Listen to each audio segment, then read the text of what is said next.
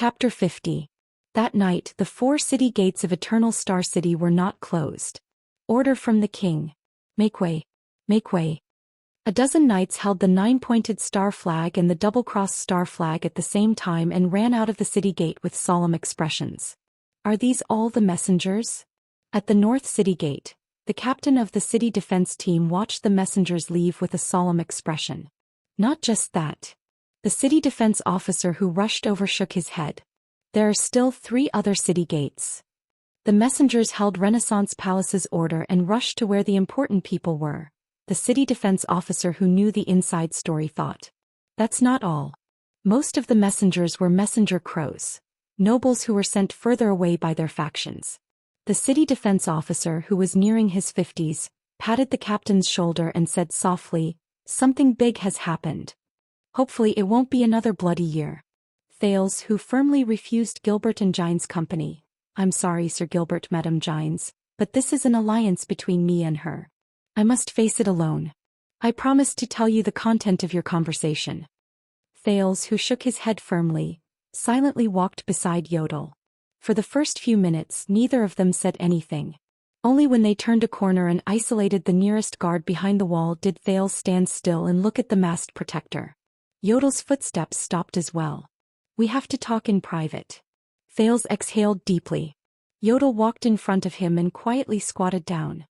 "As you wish," the masked secret protector said and gently placed his hand on Thales' shoulder. In the next moment they felt a strange ripple spread out. Everything around Thales and Yodel turned a strange white. It was as if they were in another world. "The realm of shadows," Yodel explained briefly. Thales nodded, but his expression was still solemn. He was not attracted by the strange pure white background in front of him. He had more important things to do. There was silence between them. "Yodel." Thales organized his words with difficulty and tried hard to speak. "How much do you know about me and the air mystic?" As usual, Yodel said nothing. He only lowered his head slightly and looked at the black-haired, gray-eyed boy. "When Murat wanted to have a private conversation with me in the study, you deliberately stopped him." Thales closed his eyes gently and slowly sorted out the sequence of events from beginning to end. He then said gloomily, "You knew that the study room on the 3rd floor had a special soundproofing system that would block the Blood Clansman's hearing and voice transmissions. That was why you insisted that we stay on the 2nd floor to talk so that we could seek Serena's help and convey an important reminder right under Murat's nose." Thales paused for a moment. He slowly opened his eyes and stared at the purple mask. "In the end," he said firmly, "to hide my true identity. Is that so?" Thales fixed his gaze on the secret protector of the royal family. The mask faced him motionlessly. After another period of indescribable silence, Yodel lowered his gaze slightly. His deep and hoarse voice came from behind the dark purple mask. "I am not like Gilbert. I'm not good with words." Under Thales' complicated gaze, the masked protector said solemnly, "After Red Street Market, I don't know what to say." Thales stared at him with a burning gaze. "But you knew from the beginning." "Yes. That night I was there all along." Yodel's voice was heavy. "I heard what the mystic said. I have also noticed your abnormality. You acted strangely when you faced the mystic, the vase that cracked for no reason in the corridor, the explosion under Vine Manor. So I know you are." Thales took a deep breath. "Then my father, only I, young sir, only I know." Yodel did not speak again. Thales stared blankly at this strange man who had always protected him and always hid his face under a mysterious mask. "Yes, I've always known. But he kept my secret." "Why?" The prince heard his voice rise and fall slightly. It was filled with disbelief and surprise. "You know that I am those calamities. You know that those calamities are taboo existences." "Why?" Yodel slowly grasped his shoulders and interrupted Thales' thoughts. "Child," he said hoarsely, "I have seen many things more than you can imagine. From the day this country and your family were born, they were destined to be entangled with those calamities," he said softly. "That was the case 600 years ago. That was the case 12 years ago." Thales' heart trembled. 12 years ago? The Jade Star family that was entangled with the calamities? It is the same now. I have seen those calamities more than once. I have a feeling. What is truly terrifying and daunting is not those calamities. It is ourselves. It is us, ordinary people, who will degenerate to what extent, how rotten we become, and what limits we will sacrifice for the existence of those so-called calamities. Yodel paused for a moment as if he was thinking about his next words. I know that you might be a calamity. For the first time, the usually silent masked protector spoke so much in front of him. He said hesitantly, but I know that many people in this country have even become uglier and scarier than those calamities. They have brought about calamities but they do not know it. Thales frowned unnaturally. Like Murat? He is just one of them. The Black Prophet is no longer a prophet, only darkness remains. Yodel raised his head. His dark lenses reflected the ghastly whiteness around him. Thales' image was isolated in it, looking thin and miserable. In comparison, Mr. Thales, I am more willing to believe in you. It seemed like Yodel had not spoken so much for a long time, but his clumsy manner of trying to find the right words and the honesty behind it made Thales feel complicated. At that moment, the prince did not know what kind of expression and mentality he should have when facing this secret protector. But why me? Thales took a deep breath for 3 seconds and spoke again, just because I have the blood of Jade Star flowing in my veins. Yodel shook his head slowly. I am not Gilbert and I do not believe in the so-called bloodline. What I believe is that the 7-year-old boy who protected his companions with all his might in a desperate situation is an existence different from those ugly people. I am also willing to believe that you, a Jade Star of humble birth, will become an extraordinary king in this rotten kingdom. An extraordinary king? Thales asked subconsciously, just like Crown Prince Midir, my uncle? Yodel was silent for a few seconds. No, the masked protector said. His voice was low and sad. His hoarse voice was firm as he said, you will be better than him. I know that you have something in you that he does not. Thales shuddered slightly and his breathing quickened. He stared at Yodel, whose expression he could not decipher and could not speak for a long time. After a while, thank you. Thales, who had finally calmed down, could only say these 2 words. He was usually eloquent but at that moment he really had nothing to say. The masked protector, who was kneeling on one knee, nodded solemnly and forcefully. Yodel spoke again in a hoarse voice. This time his words seemed even more sincere. Yodel Kato. At your service. Thales took a deep breath. He did not speak for a long time. There is one more thing. He heard himself ask with great difficulty. If you were there all along that night, when did you start being there? Yodel's hand sank slightly. Thales panted slightly and said slowly, you saw, quiet in the abandoned house. You saw quiet in the abandoned house. Thales gritted his teeth and asked in a trembling voice, did you? The masked protector gently let go of his hand. He did not speak. He did not speak. At that moment, Thales only felt that Yodel's mask and the pair of lenses on it were very cold. His heart suddenly felt cold. You did not stop him. Even when he entered our house, you did not stop him. Thales asked in a trembling voice, why? The prince could have been among those child beggars, right? And those children. Thales actually had a guess. But he was not sure. He had to ask. Yodel stood up slowly and cut him off. It's time to go. Yodel said faintly. They will be suspicious. At that moment the masked protector was like an emotionless machine. It reminded Thales of Asda's smile. There was no warmth. Although Serena's room was not as far as Gines said it was, 100 meters away, it was not as close as he imagined either.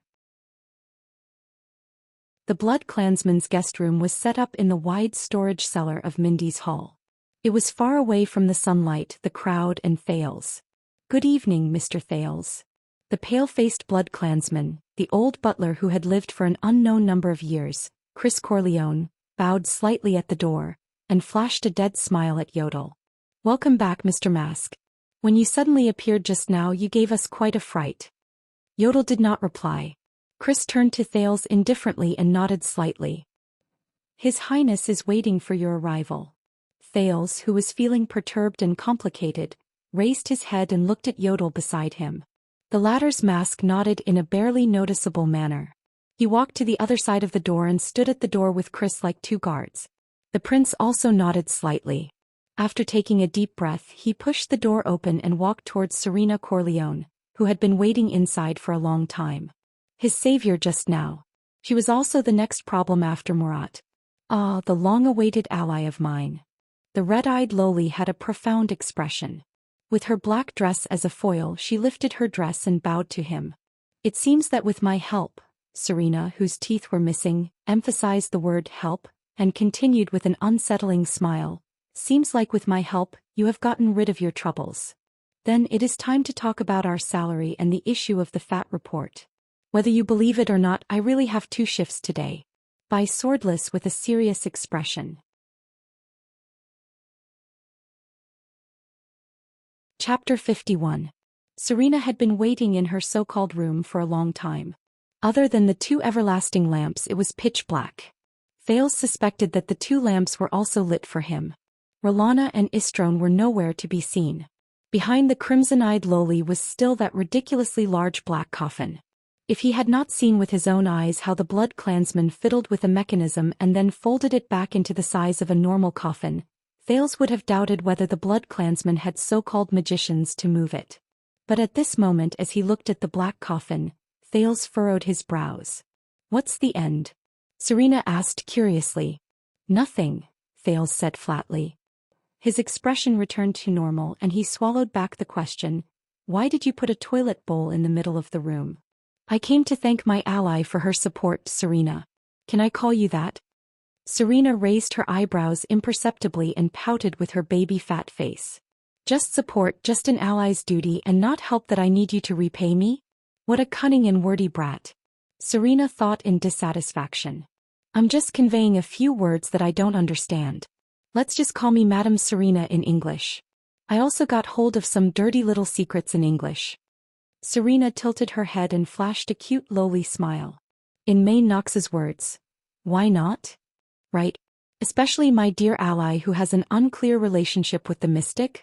There was a moment of silence between the 2. As expected, the old witch won't let go of this opportunity, Thales thought. No, your help is very important to me. I am very grateful to you. Thales smiled bashfully. His gaze was sincere like a grateful little boy. Otherwise, in front of the Black Prophet, I might even confess to him about the internal strife of the Corleone clan and the truth about all of you taking refuge in Constellation. That is the Black Prophet we are talking about. Who knows what kind of terrible things he will do after he obtains these secrets. I do not wish to see anything bad happen to my ally. I hope you feel the same way, Serena. Serena's gaze instantly turned cold. You're not willing to lose out at all, are you, my ally? She deliberately smiled and revealed her small fangs at the same time. Also, don't call me Serene. This won't scare me now.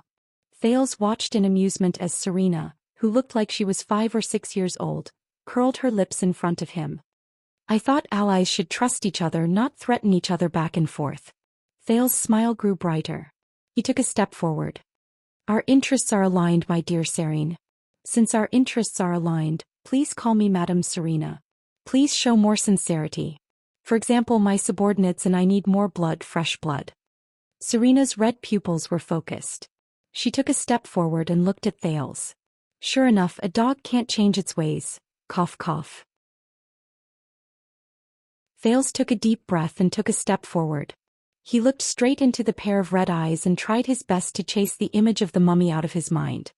He smiled and said, to bind our mutual interests even more tightly. Serene. Thales took a deep breath and took a step forward. He looked straight into the pair of red eyes and tried his best to chase the image of the mummy out of his mind. Celine. Rude mortal. Serena thought in slight annoyance. When I take back the throne from that B*T. She looked at Thales' relaxed smile. So you're saying? Serena chuckled. Her small lips curled up slightly. You've finally made up your mind to propose to me? Thales felt his worldview shake. With an expression as if he had just eaten *T, he helplessly looked at the 400-year-old witch who was smiling smugly. You win. Thales sighed. Under Serena's sparkling gaze, he rolled up his left sleeve and extended his exposed wrist in front of the red-eyed lowly. My fresh blood. This is what we agreed on in the alliance, he said flatly. Serena's expression changed. but it immediately turned into a smile. I believe in your sincerity now, my dear ally. I thought he would keep going back on his word. The Archduchess closed her eyes and took a deep breath. The curve of her lips grew wider. This boy isn't that annoying after all. Remember 1/8 of a pint, Serene. Thales's gaze was solemn and his breathing was rapid. Not more. But not less. Serena opened her eyes. Ignoring Thales's question about how he addressed her, she smiled strangely. I will control the amount of blood. The lowly's face was intoxicated and fanatical. At this moment, the anxious Thales felt that the person in front of him was an archduchess of the blood clan who was 400 to 500 years old. Blood? Can't you use another word? Thales looked at Serena, who had turned into a gourmet. He gulped with difficulty. The shadow of being a mummy lingered in his mind. Hey, can your gaze be gentler? I'm a little scared of your expression. It's giving me goosebumps. Give me a hint, sister. Don't bite me with such a big mouth. Ouch, ouch, ouch. Thales's panicked voice came from the room. Yodel's mask trembled. He was about to move when he was stopped by the old butler of the blood clan. This is the alliance between them, Chris said coldly. He stared at the masked protector in front of him without showing any weakness. In front of the blood clan's fangs, humans would always be the weaker party. Even if that cub was the heir to the second most powerful country in the Western Peninsula. But as the blood-sucking continued, it seems wrong? Thales's voice came from the black coffin again. Your mouth looks quite small. Why is it so powerful? Hey, don't be too intense at the beginning. There needs to be a transition. Ouch, my teeth. You're hurting me. Slow down, one bite at a time. Lighter. Yes, be gentle. Don't use your tongue everywhere. I won't be able to take it. Chris' expression became more and more unpleasant. Alright, maintain this pace. Take small bites. I know you can't control yourself, but you have to hold it in and stay rational. Serena, be good. For my health, don't be so fast. Chris' face turned from pale to livid. Damned mortal. Is that brat doing this on purpose? He looked at Yodel, who was opposite him, fiercely. Yodel's hand, which was raised in the air, paused for a moment. Chris' face twitched as he saw Yodel turn his hands outwards and make a gesture that indicated that he had no choice. Yes, the masked protector said hoarsely and helplessly, this is their alliance. Yodel stood at the door with ease and put his hands behind his back again. Before Chris flew into a rage and rushed into the room, Serena finally sucked enough blood. Satisfied, she let go of the nervous Thales and licked her bright red lips. Thank you for your hospitality, the red-eyed lowly said sweetly. You're welcome.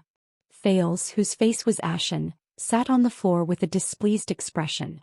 He caressed the 2 small holes on his wrist and opened and closed his mouth. Donate a bag of blood and save a life. He felt that she had secretly sucked a lot of blood. Don't worry, that child is stronger than we thought. Gilbert walked down the hall on the first floor and looked at Gines, who was in a daze. At this moment, the sound of a horse galloping came from outside Mindy's hall. Gilbert's expression changed. It was a messenger on horseback. Looks like it will be an eventful night. Gines snapped out of her daze and looked at the messenger with a complicated gaze.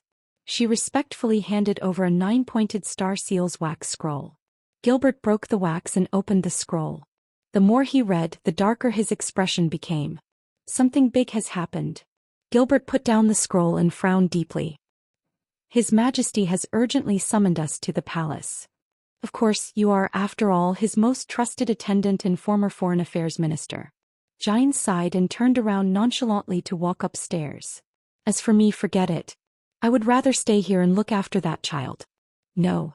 Gilbert turned to Gines. His expression was more solemn than ever. He faced Gines, lifted the top edge of the scroll and shook it gently. Kessel Jadestar's signature and the 9-pointed star seal were revealed at the bottom of the paper. His Majesty has urgently summoned all of us to Renaissance Palace.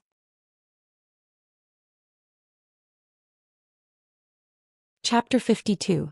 When Thales was asked out of Mindy's hall by Gilbert and Gines with serious expressions, he did not know what had happened. What is it? For the first time in over 20 days, Thales stepped out of the cedar wood door of Mindy's hall. He looked puzzled as he looked at the familiar dark-colored carriage. Gilbert will explain it to you. Jine's serious look made him nervous. She swung the horsewhip in her hand and leaped onto the driver's seat lightly. She answered briefly, "All you need to do is to get on the carriage immediately." Thales turned his head in confusion. The middle-aged noble took out a boarding stool out of nowhere and placed it gently on the ground. "Please, young sir. Madame Gines does not like to sit in the carriage. I am sorry, but you will have to endure an old man like me sharing the carriage with you." Gilbert's attempt at humor completely failed. Even the two horses could sense that he was preoccupied and intentionally avoided him. What happened? With uneasiness and apprehension, Thales stepped on the boarding stool and the carriage pedal. He turned around to look at the guards of Mindy's hall and saw that they had no intention of leaving with him. As if sensing Thales' gaze, the swordsmen, with Cora in the lead, bowed their heads to show respect. "They will not leave with us. One carriage, it will be more discreet," Gilbert said flatly. Thales looked at the extremely serious expressions on the two men's faces and suppressed his desire to get to the bottom of the matter. He only asked, "After we leave this time, will we still return?" "It depends on His Majesty's will." Gilbert's tone was a little solemn. "Forgive me for being rude, but we must leave as soon as possible." "Things are actually so serious?" Thales did not say anything else and simply sat in the carriage. Gilbert, who followed closely behind, gently closed the carriage door. Inside the dark carriage, there was still the same dark red sofa from 20 days ago. The glass adorned with crystal drops, the carriage decorated with the 9-pointed star emblem, and the slightly glowing paint. Jine's horsewhip was light and rhythmic, but the speed of the carriage was much faster than the last time Gilbert drove it. Of course, it was also much bumpier. As the carriage jolted up and down, Gilbert watched Mindy's hall gradually disappear outside the window under the moonlight. He looked at Thales solemnly. "Time is tight. I will only speak about the main points." Aside from the conversation in the secret chamber, Thales had never seen Gilbert so serious. This made him anxious. Eksted's diplomatic group is scheduled to visit Constellation around the new year. The middle-aged noble looked at Thales seriously. Thales narrowed his eyes and tried hard to recall the history of the continent over the past 20 days. Eksted. Rykuru Eksted, the human hero of the Battle of Eradication, established the country in Northland. The great dragon of the north, the hero's nation, the western peninsula's blade, Constellation's powerful northern neighbor. Gilbert continued solemnly, "An urgent report came from the Northern Territory. 3 days ago, the Eksted diplomat group was on their way south to Central Territory. They were all robbed and killed. No one survived." Thales widened his eyes in disbelief. The victims included 6 Ekstetian nobles and Prince Mariah Walton. Gilbert sighed. "He is the king of Eksted and the Archduke of Dragon Cloud City, the only son of Nuvan VII, the heir of the Walton family, and the next Archduke of Dragon Cloud City." Thales sucked in a cold breath. He was the only son of the king of the strongest country in the western continent, as well as the successor of his territory. Robbed and killed in Constellation Realm? Including the Constellatiate nobles who accompanied them, there were no survivors at the scene. There were no clues at all. There was only a line of blood written on the ground using the blood of the victims. Gilbert stared straight into Thales' eyes and nodded slightly with a worried expression. "As long as Constellation exists, the Empire will live forever." The family motto of the Jade Star royal family? Thales was stunned. This clumsy and childish method is obviously a way to frame and sow discord between the two countries. Thales carefully thought about the nature of this matter, but he suddenly realized something. He raised his head in disbelief and asked, "Is it really useful?" "Unfortunately, it is useful and very bad," Gilbert said in a low voice. "Very bad?" Thales felt a chill in his heart. The carriage drove out of Twilight District, entered King's Street and headed towards the central region. King's Street was one of the largest streets in Eternal Star City. The flow of people was second only to Star Plaza, which served as the transportation hub to the north of the central region, where merchants and shops from various countries gathered, as well as the Grand Bazaar to the side of the Western City Gate where the lower-class citizens gathered. Unlike the roads in Twilight District and Western District, which were still illuminated by torches and animal oil lamps, King's Street was lit with everlasting lamps that were second only to those in Eastern City District. Gradually there were more pedestrians on the road. From minstrels who performed as performers, to merchants who called out softly. Some shops that did business at night, such as clothing stores and watch shops, were still open, to nobles' servants who hurried about and officials who came and went to socialize. There were even real nobles who passed by in carriages or on foot. Here their carriages were inconspicuous. King Street was located at the junction between Twilight District and the Central Region. The proportion of people who were either rich or noble was extremely high. Compared to Star Plaza and the Grand Bazaar that Thales had seen before, this place appeared more conservative and quiet. It lacked the hustle and bustle of the former and the vulgarity of the latter. However, even here beggars and tramps dressed in rags could be seen on both sides of the road from time to time, moaning and reaching out to passers-by. Fortunately, the carriage was installed with one-way glass, so there was no need to worry about the people outside discovering the movements in the carriage. However, Thales' mind was currently focused on Gilbert's words, and he only glanced at the scenery on the street. The former Foreign Affairs Minister's words continued to ring in his ears. The key lies in the Fortress Treaty. At the end of the bloody year, Extet invaded and Broken Dragon Fortress fell. From the Northern Territory, the land of cliffs, Western Desert to the Eastern Sea, most of Constellation was engulfed in the flames of war. The army was weak and the kingdom was almost in a hopeless situation. His Majesty, who had just inherited the throne, even considered conscripting children below the age of 14 into the army. Gilbert let out a long sigh. His gaze was absent-minded, as though he was recalling the years of war. Due to the fear of the Great Dragon in the north by the various countries in the Western Peninsula, as well as the concern of Main of Night and Hanbol in the Eastern Peninsula, we tried our best to mediate in foreign affairs and asked for other countries' interference. In the end, we forced Extet's vanguard to retreat and sign the treaty. Extet was even forced to give up a piece of barren land that they occupied in Constellation before the bloody year. I was one of the signatories of the Fortress Treaty back then. I am very clear about this. Thales' eyes brightened. We lost the war but won the negotiation? Gilbert nodded, but his expression did not relax. This is bad. Rather than saying that this is a treaty, it would be more accurate to say that it is a record of humiliation. The carriage continued to move forward and there were many beggars on the road. Some of them even extended their hands to Gines, who was the coachman. However, the cold-faced female official ignored all of them. She whipped the horse even more briskly. At the moment when we were winning and our land and wealth were within our reach, we were forced by other countries to stop fighting and even cede our land. This kind of failure was more shameful than losing the war. Many of Extet's suzerains, especially the archdukes in the south who were bordering Constellation, were extremely angry, so much so that the Fortress Treaty even shook King Nuven's rule. Over the past 10 years, the relationship between the Great Dragon and Constellation has always been below freezing point.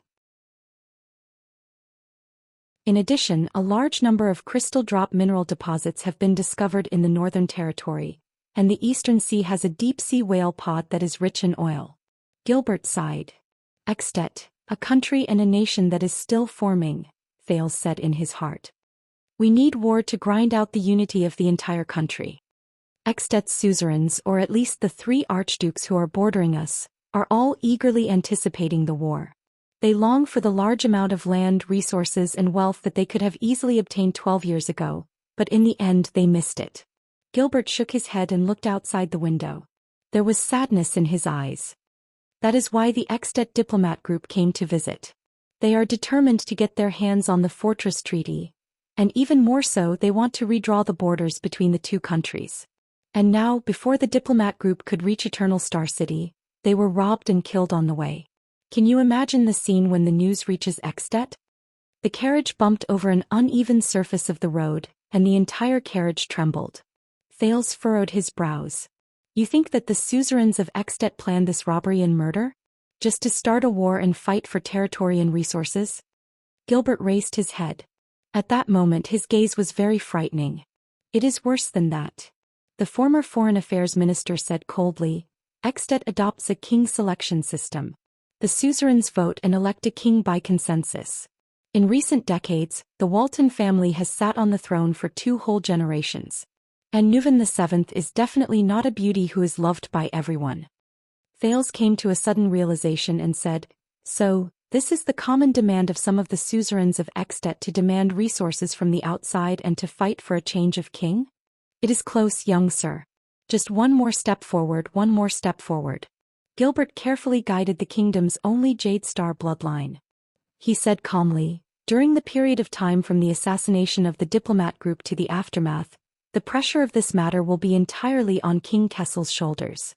How to decide, how to respond, whether to fight or to make peace, how to use the method, whether to be tough or soft, whether to be honorable or humiliated, all the responsibilities will be borne by His Majesty. From now on, all the nobles of Constellation will have their eyes firmly fixed on Renaissance Palace. What do you mean? Thales asked, puzzled. No matter how much of a genius he was not in the context of the rules of the nobles. He could not understand the meaning of this matter. At that moment, Gilbert's gaze suddenly became complicated and profound. Thales could not understand it. First of all, although the handling of this matter is complicated, regardless of whether to fight or make peace, His Majesty will not be able to escape the accusations of being cold-blooded, heartless, inconsiderate to the people, weak and easily bullied, and a disgrace to Constellation. This will greatly affect His Majesty and the Jade Star royal family's reputation and authority in the kingdom. Thales' pupils shrank abruptly. He began to understand what worse than this meant. Secondly, to handle this matter, regardless of whether it is military mobilization or national decision-making, it requires power that far exceeds that of the territories directly under the royal family. It requires the cooperation of all of Constellation and the suzerains. This means that His Majesty must obtain the full support of the suzerains, especially the 6 great clans and the 13 distinguished families. This is definitely not without a price. Thales' heart trembled. For example, the next candidate for the Supreme King of Constellation? Thirdly, there are pros and cons to war.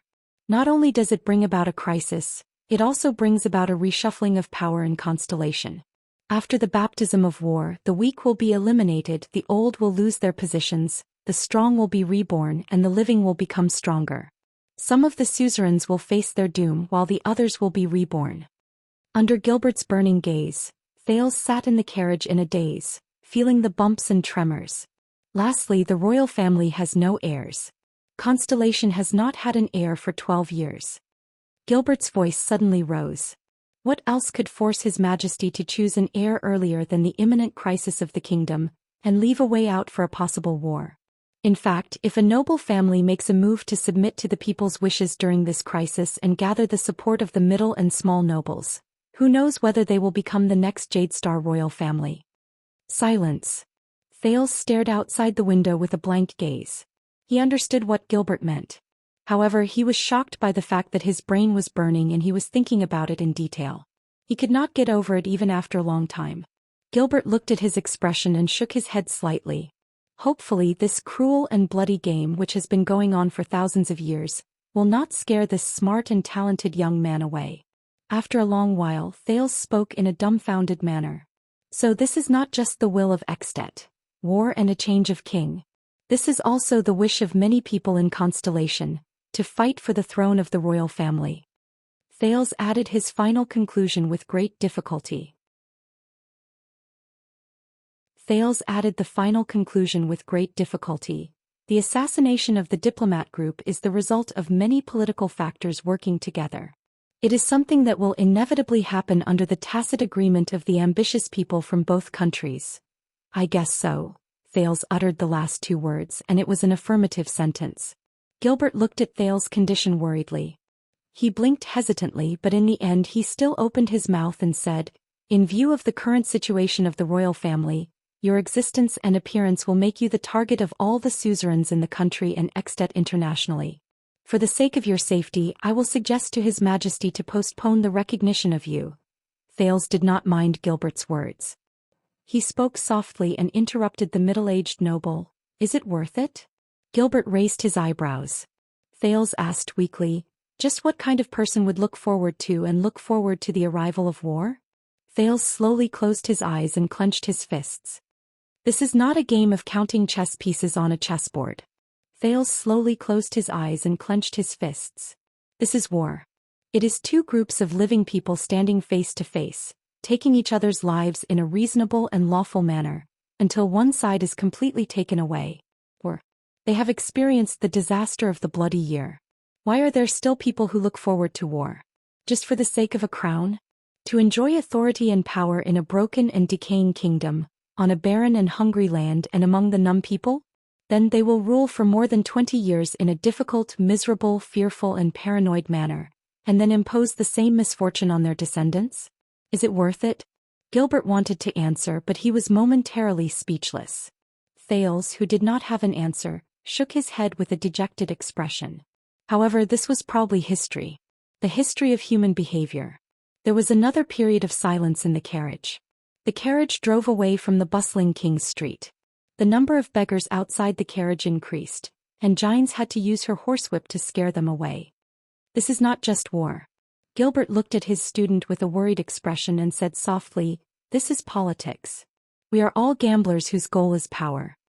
Land and people are just bargaining chips that can be used to exchange. Victory and defeat are just a matter of shifting the bargaining chips. This is the game between the nobles and the country." Thales raised his gaze and chuckled softly in resignation. Yes, war is the continuation of politics. A game of power, a feast for crows. But I don't like this. A voice in his heart whispered softly. The prince shifted his gaze outside the carriage window. There, a beggar with a distressed expression extended his hand to touch the carriage axle. Looking at the beggars in the capital, Thales thought gloomily, "This is already a broken kingdom. Wait." The carriage passed by a bright, everlasting lamp. Thales focused his gaze and instantly saw the beggar's hand clearly. It was a pair of rough and calloused hands. However, the calluses were not evenly distributed on the areas he usually saw. Instead, they were concentrated on the thumb, index finger, and the area between the thumb and index finger. His brain immediately began to work. He had seen such a unique callus on another person's hand before. Jayla Charlton. Thales was shocked. He turned to another beggar, then the third, the fourth. Gilbert. The middle-aged noble looked at him in puzzlement. Thales said without batting an eyelid, "Something is not right. These people are not beggars." The prince sucked in a deep breath. They are. Yodel's hoarse voice traveled faintly from the air and finished his sentence. Assassins.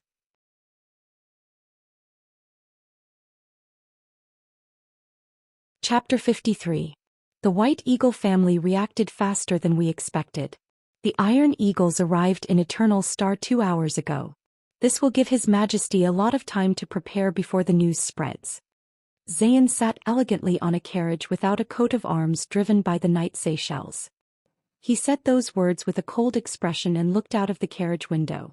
Another carriage with an equally mysterious identity was parked beside them. The windows of both carriages were open so that the owners of the two carriages could converse. But so what? No matter how fast a fish swims, it cannot avoid the current. This is the current that His Majesty is destined to face. A sharp voice came from the other carriage.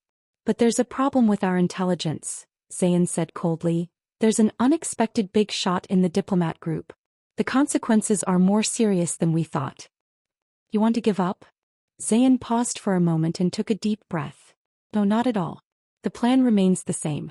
There's no turning back now, is there?" "Good." The sharp voice said nonchalantly, "The general edict has been issued. The nobles will come one after another in a short period of time. By then Extet's official response should have arrived, mobilizing troops, demanding territory, threatening war. Guess how His Majesty will respond? Endure humiliation for the greater good, or send our country to hell at all costs. And for you to do such a big thing, you're really willing to be ruthless." Xian sighed softly and shook his head gently. "Just as your race says, power from violence. This is a necessary step. I need to determine your attitude and stance. Your refusal to join New Star has troubled us greatly." Another voice laughed loudly. "Looks like you're very confident in yourself. It's no wonder. Think about it. The young, elegant and outstanding master of Jade City, Guardian Duke of South Coast, Xian Covendier, was made heir by His Majesty. What a beautiful scene. We are willing to promise on the honor of our family that your rule in Western Desert will not be shaken, and that you can even benefit from the decline of the Northern Territory," Xian said seriously and sincerely. "And it doesn't have to be me. Constellation can also become a king selection system, right? He leaned forward slightly and said slowly and softly, and as one of the 6, you're destined to be the king selection. The carriage was silent for more than 10 seconds. All right, from now on you have my guarantee, the shrill voice said slyly. If Constellation reaches that stage, the Fakenhas family will follow the trend. Xian clenched his fists slightly. He suppressed the impatience in his heart. This fellow. He still wasn't willing to bet easily. Did he think that Fakenhas had a chance as well? Or did he simply lean towards the other families? Cullen, Manchester? Or the most unlikely Tabark? I will remember Fakenhas' attitude, the master of tricolor iris flowers said faintly. Although Xian kept a straight face, he was very wary of the person in the other carriage. This fellow's threat level on his list was second only to the fat guardian duke of the Eastern Sea, and even higher than the one-eyed dragon of Manchester. The shrill voice laughed again and continued, "It's an honor. The future King Xian. I heard that you have been disgraced by the Blood Bottle Gang's matter? Aren't you working together to control the gang? Is that old man Cullen just going to stand by and do nothing?" When Xian heard the word His Majesty, he frowned and curled his lips without anyone noticing. "Thank you for your concern. Everything is under control. Let's call it a day. I still have to rush to Renaissance Palace, and you should be in the ruins right now to personally receive His Majesty's edict." "Don't worry." The shrill voice suddenly turned cold. "Fakenhas is never absent." "Very well, Sir Fakenhas. I look forward to seeing you again," Xian said his last words. "Yes." The shrill voice laughed and said, "I also look forward to the reunion of the 19 noble families in the capital 12 years later." Huh. The 2 carriages started their respective carriages, crossed each other and drove further and further away. Xian lowered his head and closed his eyes, gently rubbing the bridge of his nose. "Sir," Seychelles' voice came through the front window, "something's wrong up ahead." Xian opened his eyes slightly. In the distance outside the carriage, a rapid and strange sharp sound came. Seychelles let go of the horsewhip with one hand and gripped the sword at his waist. He said coldly, "It seems that a carriage has been attacked by assassins." Looking at the beggars who were either lying or standing on both sides of the street, Gilbert calmly leaned forward and pulled open a small window at the front of the carriage. He hesitated for a moment but still calmly and quietly said, "Madame Gines, there's something strange around us." Through the small window, Thales clearly saw Gines' back tremble slightly. "Assassins?" she said slowly, "are they here for that child?" For some reason, Thales heard some unstable emotions in Gines' words. He also noticed that Gilbert was looking at Gines' back worriedly. "Not necessarily," the middle-aged noble said softly. "Not necessarily?" Thales checked the JC dagger at his waist. When he heard this, he could not help but be stunned. But even Yodel is certain that it's an assassin. Why did Gilbert tell Gines that it's not necessarily? Be ready to speed up and escape at any time. But before they really make their move, Gines, you must be steady. Never. Remember, they are not necessarily assassins. The middle-aged noble was extremely solemn. He seemed to feel that what he said to Gines was a little inappropriate, so he immediately added, "Yodel, you too. Are they here for me?" Thales asked with a serious expression. "The situation is unclear for now." Gilbert returned to his seat and stared at the surroundings of the carriage with a sharp gaze. He said quietly, "Theoretically, it is impossible for your existence and whereabouts to be leaked, but please be prepared for the worst." At least 7. Even though they were invisible, Yodel's hoarse voice strangely rang beside Thales' ears. "They are skilled in hiding, well-trained, and arranged on the road to Renaissance Palace. I am ready. I can accelerate at any time. Sit tight." Gines' voice traveled into Thales' ears, adding a chill to it. "Gines, calm down." Gilbert seemed to be a little abnormal as he said this to Gines sternly. Even Thales, who was the most inexperienced among them, could sense that something was wrong with Gines at that moment. The carriage went around a corner and drove from the muddy ground to the brick ground. There were still 2 more streets before they reached the central district. At that moment, the expression of an old beggar who was moaning on the ground to their left suddenly changed.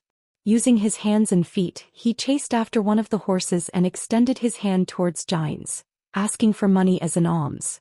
Asterisk crack. Asterisk the horsewhip cracked and the entire carriage began to shake violently. Without any warning, the carriage began to accelerate. Gilbert's expression changed drastically. He pounced to the front of the carriage and shouted loudly without caring about Thale's reaction, "Gines, no. Wait." But it was too late. Gines, who was in the driver's seat, let out a furious shout. "Come on. Shameless bastard." The horsewhip cracked angrily. As Gines' wrist turned rapidly, it lashed fiercely on the old beggar's body. Asterisk crack. Asterisk a huge force surged and a line of blood spurted out from the beggar's body. The old beggar flew 5 meters away with blood dripping down his body. A short machete fell from his sleeves. While the shocked Thales was still trying to understand what had happened, he saw a beggar at the back of the carriage leap up abruptly. He held a dagger with both hands and roared furiously. It happened. More than 10 figures pounced towards the carriage from among the beggars and tramps. Thale's expression changed drastically. There were more than 7 assassins. Unfortunately, when he counted the number of assassins, the enemies had already launched their attack. The 2 horses were the first to suffer. 2 assassins were seen rolling past the horses' abdomens. As the black horses neighed sorrowfully, blood spurted out. Under Gines' angry rebukes and the whipping, the carriage continued to move forward according to its inertia. However, the carriage immediately crashed into the fallen horses, and the entire carriage flipped to the side abruptly. Gines leaped up with force and whipped an assassin at the side, causing him to fall to the ground. She had a crazed expression as she gritted her teeth and drew out the long sword at her waist. She turned around and stabbed the assassin behind her in the left chest. Asterisk bang. Asterisk the carriage finally fell to the side on the road. The moment the carriage flipped, Thales was hugged tightly by Gilbert. As the carriage flipped, they fell to the side near the window. 3 assassins leaped onto the flipped carriage. When Thales climbed up in a daze, he felt Gilbert pressing him to the side. Asterisk crack. Asterisk the one who attacked was not the assassins but Gilbert. With a calm expression, he drew out his staff and swung his arm, completely shattering the window glass above his head. The glass shards flew into the sky. The 3 assassins instinctively raised their arms to protect their eyes. Gilbert's staff was like a venomous snake. A sharp blade popped out from the tip of the staff. With a precise thrust, an assassin fell while holding his neck. Thales hugged his head tightly as he felt the small glass shards fall around the carriage. 2 long swords were passed into the carriage and thrust towards Thales. However, they were deflected by the noble's rapier in Gilbert's left hand. With an ingenious move and strength, the 2 swords were deflected. Asterisk grip. Asterisk one of the 2 blades stabbed into the sofa in Thales' left hand, while the other swept past his right arm and pierced through the air. Thales gritted his teeth as he felt a cold sensation coming from his right arm. One of the assassins saw the scene in the carriage. He immediately said in surprise, "No." However, before the assassin could finish speaking, he was interrupted. Yodel appeared behind the 2 assassins like a ghost. His gray short sword slashed horizontally across the back of their necks.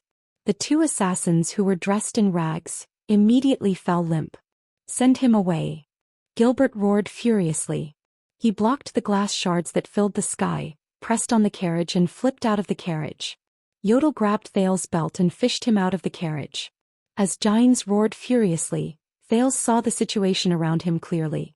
Under the illumination of the everlasting lamp, 7 or 8 assassins dressed as beggars charged towards the overturned carriage with long shadows behind them. The unrelated passers-by ran and fled amidst screams and cries for help. The street was instantly in chaos. Gilbert kicked a broken piece of the carriage towards the assassin closest to him. He then thrust his swords forward and forced the assassin on the left to retreat. Yodel's figure flashed and he slit the throat of an assassin who was charging towards him. He then carried Thales in his arms. Just as he was about to enter the realm of shadows, a sudden change occurred. Asterisk screech. Asterisk an ear-piercing sound suddenly exploded in the air. Yodel suddenly let go of Thales. Asterisk screech. Asterisk it was a sharp sound of extremely high decibels. At that moment, Thales gritted his teeth in pain. He felt as if his head was about to explode from this sound. Damn it! What is this sound? He subconsciously covered his ears. However, that urgent sound was like a demonic sound. It drilled into his brain without any obstruction. Asterisk screech. Asterisk the sound continued. Gines and Gilbert seemed to be greatly affected.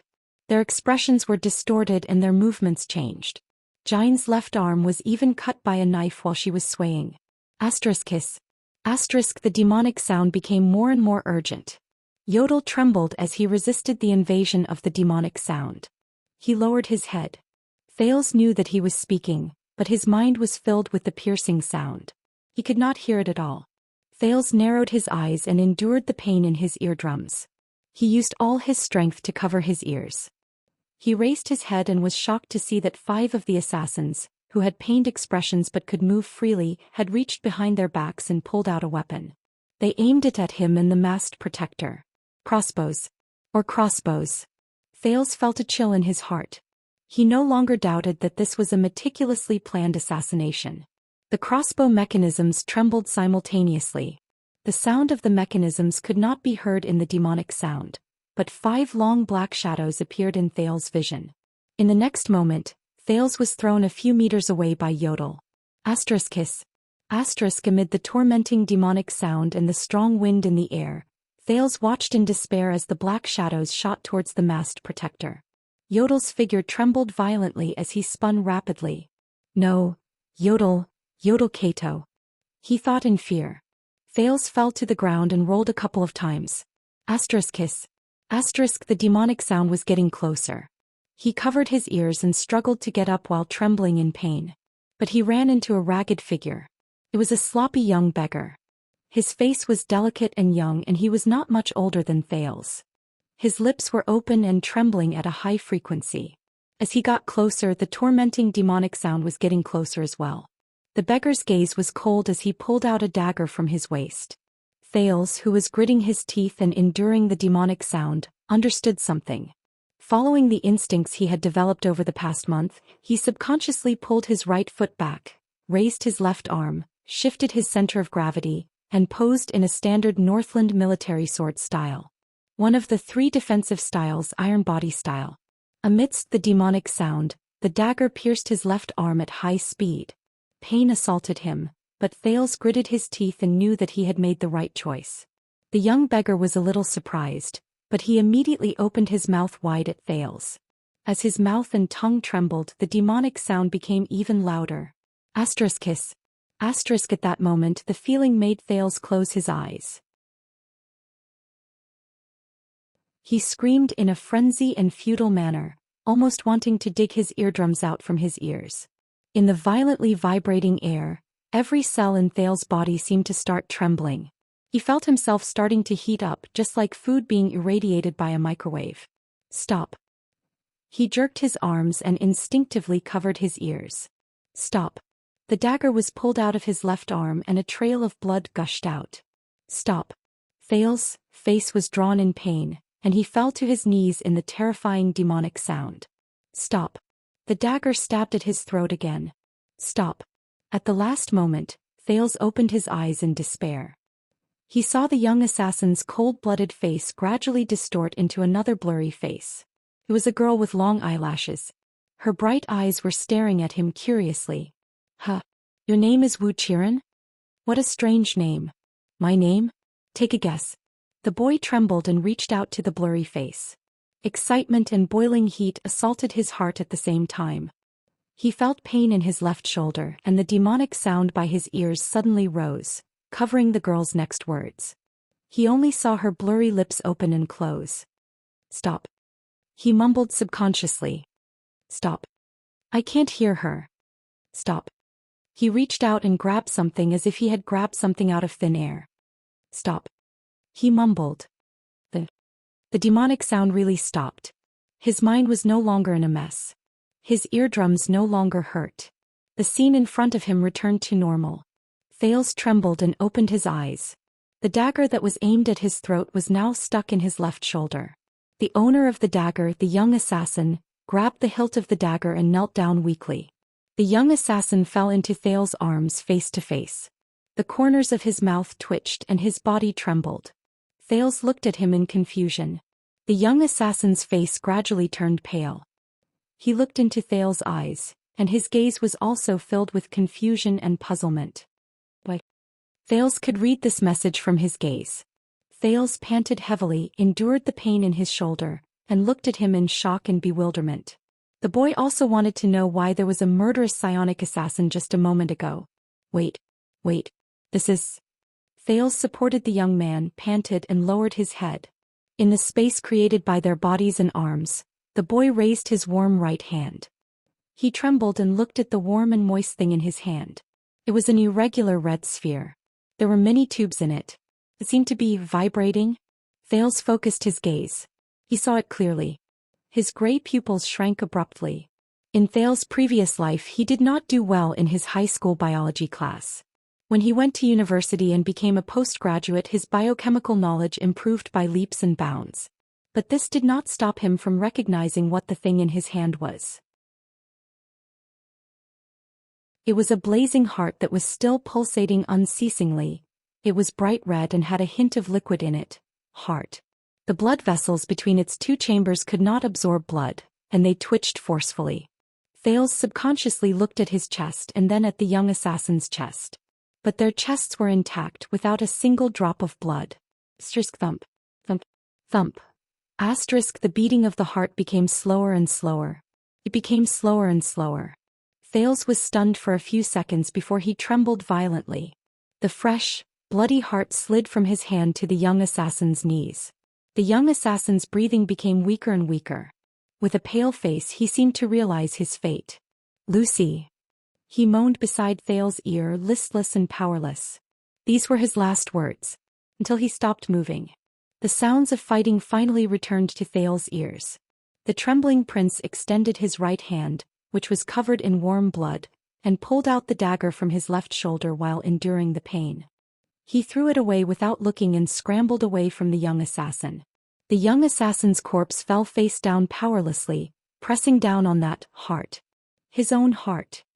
What is this? Did I lose control again?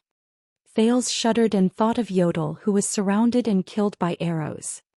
He subconsciously turned his head, but there was nothing beside the carriage other than the assassin's corpse. Thales' ear, which was still in pain, moved. Another assassin landed beside him. The moment the demonic sound disappeared, the assassins noticed the abnormality in this corner. With Gilbert and Gines holding them back, they finally managed to free up some manpower and quickly came to help. The assassin who came to help looked at the young man lying on the ground in shock, then at Thales.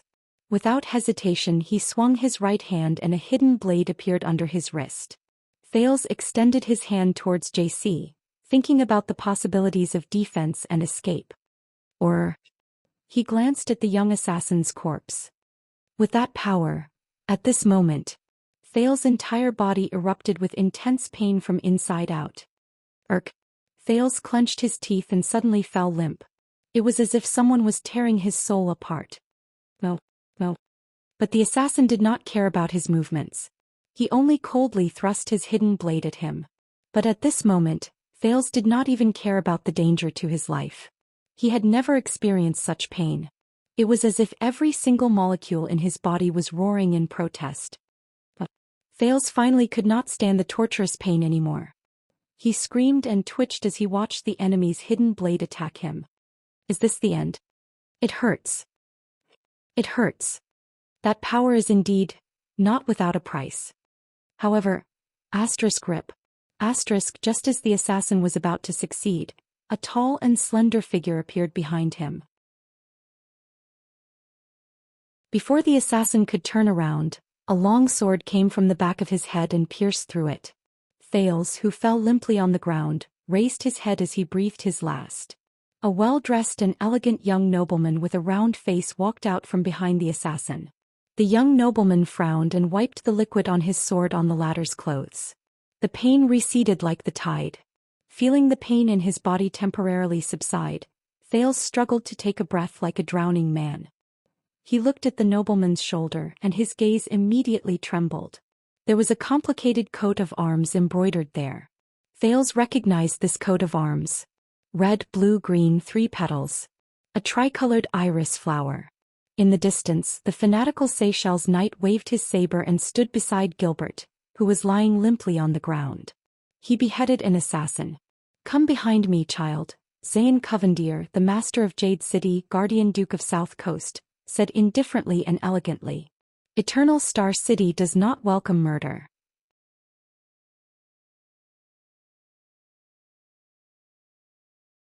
Chapter 54. The extreme pain from the inside out had already disappeared from Thales' body. Thales covered the wounds on his left arm and shoulder and panted laboriously as he looked at the young noble in front of him. Thank you. In the distance, Lord Seychelles' sword suddenly flashed and neatly disposed of the last assassin. Near the overturned carriage, Gines shrugged off Seychelles' supporting hand and walked coldly towards the assassin who was still alive on the ground. Under the knight's frown, she exerted great force and stabbed her sword between the assassin's eyes. The unrelated passers-by had already fled. Thales did not find the masked protector's figure amidst the chaos and corpses on the street. He could only hope that he survived the magic sounds and arrows. After all, Yodel was a supreme class elite. Gilbert, who was lying on the ground, looked anxiously in Thales' direction. But from the moment he saw the iris flower emblem, Thales knew that his top priority was to deal with the young noble in front of him, who had saved his life, and his knight follower, who was obviously not a simple character who was at ease among the assassins. Iris emblem. Gilbert had not had the time to teach Thales the art of heraldry, but this did not stop him from understanding the meaning of the emblem. When he was captured by the Blood Clansmen, the fluttering flag on Vine Manor told the prince that the family represented by the flower probably had a limited liking for the Jade Star royal family. Those people. Thales' face was filled with fear. Like a standard 7-year-old child who was still in a state of shock after encountering a crisis, he said timidly, "Those people suddenly pounced on us. This child can travel with the king's lover, his closest attendant, and the former foreign affairs minister." Zayn thought to himself. He was even assassinated on the way to the central district. Who is he? Could it be an accident that affects the plan? Child, do not be afraid, everything is fine now. The young, round-faced noble smiled and sheathed his sword. He looked at the 7-year-old boy and said elegantly, "Assassins are creatures that live in the dark. Once they leave the dark, they are no threat and useless. I am Zayn Covendier. As one of the millions of nobles in the kingdom, as long as I am present, I will not let them harm you. So, child, who are you?" Zayn asked politely and raised his eyebrows. "I am..."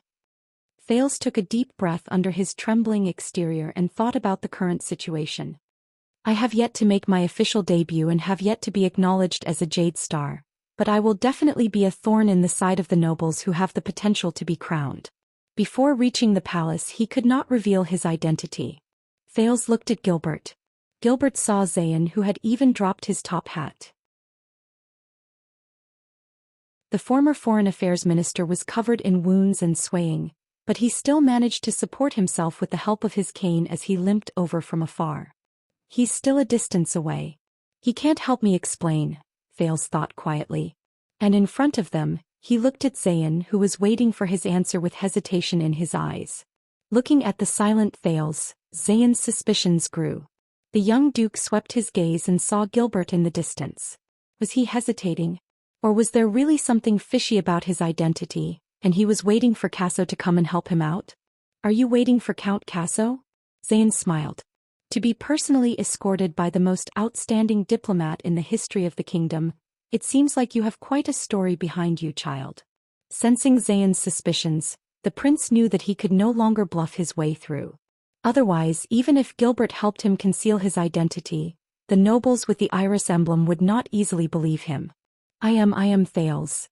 Thales searched for the identity in his memories and combined it with his current situation. With the fear unique to a 7-year-old child, he slowly said, "They all say that I am Lord Mon's illegitimate son." Mon?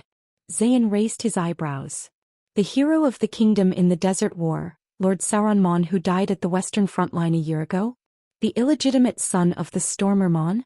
Haven't Mon's territory and manor been taken back?" He frowned slightly. Thales' palms slowly sweated. Gilbert only told him the basic situation of Mon Manor, and did not tell him what kind of person Lord Mon was. "I don't know. They didn't tell me much about Father." Thales lowered his head and said dejectedly. Gilbert finally arrived in front of the two of them. The former foreign affairs minister's face was filled with surprise and worry. He trembled as he bowed to Xian. "Thank you for your generous help. I did not expect to see you here, Duke Covendier." Xian quickly stepped forward and supported Gilbert, who was covered in wounds and on the verge of collapse. This time his gaze was especially serious. "Count Casso, I would rather meet you on another occasion and talk over a cup of wine," he said sincerely, "than lend a hand in a despicable assassination." Count Gilbert Casso.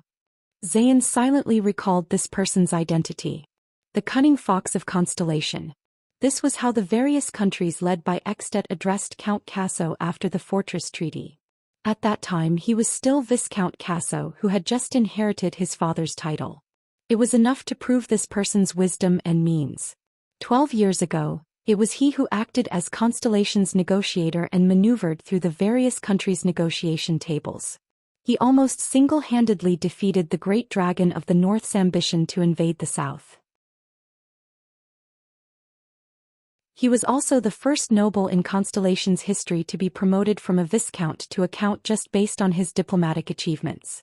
When the news of the victory in the negotiations spread, almost all of Constellation was celebrating wildly, celebrating the final end of the bloody year. If it was not for political reasons, he who was highly sought after in the political arena back then, would almost certainly be the next Prime Minister of King Kessel. How would it be Cullen's turn? He is a rare talent in Constellation. If there comes a day when Xian thought to himself, he will be a powerful helper. He immediately put on a stern and serious expression. "I will instruct the police station that no matter the reason for this despicable assassination, it cannot be forgiven. The mastermind must pay the price." Just like him, Gilbert was also speculating about this young duke in front of him. He was one of the 6 great clans, the Covendier family, who had just been promoted for 2 years. 2 years ago, when the old duke passed away in that regrettable family tragedy, everyone thought that the declining Covendier family and the wealthy South Coast Hill would be torn apart in the endless civil strife. Even His Majesty had written an edict and reached an agreement with the other clans to intervene in the family's internal strife in order to reap benefits. That was until this young duke, who was rumored to be at odds with his family, returned from his travels in the distant eastern continent across the sea. Facing pressure from his 3 powerful cousins, Xian reunited tricolor iris flowers and South Coast under the surprised gazes of all the nobles, becoming one of the noblest and wealthiest families in Constellation. "Sir Covendier," Gilbert chose his words carefully, "I will remember your righteous deeds, but before that I must." At this moment, Thales suddenly spoke up and interrupted their respective thoughts. In their eyes, the 7-year-old Thales lowered his head dejectedly and said reluctantly, I do not want to inherit Mon Manor anymore." The exhausted Gilbert's gaze shifted. "Thales, he is reminding me," he thought to himself. "I am just an illegitimate child who has not even seen my father's face a few times. I do not have any rights to begin with, and—" Thales raised his head while trembling, his eyes filled with tears of fear. "I do not want to experience what happened just now again. I just want to be that Thales without a surname again. Child, I understand your feelings. Being caught in the whirlpool of inheritance is never a pleasant memory. Thank you very much, Your Grace. But—" Gilbert sighed. With Xian's support, his eyes lit up. "But this is His Majesty's order. We have to rush to Renaissance Palace immediately, Your Grace." Gines bandaged her wounds and walked forward with a hostile expression, interrupting their conversation. She did not dare to look at Thales and Gilbert, and only insisted on leaving in a rude and unreasonable manner. But when she was about to pull Thales' arm, Seychelles stopped her in midair. The latter looked at the young duke expressionlessly and waited for his decision. Xian narrowed his eyes and said in a rather gentlemanly manner, "So this? Thales is the one who is going to inherit the Mon family?" Gilbert looked at Thales with a complicated gaze. "This is His Majesty's mission, and it should not be disclosed so easily. But since the Master of Tricolor Iris Flowers has asked..." Gilbert sighed and nodded. "His Majesty has ordered to bring this child to him so that he can hand over his father's inheritance, including Mon Manor. You know, Lord Mon rose to power during the Desert War and had a deep friendship with His Majesty when he was alive. After he died in battle, his land and property were all entrusted to the royal family. Gilbert continued to weave lies without changing his expression. Until someone discovered his illegitimate child. Obviously, someone is not satisfied with Lord Mon's heir. Gilbert looked at the assassin's corpses all over the ground, and a worried expression appeared on his face. You must know that is a very large manor, and after Lord Mon rose to power he gained many relatives out of nowhere. Xian looked at Thales and his gaze froze for 2 seconds. A hero's illegitimate child and orphan? Enter Renaissance Palace? Accept His Majesty's edict and inherit his assets? At this time? He glanced at Gines. Traveling with the chief female official of the palace, His Majesty's lover? Bustling noises could be heard from afar, as well as the sound of orderly footsteps. The city defense team and the police station finally arrived late. Anxiety was already showing on Gines' face. Gilbert's expression did not change, but Thales knew that he definitely did not want to expose himself to the public. Even if it was as Lord Mon's illegitimate child. I see, no wonder His Majesty places such importance on this. As the remaining 3 people waited anxiously, Xian suddenly flashed a smile. Lord Mon was not only His Majesty's comrade in arms, but also Constellation's hero. His bloodline should not be left behind in an ugly conspiracy. Thales secretly sighed in relief. Xian then said worriedly, but the 2 of you are badly injured. Fortunately, the city defense team and the police station are here. The 2 of you can get medical treatment and assistance from them, and you must also clearly explain what happened before and after the assassination. As for this child, since he is His Majesty's Imperial Order, you can hand him over to me. I am about to head to Renaissance Palace, Xian said plainly. Gilbert and Gines' expressions changed. Your Grace. This is too much trouble for you. Gilbert's expression was solemn as he said decisively, and this is my mission. The child's safety is the highest priority. He has already experienced an assassination. Xian said emotionally. He knelt down on one knee, tore off a piece of cloth from his sleeve and bandaged Thales' wound. A hero's orphan is worthy of me doing this. Thales' expression stiffened. Too clumsy, Xian thought coldly in his heart. Sending his most trusted attendant and his lover to pick up the orphan of a low-ranking noble at such a critical moment? Even if that noble is a comrade who went through life and death with the king on the battlefield. There must be something wrong with that boy. Xian smiled and nodded at them, showing an expression that told them not to worry. With the name of tricolor iris flowers and Seychelles' ability, there is no need to worry about his safety. Sensing Xian's gaze, a chill ran down Thales' spine. Xian Covendier. Gines took a step forward angrily, but was firmly blocked by Seychelles and his sword. Step back, madam. Seychelles did not back down from the Supreme Class Knight. His gaze was cold. This is the Duke's will and also my mission. Gilbert's brows were furrowed as tightly as they could. Facing a Duke and a Supreme Class Knight, he anxiously thought of a countermeasure. Sir Covendier. This is not appropriate. This is His Majesty's. Gilbert had never spoken in such a stern tone. No one can doubt my respect for His Majesty. Xian said loudly, his gaze fixed on Thales. But it is obvious that my carriage and guards are more suitable for His Majesty's mission than you, who are covered in wounds. Xian turned his head and his words were daunting. Or is there something else you are hiding from me? Gilbert was momentarily speechless. Gines' gaze was cold as she tightened her grip on the hilt of her sword at her waist. She was already prepared to risk her life to snatch Thales away. Thales became anxious as well. Leave with this guy? Impossible. But with Yodel's disappearance, using force would only be counterproductive. What should I do? Thales frantically thought of all the solutions he could come up with. He even considered the power in his body. What should I do? Child, there is no need to be nervous. His Majesty Kessel is known for being impartial and strict. Xian saw the 3 people's reactions and was even more certain of his thoughts. He smiled with slight mockery. Moreover, since you are of Lord Mon's bloodline, isn't it only right and proper for a son to inherit his father's assets? You should be proud of your father. It was his decisive charge during the Battle of the Altar that saved the entire Desert War. Please allow me to escort you away as a sign of my respect for the hero. Looking at Xian's bright smile, Thales felt his scalp go numb. He could not think of a countermeasure. The solemn Gilbert and anxious Gines also seemed to be at their wits' end. The corners of Xian's lips curled up. He stood up and raised his right hand. Please, this is young Sir Thales? Thales took a deep breath and glanced at the middle-aged noble and the female official. Looks like there's no other way. At this moment, the owners of the orderly footsteps finally entered everyone's sight. At least dozens of elite warriors, equipped with iron armor, long swords, silver shields, steel helmets, and even portable mystic guns and special crossbows for infantry, marched in orderly steps and surrounded everyone present. Everyone's expressions changed. Seychelles was the first to see the warriors' equipment and ornaments clearly. He approached the Duke with an unpleasant expression and said in a low voice, "It's not the police station or the city defense team. It's the royal guards." Xian's expression suddenly became extremely unpleasant.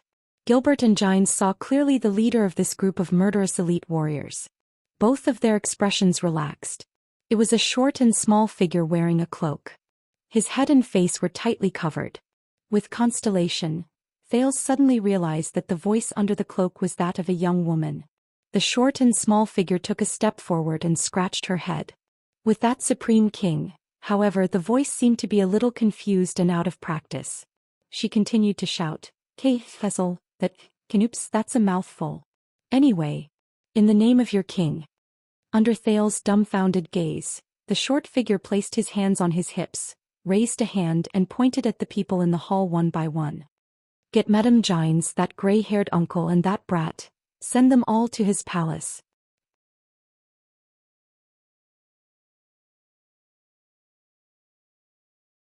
Chapter 55. Thales, who was rather injured, was carried by a guard.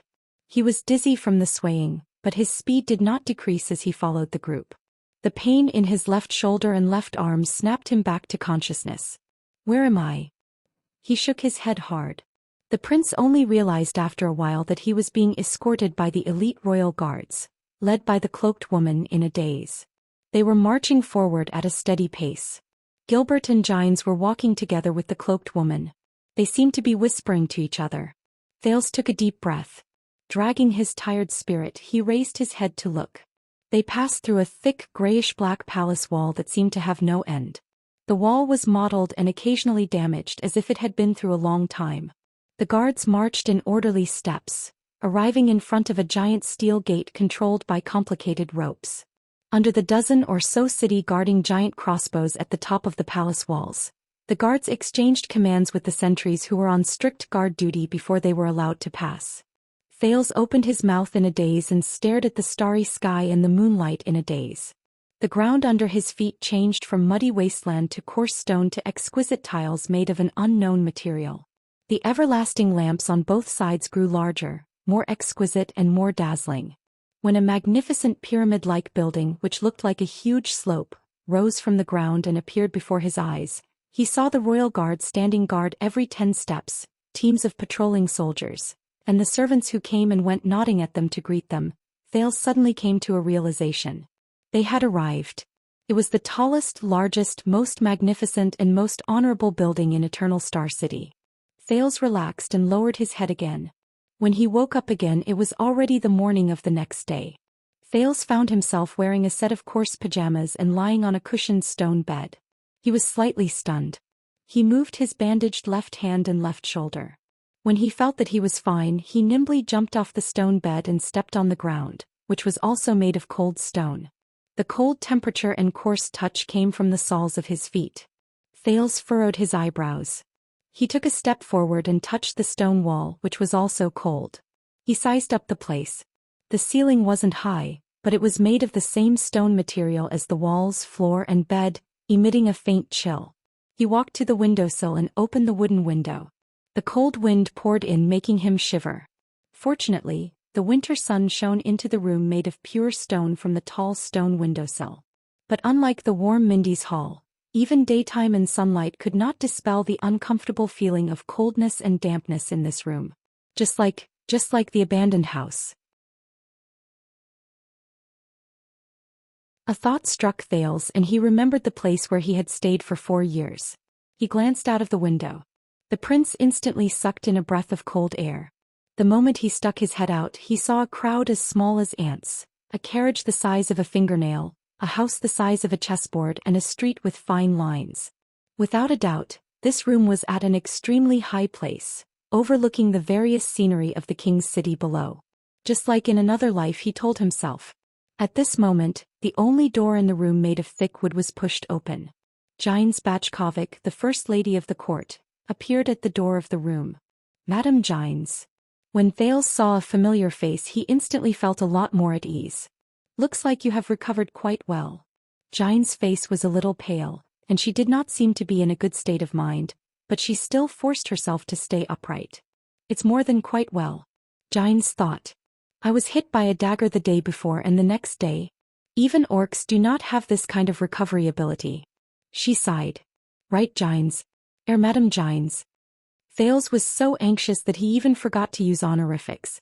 He hurriedly took a step forward. Yesterday, Yodel and Gilbert. Xian's extended a hand and interrupted Thales' words. She said quietly, Don't worry, Gilbert is by His Majesty's side. They have important matters to deal with. And Yodel, he is still alive. Still alive. Thales was shocked. Does that mean? Xian seemed to have realized that her words were a little too harsh. She immediately corrected herself and said, He was hit by a few arrows and is currently recuperating. Yesterday, it was also thanks to him informing His Majesty's other secret protector in time that the royal guards rushed over in time. Thales heaved a sigh of relief with complicated emotions. He remembered the conversation he had with Yodel last night. Thank goodness. That was not the last time. That masked protector. He survived. Thales immediately shifted his attention back to Xian's words. Another secret protector? Thales remembered the young woman who wore a cloak. He saved this piece of information. Before he could digest it, his mind jumped to another matter. Also those assassins and that Duke Covendier. Xian's gaze became stern. This made Thales remember the days when he trained hard. She said, That is not a problem you should be concerned about. Everything has been taken care of. Those problems will not be problems very soon. Also, you have to believe in your father. My father? Thales recalled this unfamiliar term with great difficulty. It was not that he did not care, but ever since he came to Mindy's Hall from Red Street Market, he had only met his father in name once, not to mention his strange attitude towards him. I have asked the servants to prepare hot water and breakfast. Tidy yourself up first. We still have important things to do. Xian's looked at him sternly. Servants. Thales was stunned for a moment. He quickly turned his head around and looked at the room that looked more like a coffin than a bedroom.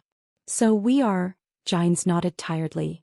Yes, you are in the largest and most important building in Eternal Star City. The Palace of the Supreme Kings of Constellation. Xian's uttered 3 words expressionlessly. Renaissance Palace. Thales opened his mouth wide and remembered the large pyramid-shaped building he saw last night. No wonder it's so high up. He then furrowed his brows and looked at everything around him. The mottled walls, the dull color, the dim lighting, the cold temperature, the hard stone slabs, the rough ground, the narrow room. Compared to Mindy's Hall, this place was like a slum. Xian saw through Thales' gaze. Why? Not used to it? She crossed her arms and looked at Thales' expression with interest. No, it's not that. Thales quickly waved his hands and shook his head. He wanted to say something, but in the end he only sighed and lowered his head. In truth, he wanted to say that this was the best night he had slept in over 20 days. The hard and cold bed and the rough and uneven floor allowed Thales to regain the sense of security that the soft bed and quilt in Mindy's Hall could not give him. So, Thales sadly realized that the best sleep he had was during the 4 years when he was a child beggar in the harsh and terrible abandoned house. But obviously Xian's treated his truthful words as stubbornness. She smiled dejectedly. I know what you are thinking. That's right. The palace of the Supreme King is not as glorious, luxurious, exquisite, and magnificent as I imagined. Xian's walked to the window and focused her gaze on the countless citizens of the kingdom under the tall Renaissance palace. On the contrary, this so-called Renaissance palace at the center of the kingdom is not even comparable to a normal house. Thales watched in a daze as the arrogant, domineering, and unyielding female official Xian's Bachkovic sighed desolately in the next moment. Very narrow. Very high. Very cold. Giants turned around and looked at Thales with a complicated expression. And very dark. Thales followed behind Giants Bachkovic and stepped on the hard and rough stone floor that was unique to Renaissance Palace. They walked past the similarly narrow, cold and dark rooms. The guards and servants they met on the way lowered their heads and bowed to Giants when they saw her. The lighting in the interior of this semi-pyramid-shaped palace was so bad that they had to use lamps to illuminate some of the more difficult corners during the day. Because they were too high up, cold wind continuously blew in through the gaps. The only good thing about this place was that it was usually very difficult to rear insects in such a place.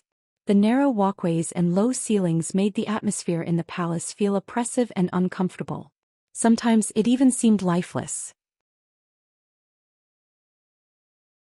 This place. Thales stuck out his tongue and secretly sighed. It really doesn't look like a palace. Instead it looks like a mausoleum. Weren't the Egyptian pyramids in my previous life the mausoleums of kings with countless ancient histories buried underground? Giants suddenly stopped. She returned to her cold self and spoke slowly. We're here. Here? Thales, who had been absent-minded just now, only noticed that he and Giants had walked into a spacious and dark stone corridor. In front of them was a stone door that opened on both sides. Go in, child. Giants did not answer him. She only nodded at Thales with a profound expression. Be polite. What polite? Before the stunned Thales could finish speaking, Giants pressed her hand against the stone door and pushed it open abruptly. Asterisk boom. Asterisk Thales stared at the scene behind the stone door in astonishment. It was a pitch-black room with everlasting lamps lit in a few corners. The everlasting lamp in the center was held by a woman with her back to him. Is that a woman? While Thales was still in shock, Giants pushed him into the room. Asterisk boom. Asterisk the stone door closed. Thales managed to find his footing after much difficulty, but he realized that he was already locked in the stone house by Giants. So it's you, boy? At this moment, a mellow, pleasant and sweet voice came from the center of the room. Thales turned his head in confusion and looked at the woman with her back facing him. The woman held the everlasting lamp and slowly turned around. Thales' eyes brightened. It was a beauty with an oval face with bright eyes and white teeth. She was in her 30s. Compared to the charming and mature Giants, she lacked a hint of valiance and cleverness, but was more gentle and charming. She wore a dark veil and a robe decorated with half a red sun. Wait a minute, half a red sun? Thales was shocked. You're the priestess of Sunset Temple? Sunset Temple? The beauty chuckled softly. However, not only did Thales not feel a hint of gentleness from her laughter, he even felt a faint coldness. Let me take a closer look at you, boy. The beauty's waist slowly moved closer to him, but Thales furrowed his brows. He could not feel any warmth or kindness from her. He could feel some sort of uncomfortable aura from this woman. As expected, the charming beauty in her 30s crouched down in front of him. She narrowed her eyes and observed Thales. You also have a pair of gray eyes, just like your mother. Thales' pupils shrank. Mother? Thales was stunned for a second. I'm sorry, madam. Do you know my mother? He asked in surprise. At the same time he remembered Giant's reminder to be polite, so he quickly changed his tone and used honorifics. Of course your mother, she is a ruthless character who should not be trifled with. The charming beauty curled up the corners of her mouth and her gaze was cold. Did Kessel not tell you? Thales' breathing quickened without him realizing it. No, madam. Thales said a little awkwardly, apart from her name, my father did not tell me anything else. I see. All right, you can leave now. The charming beauty sneered and shook the everlasting lamp in her hand. Their figures flashed around the stone house. Tell Kessel that I am ready. It's over? Giants or that father asked me to meet her. What does this mean? But he had to know. Because. Thales took a deep breath. He was almost 100% sure that all the abnormalities in his body were related to that suspicious mother of his. Thales took a deep breath and bowed respectfully with the etiquette he learned from Giants. Madam, if you can tell me about my mother, I will be eternally grateful. The charming beauty covered her mouth and chuckled. But her expression immediately turned cold and she said in an icy tone, Since your father didn't tell you, why should I tell you? Thales was instantly speechless. But he could not give up so easily. But that is my mother. I have the right to know. And I will repay you. The beauty only sneered and turned around. But you are not my son. I have no obligation to tell you. Besides, I do not need you to repay me. Thales was speechless again. From Yodel to Gilbert, other than his own father, he had never met someone like this. This is even more arrogant than the king. But a path seemed to be instantly connected in his mind. More arrogant than the king? Thales' brain worked continuously. He thought of something. He took a deep breath and looked at the charming beauty. I see. I know who you are. The charming beauty turned her head in surprise. I heard my father and Gilbert talk about you. Thales furrowed his eyebrows tightly. He tried to recall the time when he was just saved by Yodel and brought to Mindy's hall. I remember now, he said slowly. You are. Thales took a deep breath and raised his left hand to look at the faint scar on it. He looked hesitant for a moment but then said firmly, You are that bloodline lamp. The lamp used to search for my father's blood descendants. The caster of the bloodline divine art. You are the head ritual master of Sunset Temple. Xianxia. The expression of the charming beauty Xianxia immediately became unpleasant. As expected of your mother's son, she said slowly, you even inherited her cunning and good memory. That's right, I am Xianxia Arund, the head ritual master of Sunset Temple. The only spokesperson of the Sunset Goddess in the world. And also the person who will prove your identity as a member of the royal family.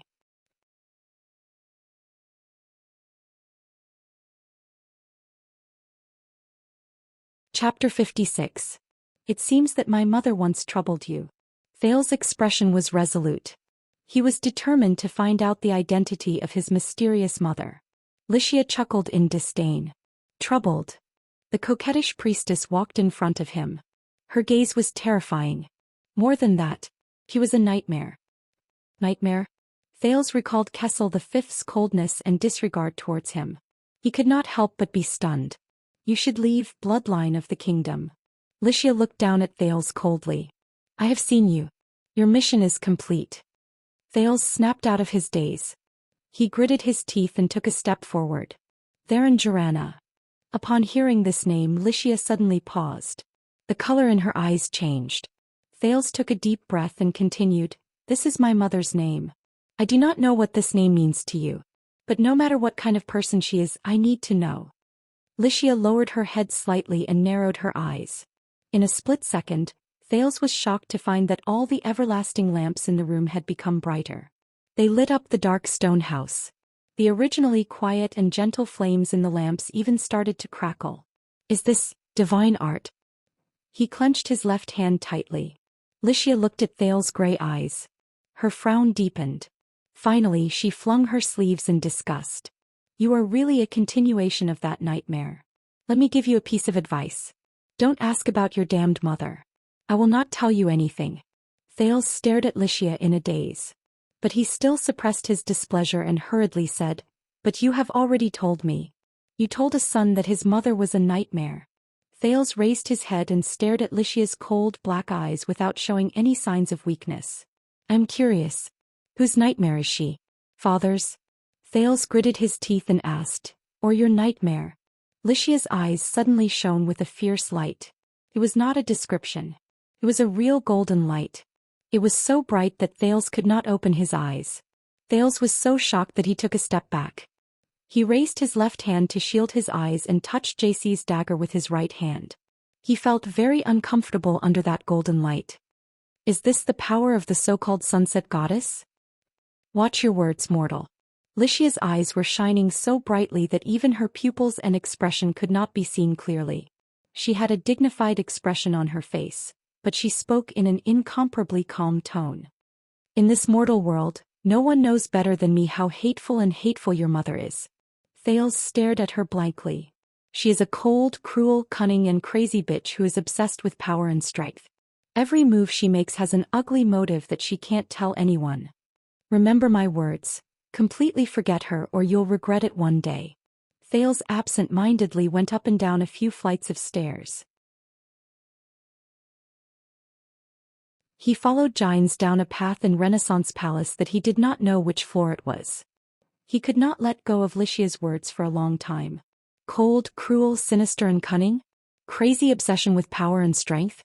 What kind of person was his mother? The more Thales thought about it, the more suspicious he became. Especially when it came to the abnormalities in his body. Thales gritted his teeth. Gines looked at Thales and shook her head slightly. Don't take it to heart. Gines pursed her lips nonchalantly. It's normal that Lixia doesn't like you. That woman has always been stubborn and can't let go of anything. Thales raised his head curiously and heard the female official say flatly, before she became the ritual master, she had a marriage contract with your father. Thales was shocked when he heard this. Marriage contract? Due to many reasons they couldn't get married. Gines snorted in disdain. Lixia, that woman who couldn't live without a man, ran to Sunset Temple in a fit of anger and served the goddess for the rest of her life. So she doesn't like me, the king's lover. The prince, who had just heard a huge piece of gossip, opened his mouth wide in shock. But so what? At that moment, Gines returned to her capable and astute self. The first-class female official curled up the corners of her lips slightly. Why do you have to let other people's gazes decide your fate? Even if those are the gazes of the gods. At this moment, Gines stopped in front of a larger stone house and gently pushed the door open. We're here. As usual, you can go in alone. As she looked at the stone house, Gines' original capable and confident expression disappeared. She sighed dejectedly. Only you can go in here, the female official said faintly. Immerse. Thales was puzzled. He finally noticed that there was something wrong with Gines, who stood in front of the door. However, Gines pushed him into the stone house again without any explanation. Eternal Star City, West City Gate. Wait a minute. Is that the Caribbean family's carriages in front? May I ask if Count Caribbean himself is here? Uncle, is that you? A group of knights holding single-winged raven flags rushed over from the city gate, looking travel-worn. They caught up to a carriage that was escorted by a dozen knights. The coat of arms of 2 towers and a long sword were engraved on the carriage door. The leader of the knights holding the single-winged raven flags was a male noble in his 30s. He sped up on his horse and arrived in front of the carriage. He watched as a dignified old noble with white hair at his temples alighted from the carriage. Derek? It's you, the young and promising Count of Wingfort from the Chroma family. You actually rode a horse here? The old noble said gently. The young Count of Wingfort, Derek Chroma, flashed a smile. It would take at least 2 days and 2 nights for a carriage to travel from Wingfort to here. I wouldn't make it in time. I might as well ride a horse here. On my way here I met the carriages of the Bosdorf family and the Lasha family. They should arrive in a while. This way the people from the west of the 13 distinguished families will all be here. As for you, uncle, it's been a long time. How are cousin Cohen and aunt Kesha and Gina? Cohen has been restless ever since he returned from the battlefield. I arranged for him to work as a police officer in the capital. Hey. When he thought of his old classmate's snitch, Count Caribbean heaved a deep sigh. As for your aunt, she is still the same. She worries about Cohen's marriage every day. That pair of little demons at home are overjoyed. Every day they urge their mother to hold a ball in the name of helping their brother find a wife, the old noble said faintly. What? The young Chroma was stunned for a moment. He immediately smiled and said, Aunt has always been like this. When I came of age, she almost brought half of the girls from Walla Hill with her. Chroma immediately took a step forward and said in a low voice, So that matter is true. King Nuvan's only son died in Constellation? The Count of Walla Hill, Turami Caribbean, looked at his wife and nephew and sighed softly. It seems to be true. I just met Count Zamunto of the Arund family. I heard that Extet's messenger is already on his way. And their army is gathering. Right now, the ones who are the most anxious should be the Duke of the Northern Territory and the families under him. Chroma sighed. He leaned forward and said with a solemn expression, Will they fight? Count Caribbean glanced at his wife and nephew and said slowly, If there is no miracle, you should ask, how will the fight turn out? Start stocking up on food and prepare for the recruitment of soldiers in the territory. As he spoke, he stepped down from the carriage. He spread his arms and hugged Lord Lorbeck Dara, the head of the Western City Police Station, who came to welcome him. Long time no see, old classmate. Ah, you have gained so much weight. This is the Count of Wingfort and also my wife's nephew, Derek Chroma. He is one of the 19 territorial vassals who are qualified to receive His Majesty's General Edict. So it is the legendary Chroma, the single-winged savior, of the 13 distinguished families. And you must be the horse slayer Lord Lorbeck Dara who rose to fame in the fortress tragedy 12 years ago. Sigh, that damned battle. After Caribbean introduced Lorbeck and Chroma to each other, a melodious bell suddenly rang from afar. Dong. The bell rang was heavy and long and it traveled far away. The Count of Wingfort Chroma, who did not come to the capital city, often furrowed his brows. If I remember correctly, this seems to be the bell of constellation? Did something big happen? Lorbeck, who had been in the capital city for many years, nodded in puzzlement. Yes, the bell of constellation rings. Something big has to be announced in the center of each district. Usually, it is the wedding of the royal family or an important person. But recently there has been nothing. At that moment. Dong. The long bell rang for the second time. Lorbeck's expression changed. The bell rang for the second time. He said solemnly, this means that within a few hours, His Majesty will be holding a national conference in the Hall of Stars in Renaissance Palace. National conference? The national conference that is said to be open to all citizens, regardless of nobles or commoners. Chroma's face was pale. But the news of the assassination of the ex-det diplomat group is still a secret. It is only spread among the nobles. The higher parliament of Constellation is also going to be held tonight, isn't it? Why is the national conference being held at this time? Yes, the matters of the national conference will be announced to the entire Star Plaza and all of Constellation. Do you still remember the declaration of war in the Desert War? Director Lorbeck thought hard. Count Derek Chroma looked at the citizens of the capital city who were excitedly rushing to Star Plaza. His expression was unpleasant. Surely His Majesty is not going to announce the news and declare war on Exdet in advance? Who knows? Count Caribbean's expression darkened. But that is the Iron Hand King. It's not like he has never done something like this before.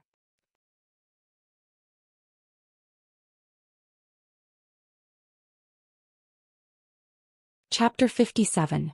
The stone chamber was very big, so big that it still seemed spacious even when there were more than 20 huge stone pillars in the room. However, there were no windows. There were only a few large black holes in the ceiling that served as air vents. It was terrifyingly cold. Thales stared blankly at the scene in front of him.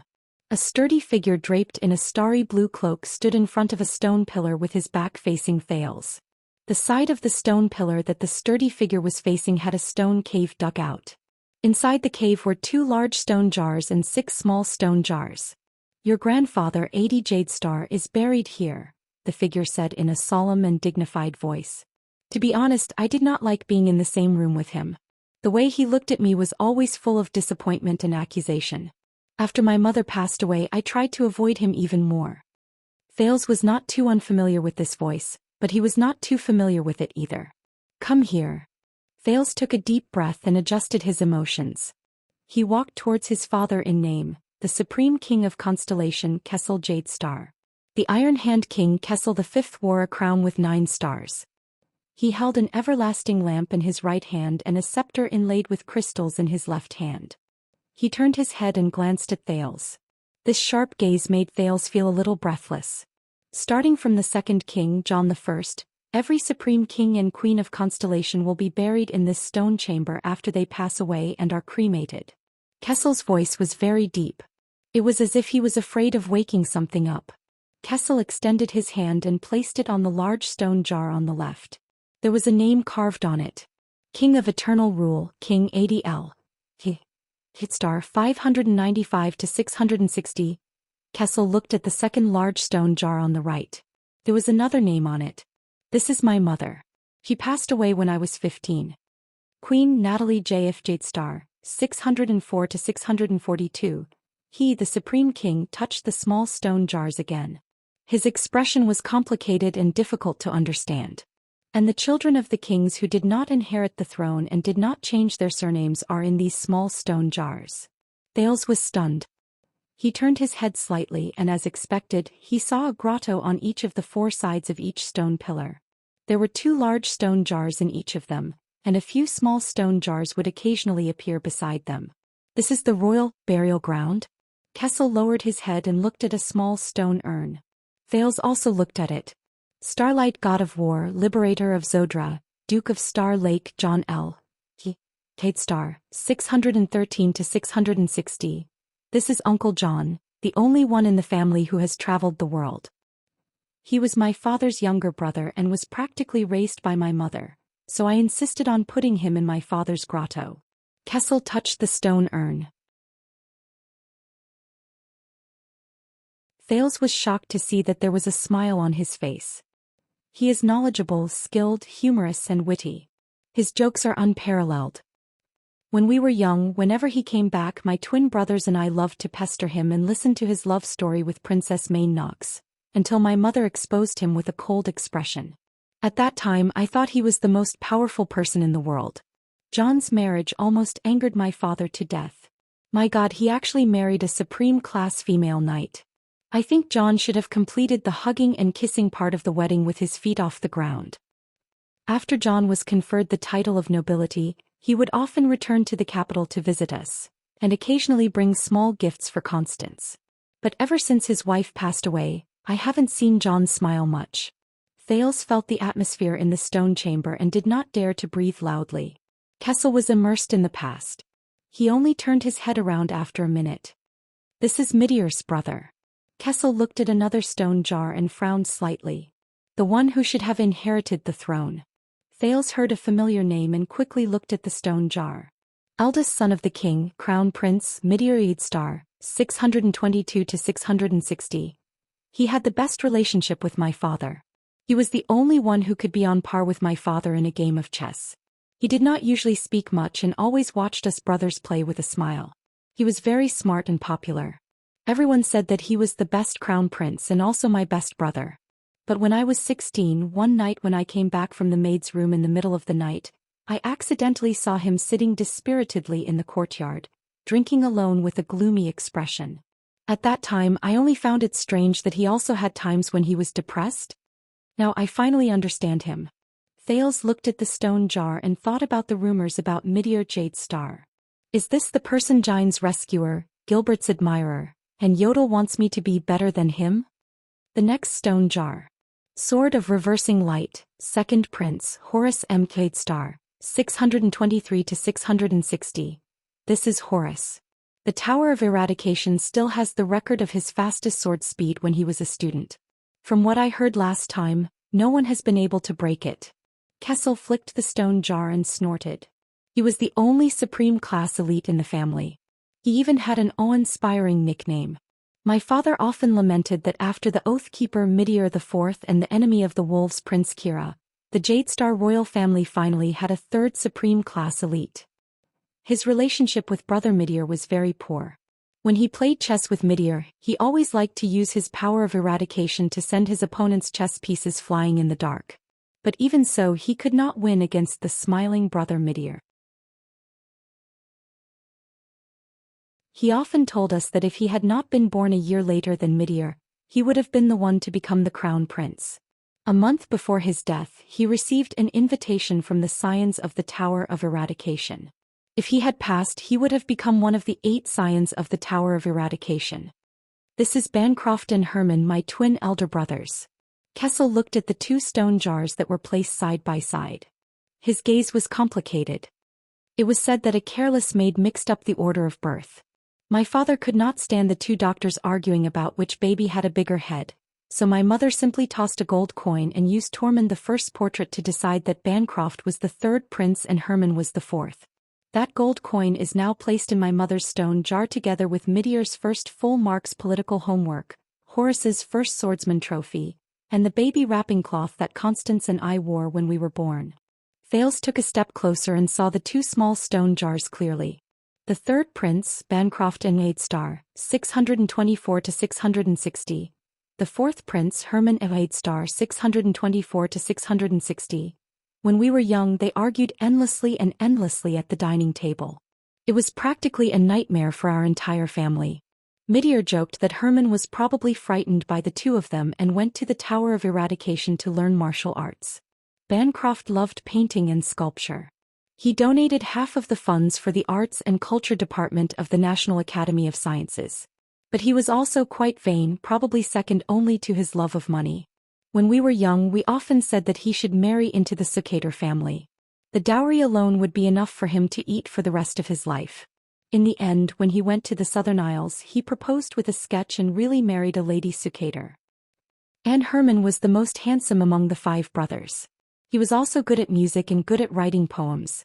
Both commoners and nobles liked him more. Every time he went out on the streets, he would attract screams and flowers. Because of this, my father appointed him as the first choice to lead Constellation's diplomatic mission to the Sacred Tree Kingdom. It was a pity that he did not marry an elf. Otherwise, my father might have passed the throne to him to strengthen the elven bloodline that has existed since Meteor IV. Kessel held his scepter and looked at the light in the everlasting lamp. The 5 of us used to be so close. I still remember when we were young we fought with the 3 princes from the main Nox dynasty in the palace. Horus was in charge of offense, Meteor was in charge of defense, mainly to protect me, and the twins were in charge of flanking. But after we grew up, everything changed. Meteor was still smiling. I had the best relationship with him, but I always felt that he was becoming more and more unhappy. Ever since Horus returned from the Tower of Eradication, he was filled with a murderous aura. He always wanted to show off in front of my father. I still remember him scolding me for 5 minutes at the Imperial Conference about my visit to Red Street Market. Banker did not care much about the matters between the brothers, but every time he saw the 4 of us, he would walk away from us. Herman stuck to Horus like a little follower, but that smile really disgusted me. But Kessel's smile froze. But all that is not important anymore. Now they are reunited here. Kessel walked towards the last small urn. Thales lowered his head and gently clenched his fists. Eldest daughter of the king, Constance N. Jadestar, 642 to 660. This is Constance, our little sister. Kessel lowered his head. His voice was heavy as if he did not want to say more. She is the only consensus among the 5 of us. We are willing to sacrifice everything to protect her happiness and smile. Thales sighed. He closed his eyes gently and imagined his aunt, the Princess Royal, who had died at the age of 18. The Jadestar family was born to shoulder the fate of Constellation, Kessel said faintly. Thales opened his eyes and listened to Kessel's heavy breathing. He thought about the purpose of the king's actions today. The 2 of them did not speak for a long time in the empty stone chamber. Thud. The king suddenly slammed his scepter on the ground. It startled Thales. I do not know how much you know about us, nor do I know what kind of imagination you have regarding the title of Jadestar. Kessel V's voice was low and stern, but there was not a hint of fatherly emotion in it. But that is definitely not an easy title. It represents glory, history, power, and most importantly, sacrifice. Thales was speechless. He did not know what to say. It seemed like whatever he said would not be right. Are you ready? Kessel finally turned his head. His sky-blue pupils were sharp and oppressive as he stared straight at Thales. From the moment I am crowned with the title of Jadestar, I will fight for Constellation, die for Constellation, and... Kessel stared at the 6 small stone jars. His gaze dimmed. Born for Constellation. Thales' breathing froze for a moment before it quickened. Fight for Constellation. Die for Constellation. Born for Constellation? This sequence. Thales thought anxiously, so becoming a Jadestar and living is far more difficult than fighting and dying? The king's gaze was fixed on him. I am waiting for your answer, the king said slowly, enunciating each word clearly. It was not to be doubted or disobeyed. Thales gulped. He could not stand the current atmosphere. The prince forced a smile and said, shouting about dying for a certain country or something, it really sounds like you are in a war. But Kessel continued to stare at him with a burning gaze. All right. Thales took 3 deep breaths, opened his eyes and said dejectedly, no. Kessel furrowed his brows slightly. Before leaving Red Street Market, everything I did was to struggle to survive in this damned world, the prince said disappointedly. I did not think about everything before my eyes at all. The royal family, conspiracies, heir, everything. He said sincerely, I was not prepared to play these games at all. People die at the slightest provocation, but I can still talk and laugh as if nothing happened. I am more used to a dilapidated house, a hard bed and curling up in a corner when it is cold and hungry. I work hard for myself and my friends' survival, not to drink and eat in a luxurious room while I concoct conspiracies, deprive lives and provoke or deal with wars. I am also not prepared to become Thales Jade Star. The prince exhaled and lowered his head. Everything is a coincidence. I am not prepared for anything. Asda's figure seemed to appear again before his eyes and smiled at him. Yes, this is a coincidence. There was a long silence. Kessel stared at Thales. But the originally dignified and inhuman king suddenly revealed a complicated and profound expression that the prince had never seen before. Working hard for myself and my friend's survival. This is probably the entire mission of a Jade Star. It is fine. Emotions seemed to flow in the king's eyes as he slowly said, I was also not prepared in the past. Thales raised his head in surprise and saw Kessel the Fifth enunciate each word in a forceful voice, with a mocking and hateful tone. And fate will help you prepare. He flung his cloak and strode away. Thales followed Kessel to the side of the stone pillar. It was also a stone cave, but it was empty. There were no large stone jars. There were only 2 small stone jars. This will be my burial ground. Kessel stooped down expressionlessly and caressed the 2 stone jars. He said calmly, this will be my burial ground. But there are already 2 stone jars. Thales' brain stopped working for a fraction of a second. He remembered Gilbert's words about the bloody year and looked at the 2 small stone jars. King's eldest daughter Lydia Jade Star 656 to 660. I still remember when Lydia was just born, I carried her in my arms and was even more bewildered than she was. After she grew up a little she ran around everywhere and refused to be quiet. King's eldest son Luther K. Jade Star 659 to 660. Kessel put down the everlasting lamp and hid the expression in his eyes in the shadows. Only his lips moved and the corners of his lips curled up slightly. Luther is very obedient and quiet. He never cries or throws a tantrum. This is bad because we do not know when he is hungry. These 2 children have always caused Kia and Gines to worry about them. I have always been happy to be free. The Supreme King of Constellation placed his hand on Thales' shoulder. Thales was shocked. Fortunately, Kessel's words were chilling, they no longer have to worry about the children. Thales listened to Kessel's words in horror. As they will always be here. They will not cry or run around. Always. The king suddenly tightened his grip and gripped Thales' shoulder tightly. His injured left shoulder was still in pain, but Thales endured it and did not speak. Look, this is what fate has prepared for me.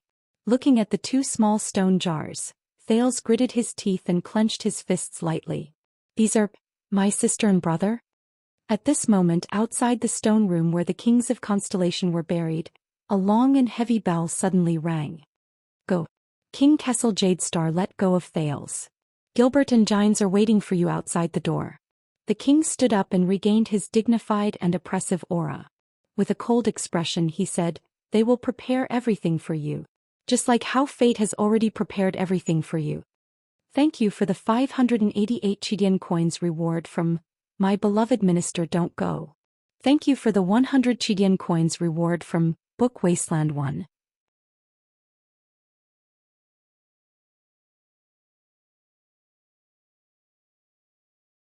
Chapter 58. When Thales walked out of the stone room with complicated and indescribable feelings, he already had some guesses about the long chime and what was going to happen next. Today. He calmly looked at Gilbert and Gines who had been waiting for a long time in front of him. How sudden. Gilbert's gaze was filled with sighs and sadness, while Gines' cold expression seemed to be a little hesitant. Shouldn't they be cheering? Why do they look like this? Thales thought helplessly. His mind was already filled by the stone room and what was going to happen next. For some reason he could still maintain his composure even though his heart was heavy. Is this what it means to not show one's emotions on one's face? Gilbert said bitterly, please forgive me, this was not my intention. Eksted's emergency envoy will arrive in Eternal Star tonight. Whether it is a declaration of war or a compromise at this time, His Majesty. Gilbert furrowed his brows tightly. He wanted to say something but stopped himself. However, he still sighed deeply and kept his mouth shut. Don't waste any more time. The national conference will start at 3 in the afternoon. His Majesty wants us to send him to the waiting room before 1. Gines interrupted Gilbert with an indecipherable expression. The former Foreign Affairs Minister and the first-grade female official had already changed into dark and solemn formal attire. Behind them were 8 plain-looking female servants holding 8 full trays. They were lined up orderly and quietly on both sides of the corridor. Dong. The bell rang for the second time. Gines walked forward with a complicated expression and led the troubled Thales into another room. The 8 female servants entered one after another. At the first sluice gate on the outer wall of Renaissance Palace. The place Thales had just passed through last night was maintaining order despite the guards' rude and merciless reprimanding. The nobles, the people of all walks of life, and those with reputable positions all had different expressions on their faces. The crowd formed a long line and fought for a place to enter Renaissance Palace. In front of Renaissance Palace, at the first heavy and mottled sluice gate, under the strict inspection of nervous guards, the qualified participants were allowed to enter one by one. I am the Vice President of the Iron Smelting Guild. I am qualified to listen in. What? The Iron Smelting Guild has 25 vice presidents? You don't understand. They are just there to make up the numbers. I am the only one who is special. Let me tell you, look at my black hair and black eyes. Do you understand? My family's craftsmanship was inherited from the Far East, the Dawn dynasty. Before the Battle of Eradication. All right. A gentleman uses his mouth, not his fists. I won't go in, okay? I am Eros Kata, a fabric merchant specially licensed by the royal family. I can go in. Look. This is the late King Adi's signature, and His Highness Midir's signature is also at the bottom. I also have the invitation that Mindis III sent to our family back then. Although it had a long history, it was only 150 years ago. Hey, don't do anything, I'll walk by myself. Go by yourself. Punk. Do you still remember me? I am the coroner of the Central Police Department, Raisin. We have been colleagues for half a year. Are there any seats left in the Hall of Stars? I'm on duty here, so I don't know. However, my cousin, who was a palace guard, told me that the hall was already half full. If you're not a viscount or a noble, you won't be able to enter. So, we can only go to the Star Plaza and listen to the guards passing down the decisions of the big shots? That's right. Forget it. 4 people of our identity, even if we enter the Hall of Stars, we will only sit at the bottom and the outermost level and listen to the big shots on the top and the innermost level in silence. It is impossible for us to interrupt at all. Oh my God, that's the single-winged crow and the twin tower longsword flag. Chroma and the Caribbean family's carriages. Get out of the way. You won't have a good time if you offend them. So what if they're nobles? Nobles also have to abide by the basic law. Ah no, it's the Constellation Treaty. What a joke. They're not ordinary nobles, they're high-ranking vassals who were appointed by the royal family, have over 1,000 private soldiers, vast territories and countless vassals. As a coroner, you need to improve your posture. Do you know about the 13 distinguished families? They talk and laugh with the royal family and the 6 distinguished families. How do you know so much? I'm ashamed. I used to teach the family's 3rd son martial arts in the manner of the Kisen family in Eastern City District. Ignoring the pushing and shoving from the crowd around them, Count Derek Chroma's cavalry and Count Turami Caribbean's carriage weaved through the crowd and arrived at Renaissance Palace half an hour after the bell rang for the second time. As 2 of the 13 high-ranking vassals known as the 13 distinguished families, who were second only to the royal family and the 6 great clans in the country, Derek Chroma and the old Caribbean count passed through the crowd effortlessly with just the emblems and flags of the single-winged crow and the sword of the Twin Towers. They passed through the first palace wall and the palace gate under the respectful gazes of the guards and the officials at the palace gate. There weren't so many people before the national conference. Director Lorbeck sighed softly in the carriage. During the national conference during the Desert War, only the heads of the various industries, rich merchants and those stinky, prestigious scholars attended. Only 2 of the 6 great families were present, and only 5 of the 13 distinguished families were present. But it was enough for His Majesty to win the war support he wanted. The 19 nobles had no choice but to obey the National Conference's decision.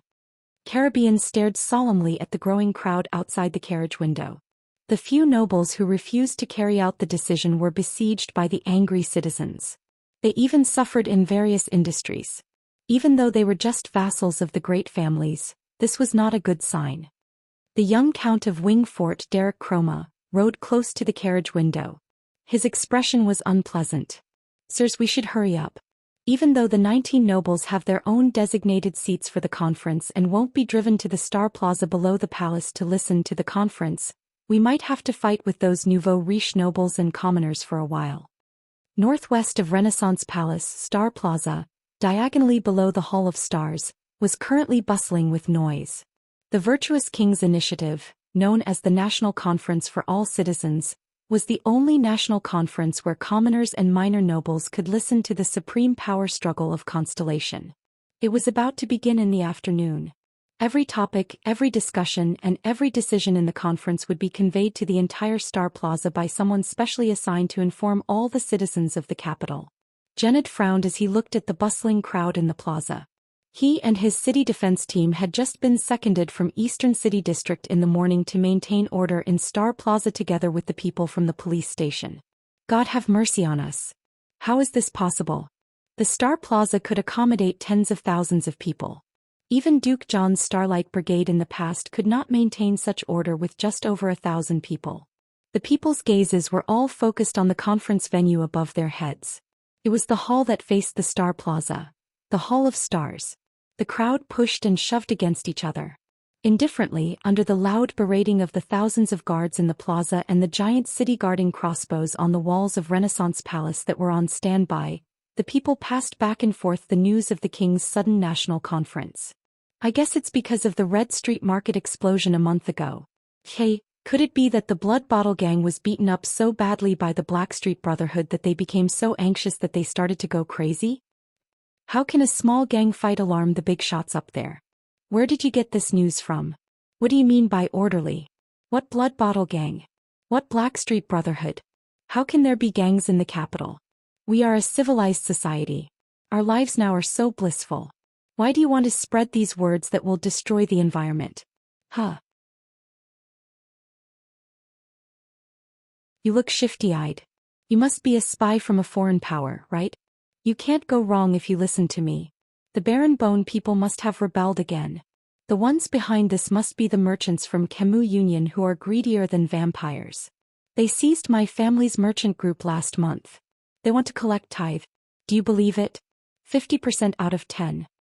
Damn those Baron Bone bastards. Why is the legendary wing so soft-hearted?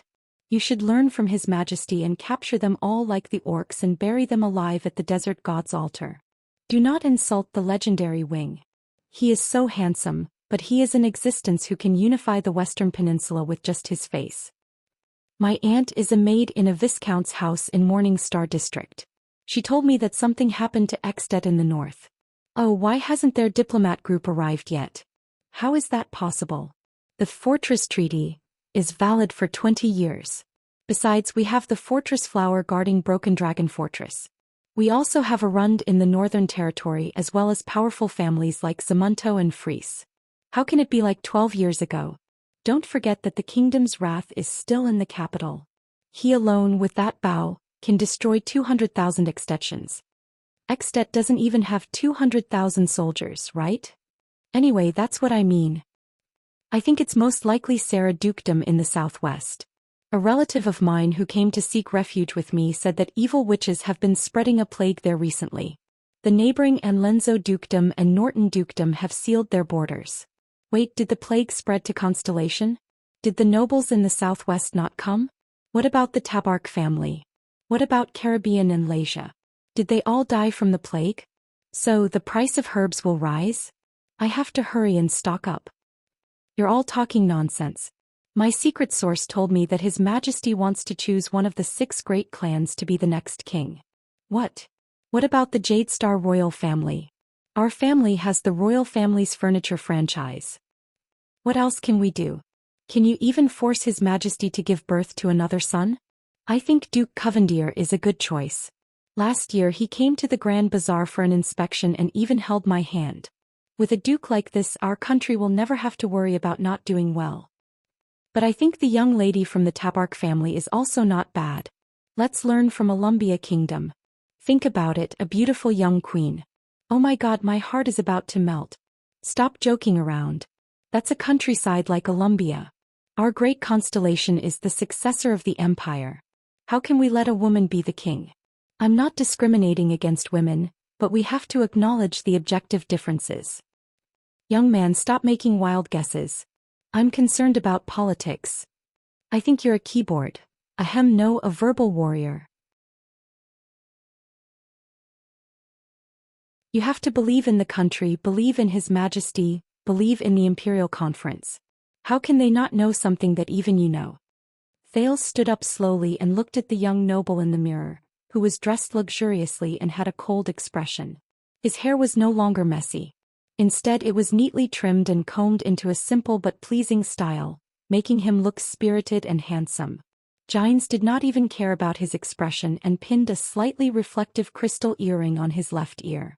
The thickened dark blue, sparkling crystal long-sleeved jacket with a white lining, pleated sleeves buttoned with crystal drop buttons, and specially processed tassel shoulder pads made his originally thin and weak figure look tall and straight.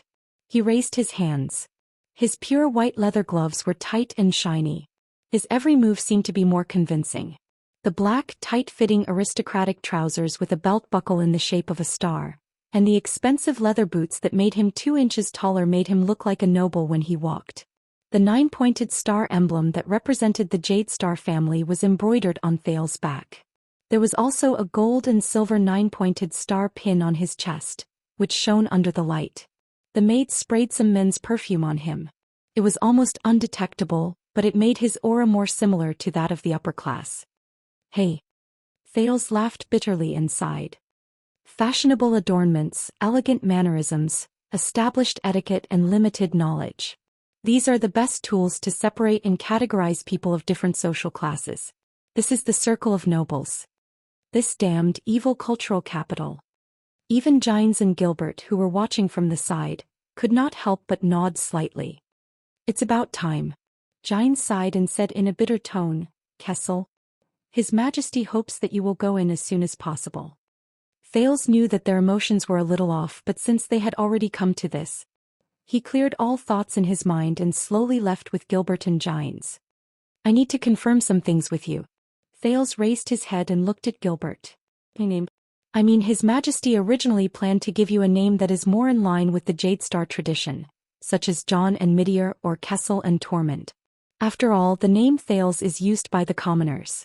It is the first time it has appeared in the royal family's genealogy.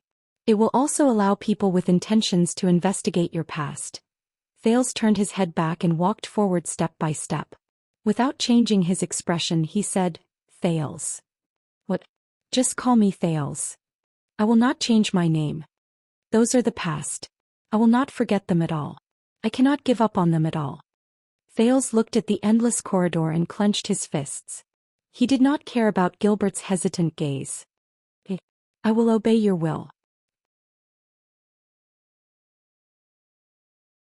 Under Gines' murderous gaze, Gilbert sighed. It was a very long corridor. Thales did not bat an eyelid. He took a few dozen steps forward and stopped. Before his eyes was a large black door. The Hall of Stars is right in front. You will go to a hidden room at the innermost level. Do not be nervous. When the time is right, I will open the door. You just have to follow my instructions, Gilbert said with his head lowered. However, he immediately looked to the side of the door. The middle-aged noble looked puzzled. Ada, you should be protecting His Majesty at this time. Thales looked forward and saw a petite figure leaning against the side of the door. It's her. Thales recognized her. It was the cloaked woman who led the royal guards and saved him from Zayn's hands last night. Her face was still covered by the cloak. Under the gloomy light, her face could not be seen. The cloaked woman crossed her arms and left the wall that she was leaning against. Hey kid, that masked man asked me to give you a gift. A young, pleasant and lively voice traveled into his ears. The cloaked woman handed something over. Thales was stunned. He took the item, not even bothering about the overly fair, smooth and tight skin on her hand.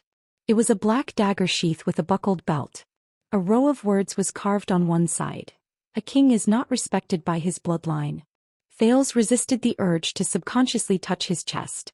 With complicated feelings, he drew JC from his belt and inserted it into the sheath. The size was just right. Thank you. Yodel, is he all right? Thales calmed his breathing and buckled the sheathed dagger at his waist. Don't worry, that kind of man will not die for the time being. The cloaked woman chuckled. I know him very well. Thales nodded, walked past her and stood in front of the door. The prince looked at the black stone door in front of him and gritted his teeth. Just one more step. Behind him, Gilbert's frown deepened. Gines bit her lower lip, and the cloaked woman twisted her neck without a care. Thales did not turn around. He only looked at the gray stone floor in front of him. He said faintly, Gilbert, once I take this step, can I no longer turn back? Gilbert was stunned. But Thales did not intend to let him answer. The prince raised his head and forced a smile with difficulty. No. Perhaps when I opened my eyes for the first time in this world, there was no such thing as turning back. I can only keep moving forward. When she heard this, Gine's gaze was obscure and hesitant. She extended her hand but was held back by Gilbert, who shook his head. Don't worry, cheer up. This is a good thing. Mr. Gilbert, Madame Gines and this cloaked woman, a good person, told me before. Under the illumination of the everlasting lamps on both sides and the sunlight from the windows on both sides of the corridor, Thales turned his head around. He gave them a thumbs up and grinned brightly. Just treat it as another game. Before the three of them could react, Thales pushed the door open and stepped in. A gust of cold wind gushed into the stone door. There was not enough light in front of him and it seemed to be endless darkness.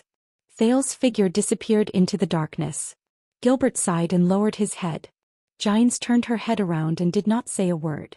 Only the woman in the cloak snapped her fingers happily. Ah, I like this kid. Gines raised her head and chuckled bitterly and helplessly. Her face was full of sorrow and pity. Yes, this boy is just a child.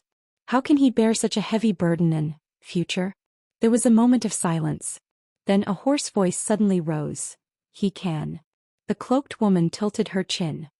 He recovers really quickly. Gilbert and Gines looked behind them in surprise.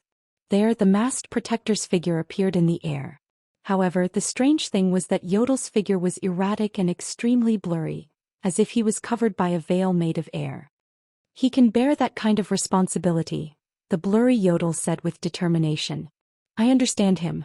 He has a quality that all the people in this world, all the gods, all the demons and even all the mystics do not have. There was another moment of silence. Gilbert shook his head and snorted softly. He raised his hat slightly to show his respect. Forgive me for taking my leave. There are still 2 hours left in the national conference. It is time to see His Majesty, Madame Gines. Gines nodded and left with Gilbert. As the sound of footsteps echoed, their figures disappeared into the distance of the corridor. Only the masked protector and the cloaked woman were left. 3 blue vine grass arrows pierced through your chest. It has only been 1 night. It is impossible for you to stand up. The cloaked woman looked at the blurry Yodel and sighed deeply. You made a deal with that mask again? I have warned you many times. The collapse of the ancient elven kingdom is not unrelated to that mask. As for you, what did you pay this time? Yodel did not respond. He only remained silent and touched the purple mask on his face. Yodel's figure gradually disappeared and only his hoarse voice remained. No matter what I pay, it cannot be compared to 1/10,000th of what that child will pay. To all the good names are taken by others too. If I have time I will update during the day. If not, I will update at night. However, there have been many things recently, but I will try my best to fix my update time. Thank you for your support. The climax is almost here, huh?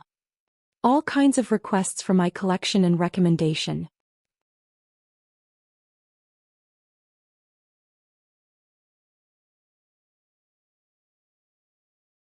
Chapter 59. Thales did not have any distractions in his mind. He focused on walking into a dark room.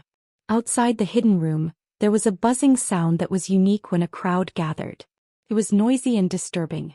This reminded him of the football team he once supported in his previous life.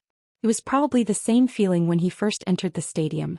Amidst the buzzing sound outside the hidden room, a young and cheerful male voice suddenly came. "Hey old man. Director Lorbeck. I'm here. Hey mister, you look a little familiar. Wait, you're Chroma family's cousin Derek. God, I haven't seen you for so many years. How did you end up like this? Kesha and Gina will definitely cry." Thales suddenly reacted. He took a few steps forward and looked outside through the one-way glass in the hidden room.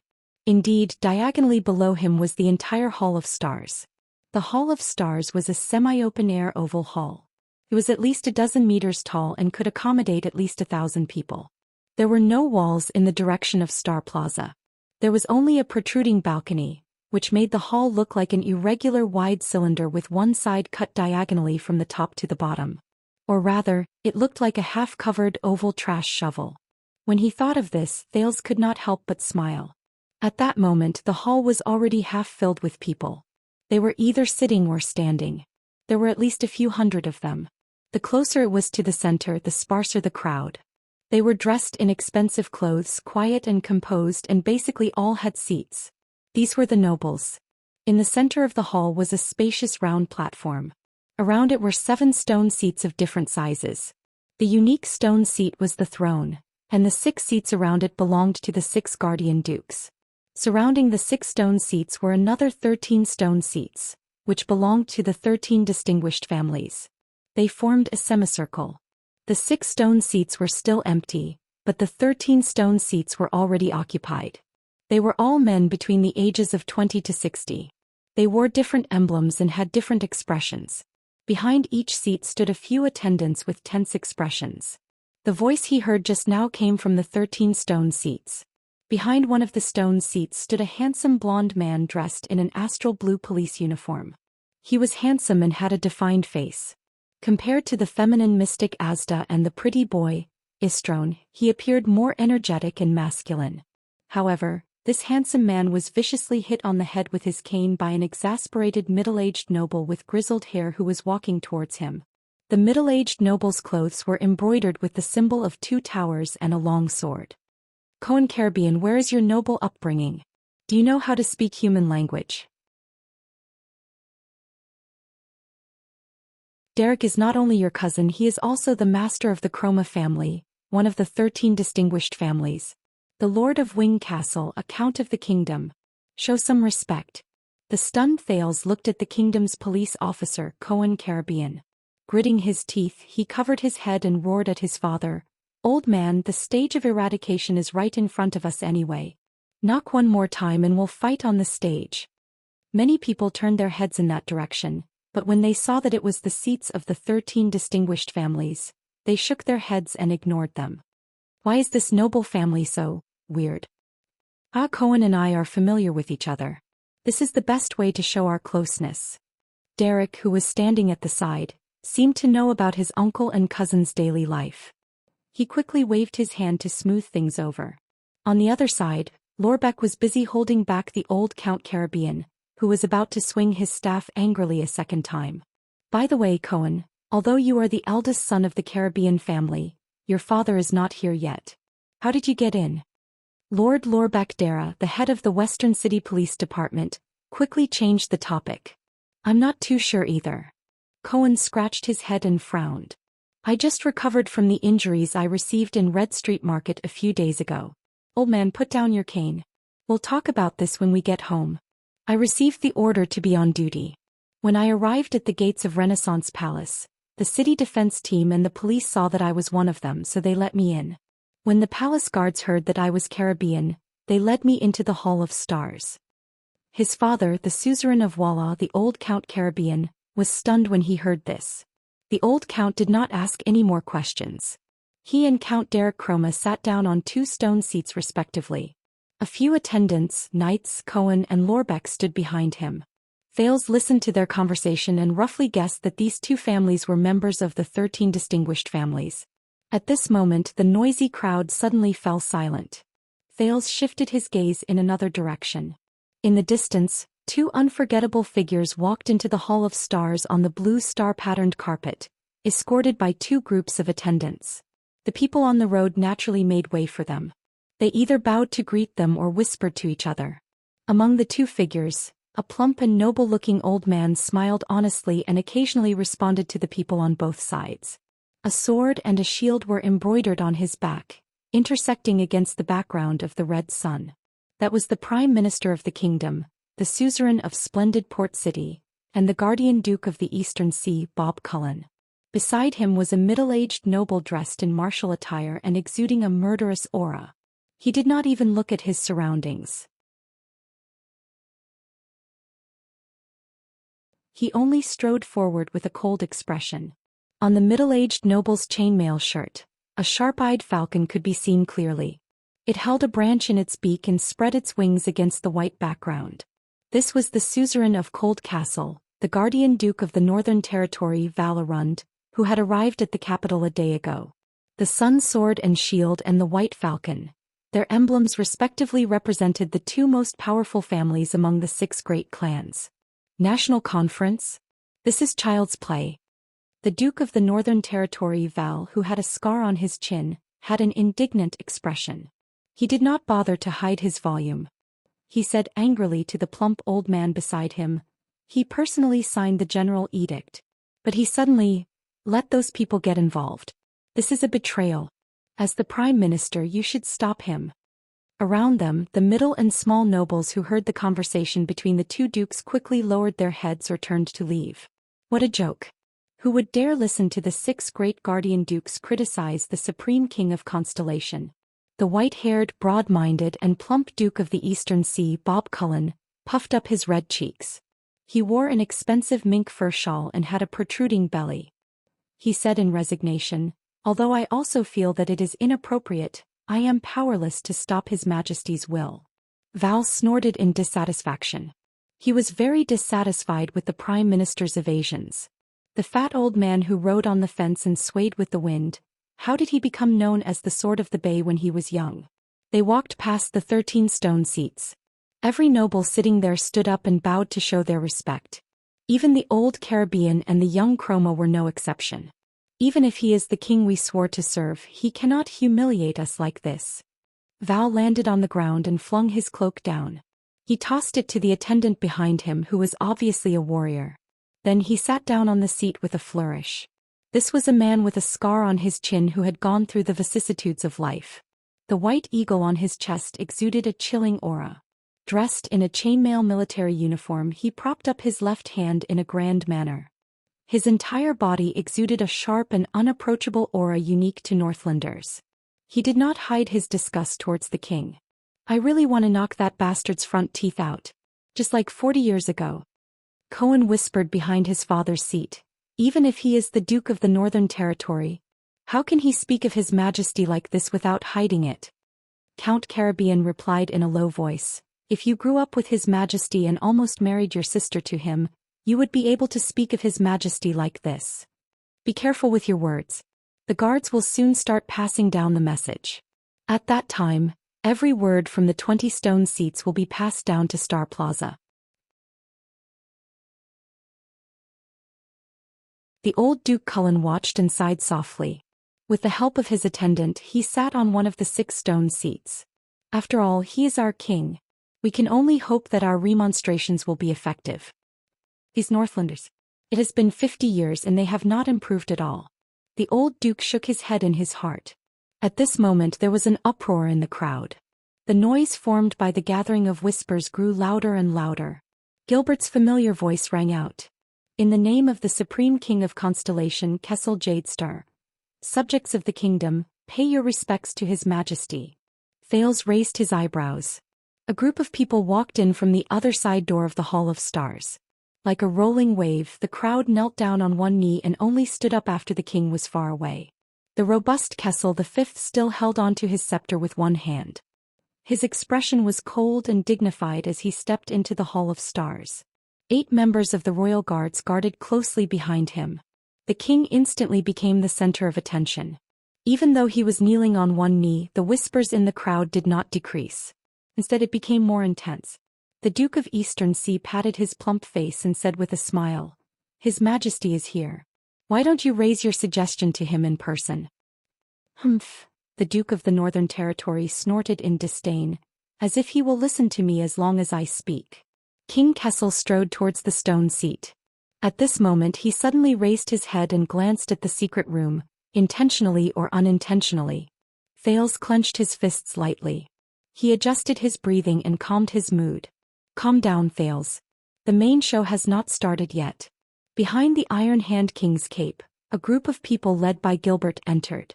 The mature and tall giants was among them. Thales only saw Gilbert's family emblem now. It was a book with two sides open. Ah, it's our constellation's cunning fox, Count Casso. The big-bellied Duke of Eastern Sea, Cullen smiled and said, there's also Count Godwin, Viscount Kenny, Baron Garce, Lord Croppen. They're all the kingdom's future hopes, and our alert and intelligent female official Lady Gines. The king's partisans. Val shook his head in disgust from the stone seat. I hope they understand soon that the best way to support the king is to think of ways to prevent their king from doing crazy things, and not to attack the 19 nobles who are the kingdom's arms.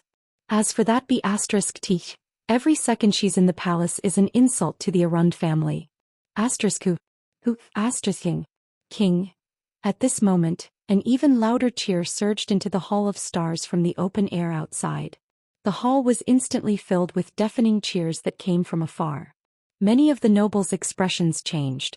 Many of the commoners with status whispered excitedly to each other. Some even cheered along. Thales came to a realization. These are the cheers of the people in Star Plaza. Duke Cullen pursed his lips. I'm guessing that the guards have already begun to pass the message down to the plaza? Val turned his head, his face ashen. Kessel arrived in front of the 13 stone seats and looked at his vassals. The 13 distinguished families got up early and lined up in front of him. One by one they knelt down on one knee to prove their loyalty. Kessel expressionlessly extended his right hand and passed it to the first noble with a pentagram as his emblem, allowing him to kiss the ring on it. Burn Talon, you are the first, the king said flatly. You are still the first. You are always the first. Blood is thicker than water, your majesty. The Talon family is a branch of the Jade Star family, just like how the pentagram will always be a part of the nine-pointed star. That nobleman in his prime lowered his head respectfully. Kessel's brows furrowed imperceptibly, but he still nodded and walked to the next noble. Smith Sorrel. His dignified voice spread and gathered everyone's gaze. I heard that you and your territory have been persistently opposing the Border County Expansion Tax Exemption Order? Of course, your majesty. A middle-aged noble with a golden sun emblem kissed the king's ring and shook his head firmly. How can the blood of nobles be tarnished?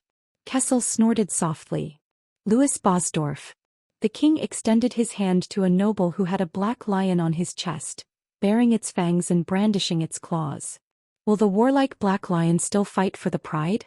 The noble kissed the king's ring, smiled and answered cunningly, I swear to fight to the death, your majesty. As long as the lion remains wise and brave, it will remember the pride. Kessel nodded and continued to walk forward. Turami Caribbean. Kessel walked up to Count Caribbean and showed a nostalgic expression. I remember that you were once a member of the Starlight Brigade and risked your life for John. I risked my life for my hometown, Count Caribbean said solemnly and kissed His Majesty's ring. Everything is for the stability of Constellation. Kessel nodded while deep in thought. Derek Chroma, you look smarter than your father. Kessel continued to walk forward and said meaningfully to the young Derek, is the crow that wants to save its master even if it only has one wing? Is it still in Wing Fort? Derek Chroma, who had a tattoo of a single-winged crow on his body, cleverly enunciated each word and kissed the king's ring. Expressionlessly he replied, that crow has been saved and nurtured by its master. That is why it risked its life to save its master. Of course that crow will forever remain in Wing Fort. Kessel patted his shoulder and walked towards a half-bald noble. He extended his right hand. Haj Dostan.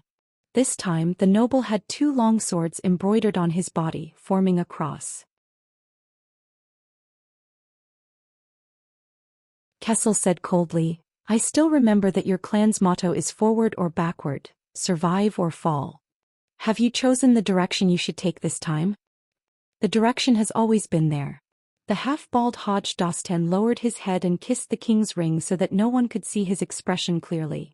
But those who stand too high cannot see clearly. Kessel snorted coldly and angrily. He did not hide his dissatisfaction towards this person at all. Wilco's Samunto polite fries. This time the king extended his hands and faced the two resolute nobles with white bears and iron-colored long walls as their emblems. Wilco's Samunto polite fries. Will Overwatch City and Lonely Old Tower be able to withstand the northern cold winds? Cold winds. The bearded Count Wilco's Samunto kissed the king's ring and said heroically, "For Constellation, Overwatch City can even withstand the great dragon's wrath." The bald Count Portfries was not to be outdone either. He kissed the ring and his eyes shone. Although the lonely old tower stands in the howling cold winds, no matter how bitterly cold it is, the furnace in the tower will still burn without end. Under the king's signal, the two northern nobles slowly stood up. Kessel walked past all the 13 distinguished families present and walked towards the two dukes. He waved his hand and stopped Bob Cullen, who was swaying and trying to stand up. "Forget about the Prime Minister, your stomach is practically heavier than my scepter."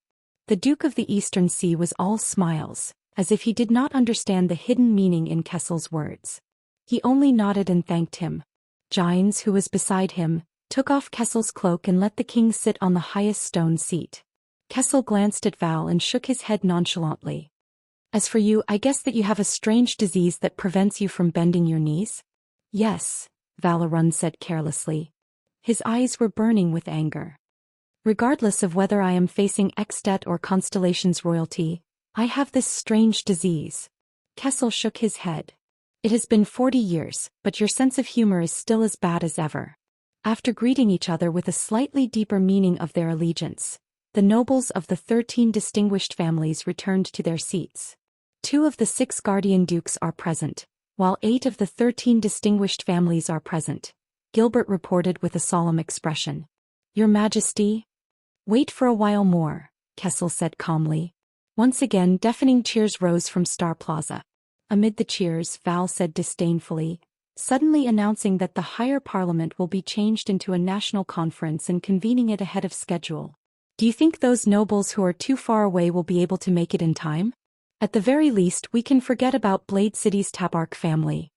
Kessel shook his head with an expressionless face. This is the chess game of the heroes of Constellation. The players have long been determined and the game has long begun. Looks like that crown has not only turned you into a king, it has also turned you into a third-rate bard. Valerun said indignantly, gritting his teeth. Only the Duke of Eastern Sea smiled and tried to smooth things over. Thales, who was in the secret room, felt his heart clench. He saw an old man in a black robe holding a cane, standing at the very end of the king's supporters group. The people around him tried their best to avoid this old man. Only a young man in a white robe who was similarly dressed in a simple white robe followed behind him. "That is, Murat Hansen. Why is he here?" Beside Cohen, Lord Lorbeck looked at the figure in the black robe and frowned. "I feel cold all over when I see that poisonous snake. He is the kingdom's chief of intelligence and attends the Imperial Conference. Of course he has to come." Cohen also frowned, obviously not too fond of this person. But according to what the director said, His Majesty and Prime Minister Duke Cullen, who see him every day, have long frozen to death. Cohen raised his eyebrows, revealing a look of disbelief. That is, under the astonished gazes of his father and the director, the golden-haired police officer Cohen Caribbean suddenly strode forward. With an angry and indignant expression he walked towards.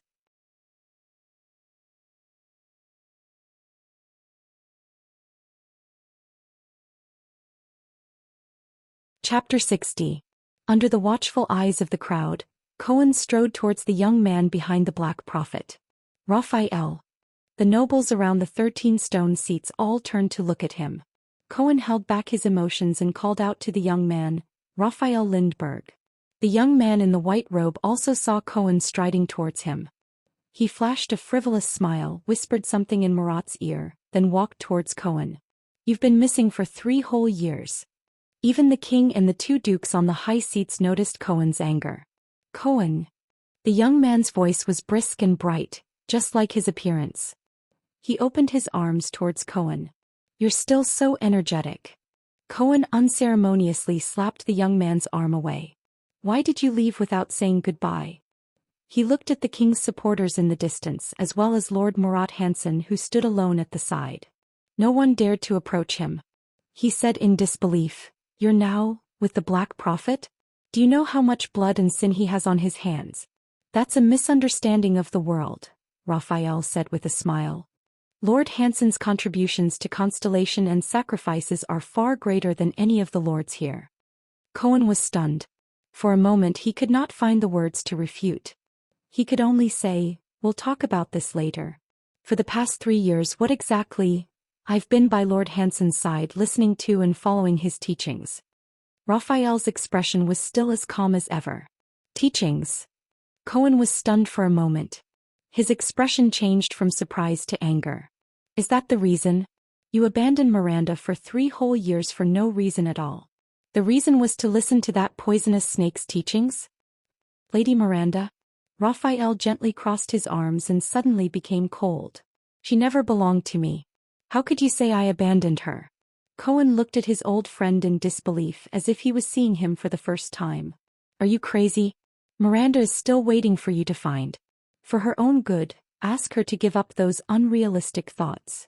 Cohen widened his eyes and then sighed. "If you think you're not good enough for her, then I can tell you right now that she doesn't care. That was in the past." "People change," Raphael interrupted him coldly. "I used to like her a lot, but I don't anymore. That's all." The white-robed young man noticed the gazes from the 6 stone seats. He said softly, "This is not a suitable place for reminiscing. Forgive me for taking my leave." But when he turned around, his shoulder was grabbed tightly by Cohen. "You haven't finished speaking." Cohen suppressed his anger. "Damn it. What's wrong with you? It's impossible for a person to change so quickly." With a cold expression, Raphael grabbed Cohen's hand. "That's because you've never seen my true colors. I'm the heir to the Sword of the Twin Towers, Officer Caribbean." Cohen pressed down hard on Raphael's shoulder, his eyes filled with anger and bewilderment. He knew that the young man in front of him was a genius swordsman with a photographic memory in the Tower of Eradication. In fact, he was the first awakened to the power of eradication among his peers in the Tower of Eradication. And in the final assessment before leaving the tower, he came in 2nd place, second only to Miranda and 1 place higher than Cohen himself. A swordsman of eradication with a bright future. But why? Cohen gritted his teeth with a determined expression. "The Raphael I know would never make such a choice. Left the tower that day and then there was no news of you. What happened? What happened?" Raphael sneered. "I've seen the true side of this world." In the next second, a cold and violent power of eradication swept through Cohen's hand. In an instant, the starry blue power of eradication in his body resisted fiercely. The surging power of eradication forced him to let go. But Cohen did not care about this. He cared about something else. Cohen looked at his old friend in shock and asked in disbelief, "Raphael, your power of eradication? I remember it was the sword's death, but why did it become like this?" Raphael raised his eyebrows and revealed an incomprehensible smile. He said briskly, "Compared to the original me, I have sublimated." Cohen could only watch in a daze as his old friend from the Tower of Eradication turned around without hesitation or reluctance. With his back facing him, Raphael tilted his head and revealed a cold gaze. "Let me give you a word of advice, Cohen Caribbean. Be careful today." Raphael walked back to Murat Hansen's side coldly. The police officer frowned and clenched his fists. His eyes were filled with confusion and surprise. That feeling. Could it be? The flash of swords and blades that night in Red Street Market appeared before Cohen's eyes. The swordsman dressed in red and black and his murderous, frenzied sword momentum. More importantly, it was his raging and out-of-control power of eradication. Cohen took a deep breath. No way. A few seconds later he exhaled and slowly walked back to his father's side. "Don't ask." In the face of his father and the director's questions, Cohen, who was filled with doubt and anger, ended it with 2 words. When the 13 distinguished families, the Javia family with the sunshot bow as their emblem, the almond family with the dark blue wave as their emblem, and the Lasha family with the four-winged lizard arrived, there was another commotion in the crowd. But it could not be compared to the commotion caused by the Covendier family's arrival. This time there was more enthusiasm. In the dark room, Thale's eyes were very sharp. He saw the person who caused the commotion in the crowd. The well-mannered and amiable suzerain of Jade City, the guardian duke of South Coast, Xian Covendier, accompanied by a solemn old man, nodded and smiled at the people around him as he slowly walked over. As he approached the 13 stone seats, many nobles stood up and bowed to pay their respects. Xian patiently returned their greetings one by one. Xian walked to the centermost stone seat, knelt down on one knee towards the expressionless Kessel V, and kissed the ring on his finger. Covendier, Kessel frowned slightly. I heard that you had a small misunderstanding with the royal guards yesterday? It's just a small matter. Xian put on a friendly smile. Your Majesty need not worry about it. Kessel nodded and glanced meaningfully at Xian's smile. I hope that it will be the same today. Xian froze slightly. As expected, something must have gone wrong. It should have been a show of the nobles forcing the appointment of an heir, but His Majesty seems to have prepared for it. The guards passed down the message to the square outside the hall layer by layer. Then from the bottom to the top, deafening cheers once again rang out. Who, Kevin Covendier, Iris Flower, Tricolor Iris Flower. Thale's heart sank. The Duke of Iris Flowers is so popular? Listening to the cheers coming from below Renaissance Palace, the young duke stood up calmly without batting an eyelid. The butler behind him took his cloak without batting an eyelid. Xian sat on one of the 6 stone seats and smiled at the other 2 dukes, who had different expressions on their faces. The smiling Duke Bob Cullen raised his hand and introduced the cold-faced Iron Eagle. Val, this is young Xian. But the Duke of the Northern Territory, who was coldly sizing up Xian, nonchalantly interrupted the fat Duke's words. Iris Flowers. You are the youngest Duke of Constellation? Duke Cullen, who was interrupted, did not take it to heart and smiled, rubbing his belly. Xian was stunned. He felt that the other party's gaze was as sharp as a sword and could not be looked at directly. This is Iron Eagle Val? It's just like the rumors say. But I wonder when Eksted's vanguard points straight at the Northern Territory. Nice to meet you, Master of the White Eagle, Duke Arund. Xian chuckled and bowed with his hand on his chest. The youngest Duke, forgive me for being undeserving of the title. As far as I know, the Master of the Tabark family is much younger than me. But Val's expression did not change and he said in a tone that allowed no rebuttal, It's all right. Since you're sitting on that seat, it means that you have the right to participate in this game. At this moment, a discordant, shrill voice pierced through the crowd and interrupted almost half of the hall. What a pity! Thales heard a shrill and abrupt voice coming from another side door, piercing through the crowd. Every time I step into this city, this so-called capital, the crowd dispersed. The nobles' gazes were rather complicated, containing both hatred and excitement. I can smell the unique scent of city people. That stench of pampered life is simply nauseating. On the carpet, the owner of the shrill voice limped towards the nobles, accompanied by his entourage. It's like an old man who's about to die of old age but still enjoys his position without doing any work, and a pretty boy who's still wet behind the ears. He can actually sit on the thrones of the 6 great dukes. As soon as these words came out, many nobles immediately burst into an uproar. On the 6 great stone seats, Xian's expression stiffened slightly, while the plump Duke Cullen laughed out loud. Val Arund narrowed his eyes and clenched his fists. Thales was surprised to find that the person walking towards him was a middle-aged man with sparse hair. He had a haggard and bloodless face, and even his lips were sunken in, making it seem as if he was missing the upper row of teeth. Only a pair of intelligent and sharp eyes proved that this was a living person. One of his feet was obviously crippled, and he relied on a crutch for support as he stepped on the starry blue carpet step by step towards the 6 great stone seats. Val Arund clenched his fists and said with an unfriendly expression, I haven't seen you for many years, damn old bones. Thurl. On the throne, Kessel V actually revealed a hint of a playful smile. You're here, very good. Otherwise, the title of most unpopular person in this meeting will be snatched away by our Duke Arund. The Duke of the Northern Territory snorted coldly. Ah, This haggard middle-aged man, the suzerain of the ruins, the guardian duke of Western Desert Cyril Faken, has let out a long and sinister laugh and limped towards the king. With one hand on the crutch he half knelt down and kissed the king's ring. With a cold and sharp voice he said, "Faken has is never absent, your majesty." The three dukes present had different expressions, but none of them made a sound. Thales frowned. The moment Cyril bent his back and lowered his head, a terrifying skull pattern appeared on the scarlet cloak behind him, and there were actually 4 eye holes on the skull. Faken has, the wealthy family with the 4-eyed skull as their emblem, had always been mysterious. They were at the front lines of the battle against the Baron Bone tribe and the orcs in Western Desert. It's 3 o'clock. 4 of the 6 dukes are here and 11 of the 13 nobles are here. Your Majesty, it's time.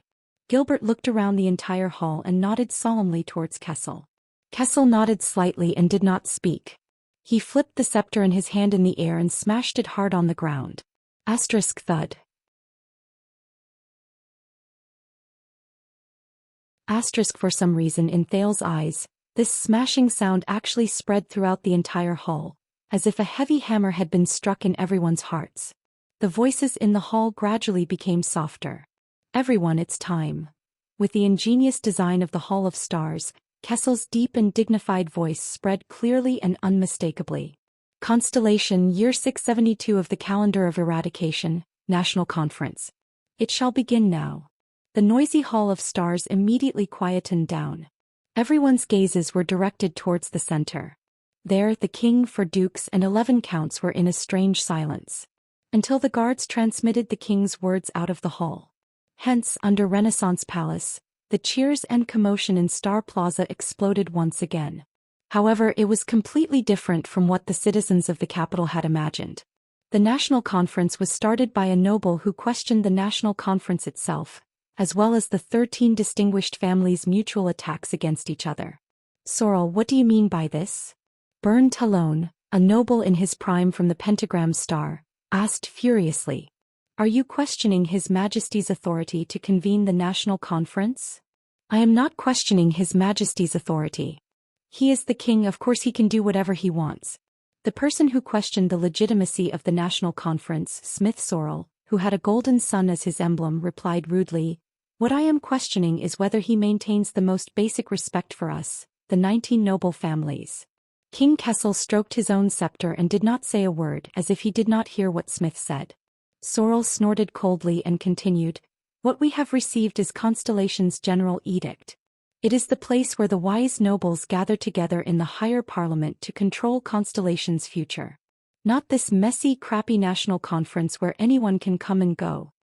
There was a wave of protest from the civilians who were listening at the periphery, but it was immediately suppressed by the nobles' voices in the center of the hall and the angry glares of the guards. It is not without reason.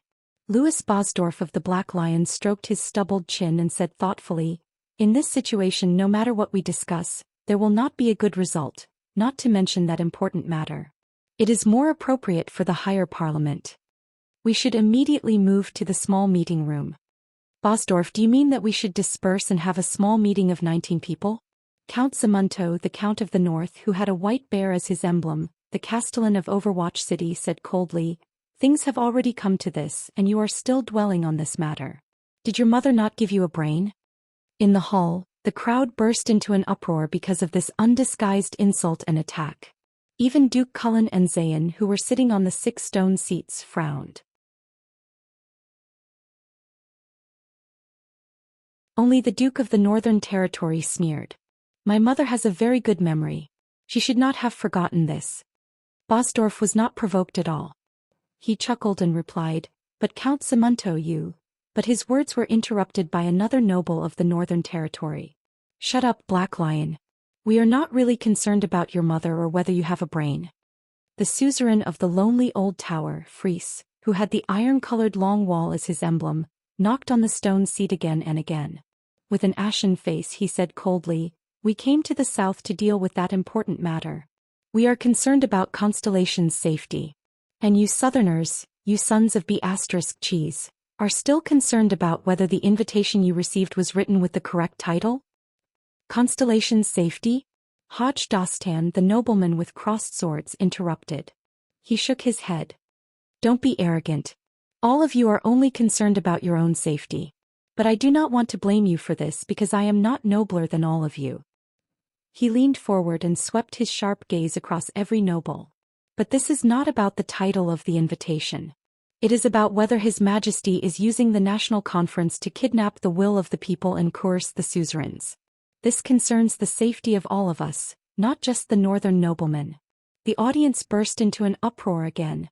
There were even people shouting, "Scram! Selfish nobleman!" But Dostan was still in the midst of the chaos. With a ferocious expression he shouted loudly, "Don't forget about the Desert War. Don't forget how you were forced to conscript the people of your territories just to avenge the royal family." It was only then that Kessel V furrowed his brows. But he had to admit that his words were very convincing. Thales also began to think about the purpose of this national conference. We can talk about the procedure later, but that matter is imminent. Count Talon propped his hands up and furrowed his brows. We must make a decision on how to deal with that matter today. Decision? How do we make a decision? Count Sorel punched the stone seat and widened his eyes. Under the watchful eyes of the public. Under broad daylight. In front of so many civilians and even the eyes and ears of the enemy, we cannot even mention what that matter is. How do we discuss it? Simple. Black Lion Bosdorf smiled and said, "Everyone knows what is going on. Tell us, what price are you willing to pay in order to solve that matter?" At this moment, a sharp and shrill laughter came from the 6 archdukes. That matter. I say, after talking for so long, why are all of you still hiding it? What are you all afraid of? Of Extet? Of the king? Of us dukes? Or are you afraid of this hall, afraid of the civilians in the plaza below? Everyone's expressions changed. They looked at the haggard Cyril Falkenhaz. The guardian duke of Western Desert, whose family crest was the 4-eyed skull, smiled terrifyingly. Let's be frank. Extet's diplomat group and their prince were killed in Constellation. Everyone was shocked at the same time. Although the 19 nobles knew about this through the general edict, this was still an undisclosed secret. How dare he, how dare he? Duke Cullen frowned. Duke Arun slapped his thigh and shook his head. Zayn pursed his lips tightly and did not say a word. Sir Falkenhaz. Count Derek Chroma tried to stop him with an unpleasant expression. We do not have to discuss this matter in the national conference. Shut up, boy. Sir speaking. Falkenhaz rudely cut him off, making the Count of Wingfort, who knew him a little, stop. The old Count Caribbean, who had always been close to the Chroma family, could not help but frown. Cyril Falkenhaz gritted his teeth with a gloomy expression and continued to reveal the secret that should have been taboo. All of you are well aware of it, but only the civilians do not. Those barbarians will not let go of this opportunity. That broken treaty. They have been rubbing their palms and waiting for it for 12 years. Everyone in Constellation, be it the king, the nobles, or the civilians, listen up. Constellation and Extet. Western Peninsula's shield and blade.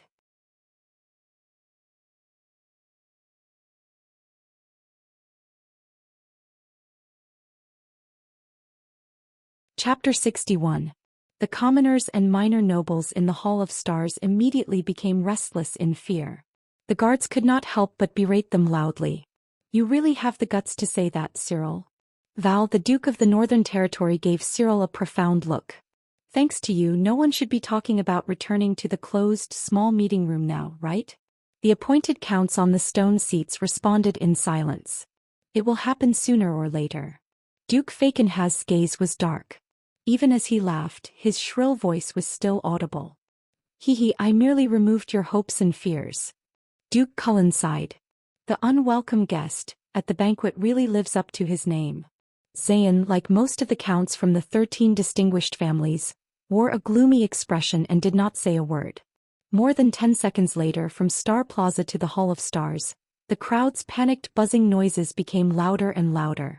The news of the impending conflict between Extet and Constellation was made public. Count Sorel's gaze was hostile as he stared straight at the king. Your Majesty, you have achieved the effect you wanted by announcing this impending disaster to the people. The question is, how do you want to end this now? Kessel V, whose face was as cold as ice, did not speak. He only glanced at Sorrel, who was still stubborn. That's easy. Count Talon stared at Sorrel bluntly. Do you want to fight or negotiate? If you want to fight, everyone will return to their respective territories and sound the conscription horn. We still have a chance to negotiate. We have allies. Just like 12 years ago, we can ask them to mediate. Xian slowly raised his head and looked at the suzerains. War may not necessarily break out as long as we pay a certain price. The one who died in the diplomat group was the prince, King Nuvan's only son, the only heir of the Walton family. Faken has interrupted the young duke and said in a strange tone, "Pay a price? That's right. Give that northern territory to Extet and it will probably be done." "We will not give up an inch of the northern territory," Count Zamunto said coldly. "That is the land our family has guarded for generations." "But that prince did die in your territory, didn't he?" Dagestan sneered. "This is your responsibility. Of course you have to pay the price." "If you're not joking, Dagestan." Count Fries raised his head, his gaze fierce. "Then we can duel on the stage of eradication right now." All right. How about we give them 20% of the eternal oil supply in the East Sea?" Duke Faken has pretended to be deep in thought. He first looked at Duke Cullen, then at Xian and smiled nonchalantly. "Or how about the crystal drop mines in the south?" "There's a limit to joking, Cyril." Duke Cullen was unusually serious. Xian gave him a friendly smile and shook his head slightly. At this moment, Kessel V tapped his scepter lightly. All the nobles quietened down and looked at him. Under the king's gaze, Gilbert nodded and took a step forward. According to the channels of the Secret Intelligence Department, Dragon Cloud City already knew about the prince's death in Constellation yesterday. He frowned and said, "And the Archduke of Black Sand region was even faster than their king. 2 days ago he began to recruit soldiers and mobilize the army. The other 2 archdukes in the south of Extet were half a day slower than him, but they were almost the same." The hall immediately burst into an uproar. "Silence," Gilbert said loudly and sternly. Amidst the complex emotions in the hall, the Supreme King said in a deep and sonorous voice, "If the 2 countries go to war, the royal family and the Talon family will do everything they can to support the Northern Territory." Count Talon nodded with determination. The king looked at the Duke of the Northern Territory with a calm expression. "Val, how many soldiers and supplies can you provide?" "How many soldiers? Are you joking?" Val Arund replied solemnly, "I have already gathered all the vassals, 15,000 infantrymen, 1,000 archers, 500 heavy cavalry, and even a small number of mystic guns.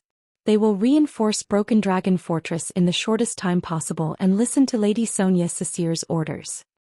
That is our territory. Once war breaks out, even the women and children will take up arms. As for supplies, it will depend on how much land we can defend." The 2 counts, Zamunto and Fries, nodded firmly in agreement. "The 3,500 people from Overwatch City will fight to the death. The lonely old tower only has 2,000 infantrymen, but we will fight to the last man. We can withstand the pressure from the 3 archdukes of Extet, but if it is the entire Extet..." The Duke of the Northern Territory straightened his back and swept his piercing gaze across every noble. "We need the power of all of Constellation." Cohen, who was standing behind the old Count Caribbean, scratched his head and whispered in puzzlement. "Isn't this a national conference that is open to all the people? Why is the deployment of the military forces revealed just like that?" The old Count Caribbean closed his eyes gently and let out a barely noticeable sigh. "Can't you see?" He lowered his voice and told his son with an exhausted expression. "The northern noble's attitude is a show for Extet. Do you believe that Duke Arund can gather 10,000 people? Constellation has yet to recover from the bloody year. I suspect that it would be good if the suzerains could even gather a third of their military forces." Cohen was instantly stunned. He looked at the top of the hall in disbelief, at the pattern of 2 stars the size of a silver cross.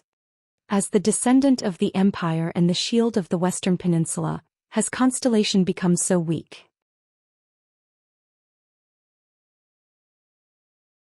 Kessel V nodded slightly, then turned to the frightening Cyril. "What about the suzerains of the Western Desert?" Cyril Faken has tilted his head back and closed his eyes. "The ruins can only send 1,000 infantrymen. The Baron Bone tribe has been in a commotion recently. As for the mystic guns, we don't even have enough for ourselves. The young Count Derek Chroma muttered, Wing Fort is not known for its vanguard, but we can send our best 100 Raven Whistle Light Cavaliers. Bosdorf also frowned. Brave Soul's fort has been in a state of unrest recently. An orc is being worshipped as a leader. He is gathering the forces of various clans. The Black Lion family can only send 200 people. The stingy decision of the Western Desert nobles caused the nobles present to start whispering among themselves. Cohen frowned. He had served at the front lines of the Western Desert during the purge after the Desert War. But as far as he knew, the military strength of the Western Desert was definitely not that weak. Val stared coldly at Fakenhaz. You were quite proactive when you revealed the secret just now. When it comes to recruiting troops, humph. Another wave of cheers traveled to the Hall of Stars from Star Plaza. This time it was an excited cheer and there was no lack of fanatical voices. Sigh. Count Talon stroked his pentagram brooch and sighed. I'm willing to bet that the guards have just passed down the message regarding the military strength of the Northern Territory. They haven't had the time to pass it down to the Western Desert yet. Kessel V remained calm and collected. He turned to Cullen and asked, What is the attitude of the Sun Sword and Shield family and the entire Eastern Sea Hill? Your Majesty, most of the people of Eastern Sea depend on the sea for their livelihood.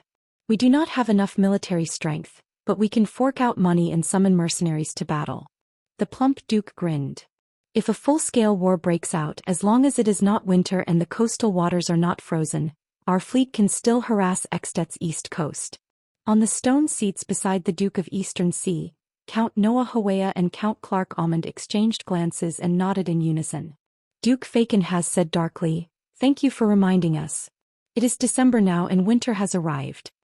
Kessel V knocked on his stone seat and asked meaningfully, So there are no people, only money?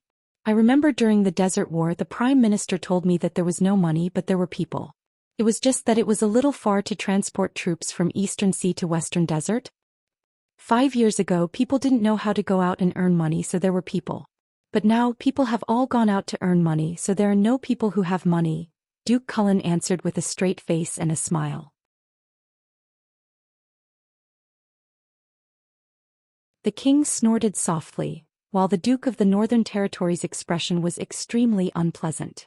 There are no usable cavalry in the entire South Coast Hill. The Covendier family can gather 2,000 infantrymen from around Jade City, and they also have some mystic guns, Zayn answered worriedly before His Majesty could ask him, but the long march to the north will be a problem, and my vassals will definitely not be happy. There is no way to guarantee the quality of the soldiers. The old Count Caribbean's expression was also solemn and he spoke in a timely manner. It is the same for Walla Hill. Even with the vassals, I am not confident that I can even recruit 300 soldiers. Behind the Count, Cohen lowered his head and sighed softly.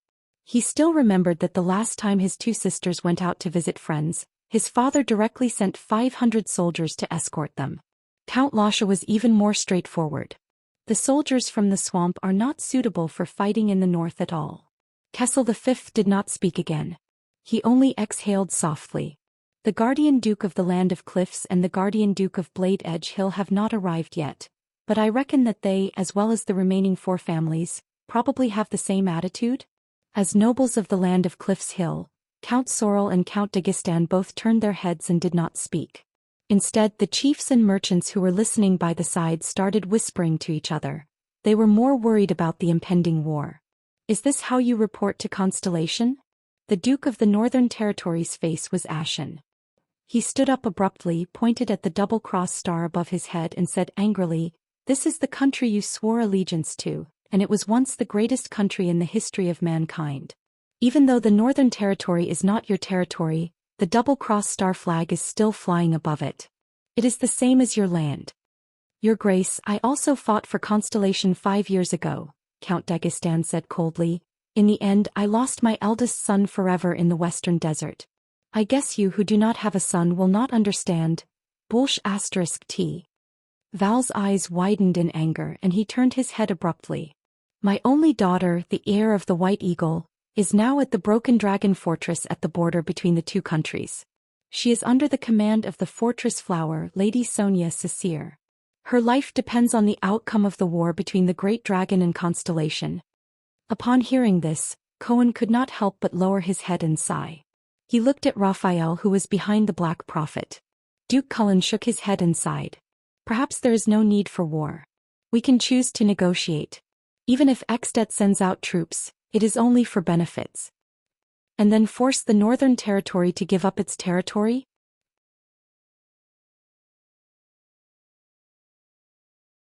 Val was like a predatory eagle, his sharp eyes staring intently at everyone who replied. Now we all know the bargaining chips and the number of troops in our hands. At this moment, Xian raised his head with a resolute gaze and looked at the king. To fight or to make peace, it will depend on His Majesty's will. Everyone's gaze instantly shot towards Kessel. Val's gaze was eager and intense. Cullen's gaze contained a complicated smile, Cyril's gaze was playful, and Xian's gaze was as calm as still water. So this is my country? Kessel slowly raised his head. His gaze was as sharp as a knife, cutting through every suzerain. The king can only bring his own regular army and direct vassals to face the entire army of another country? Or else, I have to represent Constellation and accept their possible conditions in humiliation? Cyril Fakenhas laughed sinisterly. Hee, without military strength we can't fight, but the dignity of the royal family we can't even talk about it. Kessel V sighed. It seems like it is indeed as Mane of Night said. Kings are all lonely people. At this moment, a loud and furious voice came from the main door of the Hall of Stars. Your Majesty, please take back what you said. With us around you will never be lonely. As the nobles of Constellation, the descendants of the Empire, how can we retreat even the slightest bit? Amidst the commotion in the hall, a nobleman in his prime, whose left eye was covered by a terrifying scar, and dressed in a yellow-black cloak with a rearing deer, walked up to the 6 stone seats with a cold and arrogant expression. Some of the nobles in the hall, including the commoners, began to applaud enthusiastically, while others either snorted or shook their heads and sighed. Duke Cullen, on the other hand, smiled helplessly. Val and Xian looked at him solemnly. Cyril Fakenhas laughed and said, One-eyed Dragon of Nanchester, I thought you would only arrive at night. The Castellan of Steep Forest City, the guardian duke of the Land of Cliffs, Koster Nanchester said with a stern expression. Compared to this, look at what you have done. He kissed Kessel's ring but did not sit on the stone seat.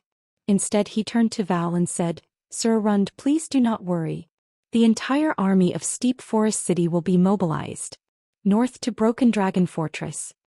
But under Val's surprised and complicated gaze, he immediately changed the topic and looked at Kessel V. In the face of this war of the entire nation, as long as your Majesty can make your followers feel at ease, I can't think of any reason to retreat. Almost all the nobles in the hall frowned. Make his followers feel at ease? Koster, Kessel V said slowly, what do you mean by this? Your Majesty, do you still not understand?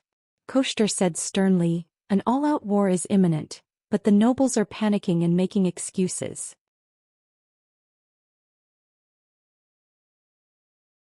In this situation only you as our king are enduring the torment of whether to fight or to make peace. This is not fair to you. But why do you think this is? Koster shut his single eye tightly, took a deep breath and then said firmly, The Iron Hand King, your Majesty Kessel. The suzerains and nobles do not dare to follow you. The whole of Constellation is panicking and uneasy. 12 years have passed since that tragedy, and the late king's remains have been buried. But we still do not know what you are thinking. We do not know what kind of king we are following. In an instant the nobles were silent. Gilbert and Gines furrowed their brows at the same time. Kessel, on the other hand, gently tightened his grip on his scepter and looked at Koster with a complicated expression. But Koster still did not back down and said, We are all afraid of you. No one knows what a king who lives alone in the world without any scruples, the last person of the Jadestar family, will do. Moreover, this is war. Koster turned around. His single sharp eye swept across every suzerain, and he enunciated each word clearly. Your Majesty. The color of blood has faded, but Constellation still exists. But why do you have to bear the suspicions of the nobles even for an obvious choice of war? Kessel V's gaze became colder and colder. The 4 dukes avoided his gaze at the same time. Koshter pointed at the double-crossed stars at the top of the hall and said loudly, "Your Majesty, for the interests of Constellation, for the dignity of the Jade Star royal family, we cannot hesitate in this crisis. Therefore, Your Majesty, please put the heavy burden of Constellation on our shoulders. Whether it is war or peace, let all of us bear the price of this decision. If Constellation is stable, the future is bright, and the royal family is not cut off. I think no one will back down in the face of such a national war." At this moment many people had already sensed something. Murat Hansen lowered his head and silently curled up the corners of his mouth. "It's coming. So fast." Zayn pinched the bridge of his nose and closed his eyes. "It's coming. I hope it goes well." Cullen, on the other hand, watched Koshter's performance with a smile. "It's coming. Interesting." Val stared blankly at the guardian duke of the Land of Cliffs, gritting his teeth. "This is their goal? Both Guy and I are prey?" The counts whispered to each other on their stone seats. Some were worried while others nodded frequently. Only many civilians who were listening were still whispering in confusion. But everything in the Hall of Stars was still going on. "Your Majesty, you will soon be 48 years old." On the eve of the war between the dragon and Constellation, under the watchful eyes of the crowd, Koshter flung off his cloak and waved his arm at the nobles in the hall with a cold and stern expression. "Please choose the heir of the kingdom among us nobles. Use your actions to tell the nobles that you still care about the stability and survival of this kingdom, and that you still trust these suzerains who are your arms. At that time we will fight for the dignity of Constellation, for the glory of the Jade Star royal family." Absolutely no complaints. Absolutely no retreat. Dead silence. Absolute dead silence. Suffocating silence. No one dared to be the first to speak after these words, until a sharp and presumptuous laughter broke the deathly silence. "Ha! Duke Faken has opened his mouth wide." Under everyone's shocked and bewildered gazes he laughed maniacally. His scattered teeth made him look especially terrifying. "What is that saying from the Far East again? Spread out the map and the dagger will be revealed."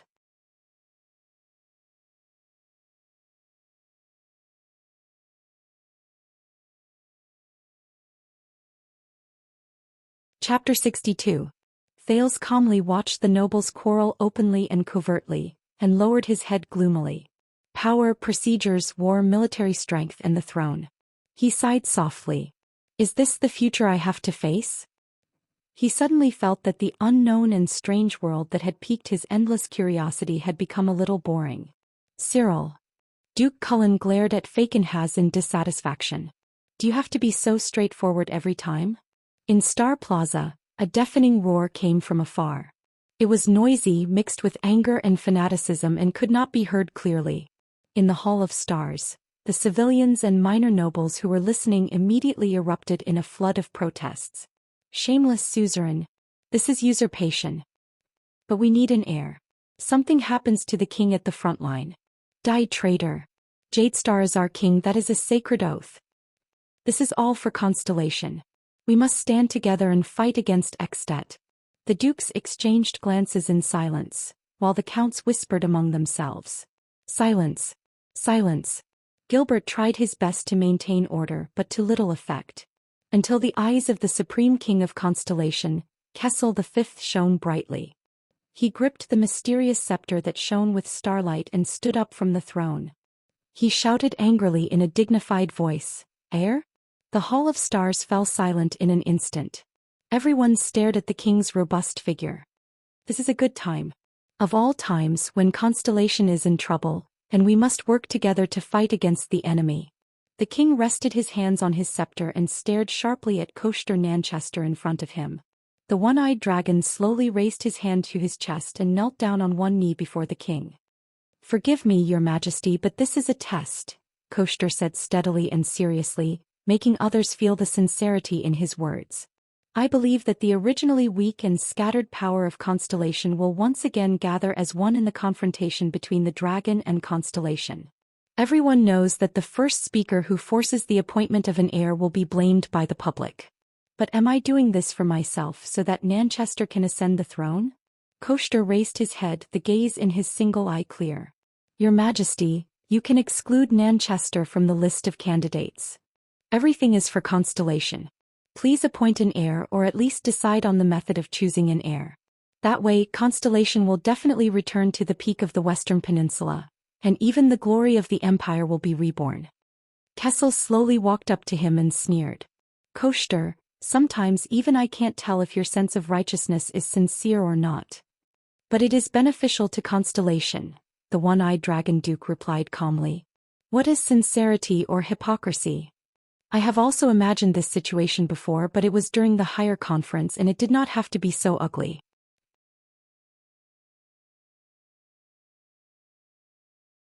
Count Daguestan's voice rang out. He stood up steadily, walked behind Koester and knelt down on one knee as well. But your majesty, your national conference has turned this legitimate admonition into a conflict in public. It's as if you are forcing the king to abdicate. But we all have enough legitimate reasons. Count Sorrel walked up from behind, knelt on one knee and said solemnly, for the revival of this once great country which is now riddled with holes. Just by changing the king? Gilbert was so angry that his face contorted. Constellation can become an empire if all of you wear the crown? It's not that simple. Count Bosdorf also walked forward gloomily and knelt down firmly. It's to turn the king, who was originally high and mighty and could do whatever he wanted, into one of us, think what we think and do what we do. The king and the nobles were originally one, separated due to the difference in power. Now we are one again. Zayn lowered his head deeply and said sorrowfully, Covendier has followed Jadestar since the Battle of Eradication. His words and vow will never change. But I think that protecting Constellation's safety and future is also King Tormund I's wish. He will understand. The Duke of Tricolor Iris Flowers stood up resolutely and joined the kneeling crowd. Fakenhaz's untimely laughter rang out again. You mean to implement a king selection system? Ha, it really is. Let us share His Majesty's burden. Just like Extet? Count Lasher of South Coast Hill glanced at Duke Zayn with a complicated expression and went forward to kneel. Better than Extet. We have the foundation of the empire for 1,000 years. Cohen watched in disbelief as his father, the old Count Caribbean, also silently followed Count Lasha and knelt down. Kessel V looked down coldly at these dukes and counts. One by one they knelt down on one knee. This is not the Jadestar royal family's fault, but the crown's fault, the throne's fault and the scepter's fault. At this moment Duke Cullen sighed. Since the royal bloodline has been severed for the sake of Constellation, it is not necessarily a bad thing for His Majesty to choose an heir. The two counts of Eastern Sea Hill, Javier and Almond, also silently went forward to kneel after Duke Cullen spoke. One of the king's partisans, Count Godwin, gritted his teeth and said, This is obviously a shameful attempt to force the king to abdicate. How did you do it so boldly and righteously? Can't you see? Count Derek Chroma calmly left his seat and knelt down. This is the general trend. Below Renaissance Palace, the noise from the crowd grew louder and louder. Asterisk thud. Asterisk Val punched the armrest of the stone throne, his gaze cold. Sometimes I really feel disgusted for all of you.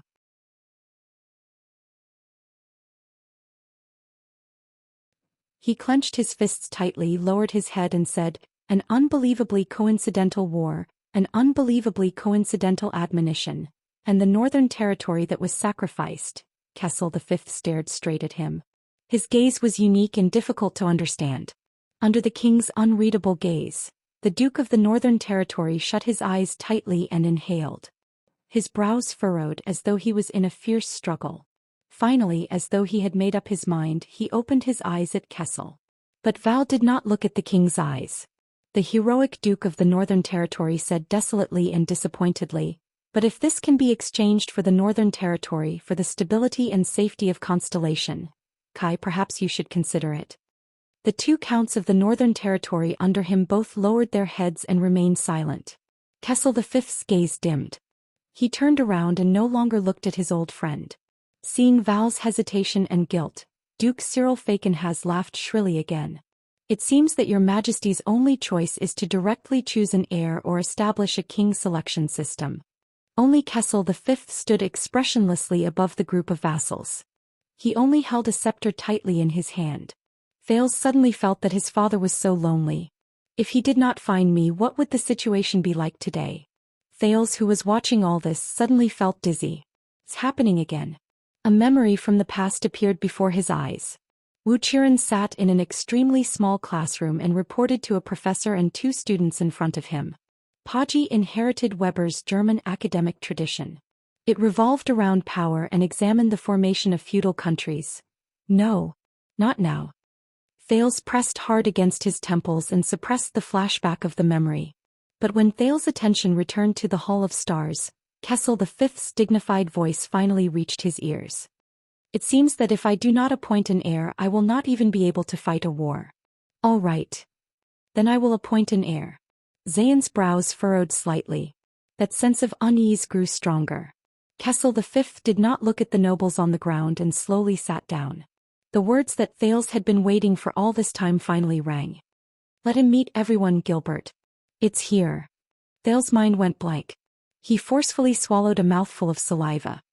He looked at Gilbert and waved his hand. In the dark room, a secret door opened abruptly. Inside was a long flight of stairs that led to an unknown place. A flurry of discussion began in the Hall of Stars. The dukes and counts remained calm, but when they looked at each other, they could see the doubt in each other's eyes. Thales adjusted his bow tie. Thales. The prince called out the name of this world. It's time. Thales decisively stepped down the stairs. Just treat it as another game. One step. Another step.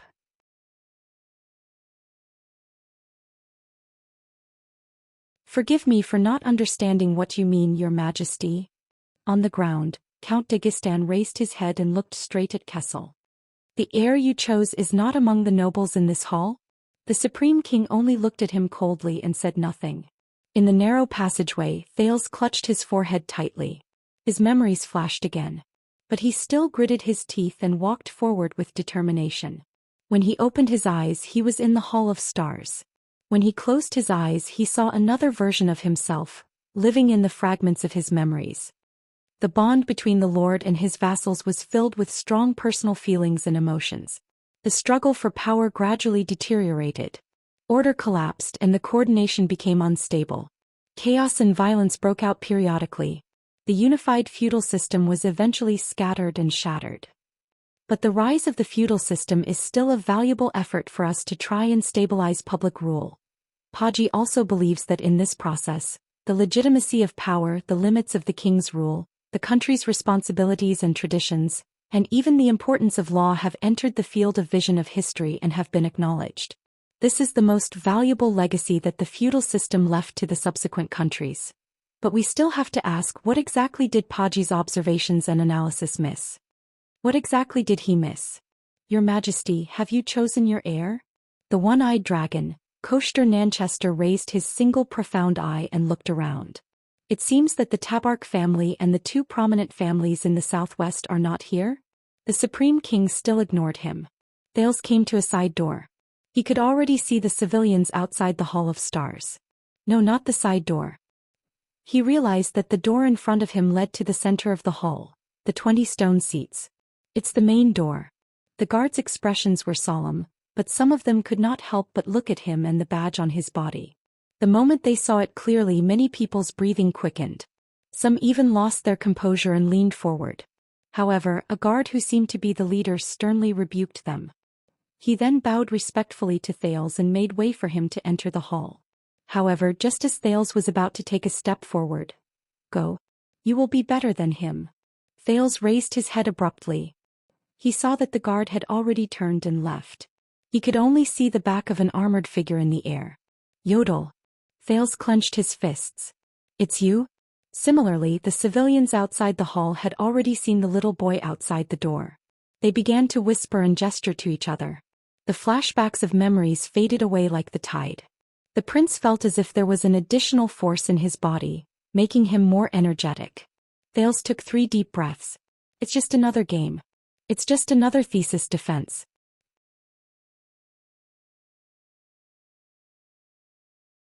Thales got rid of all emotions, all expressions, and stepped on the starry blue patterned carpet.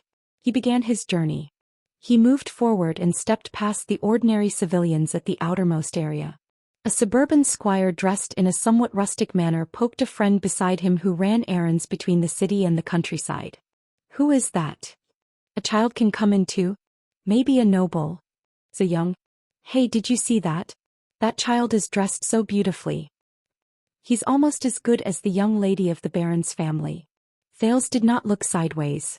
He moved forward and stepped past the seats formed by merchants, craftsmen, farmers, and the leaders of the line.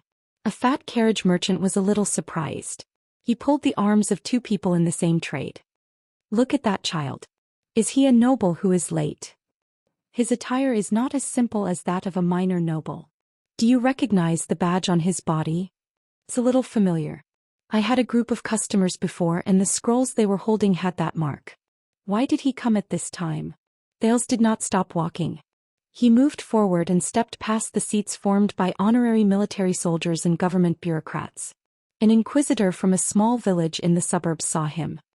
He frowned and lowered his head to whisper in the ear of another signatory from the city hall. Look at that clan emblem. That's... Oh my God. How is that possible? I think it's impossible too. Are you sure you didn't make a mistake? I've dealt with hundreds of warrants from the king. How could I make a mistake? Thales ignored him. He moved forward and stepped past the stone seats of lords, barons, and other low-ranking nobles without any support. A baron who was smoking a pipe had a glint in his eyes. He almost bit the pipe in his mouth. He leaned forward and patted his good friend's shoulder. Could that be the 9-pointed star? What? Do you think the same as me? More or less. Then now, yes, as expected of the Iron Hand King. Thales did not care. He moved forward and stepped past the stone seats of viscounts, counts, and other middle-ranking nobles. An honorary count opened his mouth in disbelief. He did not need to inform the others. Many nobles had already seen Thales. That is, by the king. How is this going to end? No, there hasn't been any news for so many years. Could it be an illegitimate child who was wandering outside? Then the suzerains sighed, the waters are too deep. Let's wait for a good show. The discussions, noises from the crowd became louder and louder. In the end, it turned into a commotion and an uproar. People stood up one after another and leaned forward to look at the mysterious boy with the gold and silver 9-pointed star. In the center of the stone seat, Cohen turned his head to look at the source of the commotion. A boy dressed in noble attire with a 9-pointed star pin walked forward with a solemn expression.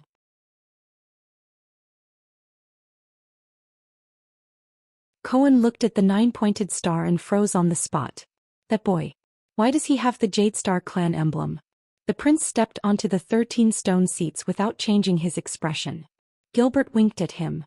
The 3 dukes who were seated saw the boy walking towards them. They could no longer remain calm. Val stared at the boy in shock and clenched his fists. Are you joking? Cullen frowned and leaned forward with his plump body. That boy, the emblem on him. Cyril ground his terrifying teeth. His eyebrows twitched as he spat out a few words.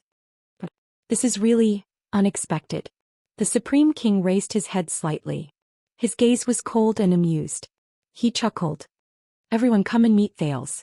The suzerains who were kneeling on one knee turned around. The moment they saw the boy's face clearly, the guardian Duke of South Coast, Zayn Covendier's pupils immediately contracted. Him. Kessel started to stroke his scepter again.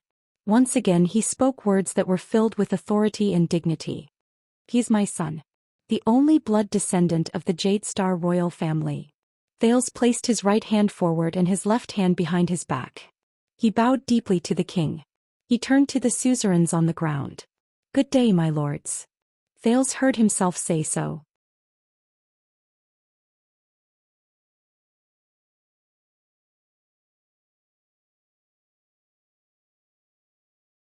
Chapter 63. The suppressed commotion in the Hall of Stars officially turned into an uproar. Be it the commoners, officials, or nobles, everyone rushed forward, wanting to catch a glimpse of the Jade Star descendant who had not appeared for 12 years. Under Gilbert's command, teams of guards who had been prepared since a long time ago, hurriedly entered the scene. They formed a human wall and raised the anti-charge shields and electric batons that were borrowed from the police station in an emergency. They tried their best to block the crowd and maintain order. Step back. Otherwise, you will be punished for disrespecting the royal family. Many guards shouted with all their might. Even though these guards frequently turned back to look at the boy of only 6 or 7 years of age with a special identity, Thales stood calmly. Thales stood calmly in the face of all the gazes in the hall. This is what I have to face, everything I cannot choose. He could not muster up any energy. Even though he was under countless gazes, he was extremely calm. Especially the gazes of the dukes and counts. Doubt, surprise, anger, indignation, contemplation and obscurity coexisted. Then they turned into scrutiny and vigilance in unison, cutting at him like a sword. And the complicated gaze from Xian Covendier. Xian felt as if all the blood in his body was flowing against the flow and pounding against his brain. Trembling slightly, he slowly stood up and looked at Thales in disbelief. It's that boy. How? That so-called illegitimate son of Lord Mon. Him. What's more ironic is that I just saved his life from the assassin yesterday. If I had insisted yesterday, or simply not intervened and let him die under the assassin's sword. He clenched his fists tightly and gritted his teeth. No, they haven't lost yet. There's still a chance. However, louder, noisier and more deafening cheers came from Star Plaza. The news of the Jade Star descendant was finally announced to the entire kingdom. Return to your seats, my lords, Gilbert said coldly. I believe His Majesty will humbly accept your advice and accept your suggestion to appoint an heir. Why does this boy have the 9-pointed star? It's been 12 years. Your Majesty. Count Sorrel could not hide his astonished expression and sat back on his stone seat in a daze. We have never heard of Queen Kia having a third child. Who is this unknown child? Count Dagistan muttered. He sat back on his stone seat and frowned in deep thought. Your Majesty, we still need an explanation. The one-eyed dragon Duke of Nanchester, Koester lowered his head so that no one could see his expression under the shadows. However, his tightly clenched fists never loosened. He suddenly raised his head and glared at Kessel V with his single eye that was filled with rage. At this moment, a boy wearing the 9-pointed star emblem appeared. Are you making a fool out of us?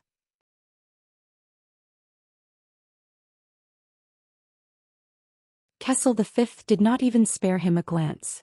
He only stared in another direction. Yeah, I understand. That's why you're here. Val furrowed his brows and exhaled softly. He said in a low voice, just like this group of disgusting people, you've also planned this a long time ago. Today's national conference was not held to deal with Extet, but for this child. The Duke of the Northern Territory leaned back and looked at the expressionless Thales, then at the silent king. He said dejectedly, all of you take me for an idiot, don't you? After all this time, no one cares about Extet and the war except for the Northern Territory itself. He laughed sarcastically. Look, this is the glory of Constellation, the afterglow of the Empire. Kessel V ignored him. The suzerains also avoided his gaze. The plump Duke Cullen furrowed his brows, which was a rare sight. He pondered seriously and solemnly without saying a word. Don't be surprised. This is the Jade Star royal family and the 19 nobles. Duke Fakenhas laughed dryly. He did not care if he was also scolding himself. He mocked, the pillars of Constellation. Xian Covendier, who had calmed down, exchanged a glance with Koester. They tried to communicate with Duke Cullen, who was sitting on another stone seat. However, the latter only lowered his head and pondered, as if everything in the outside world had nothing to do with him. Damn old man. The young Duke of South Coast and the one-eyed Duke of Land of Cliffs cursed in their hearts at the same time. He was the initiator of New Star, and the one who approved the plan, but he was always the fastest to retreat when an accident happened. Gilbert watched the counts and dukes return to their seats and replied coldly, everyone has heard His Majesty's words. Today at the National Conference, His Majesty will recognize this boy as his bloodline. The middle-aged noble took a step forward and tried his best to suppress his excitement. The Jade Star royal bloodline will be reborn here. Wait. The Duke of Land of Cliffs, the one-eyed dragon Koester, seemed to have just recovered from the shock of losing his composure. He loudly interrupted Gilbert.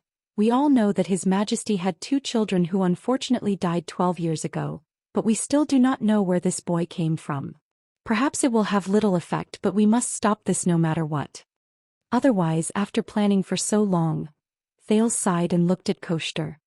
Are they the ones who, like Gilbert said, Look forward to a sudden crisis to change the situation of the kingdom and seize power and benefits? He swept his gaze across Zhou Xian and the counts.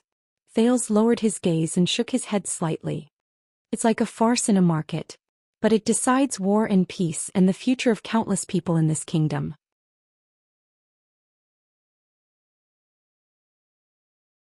Count Godwin, a member of the king's party, said loudly in dissatisfaction, "Who gave you such power to interrogate His Majesty's son's identity in front of him at the national conference?"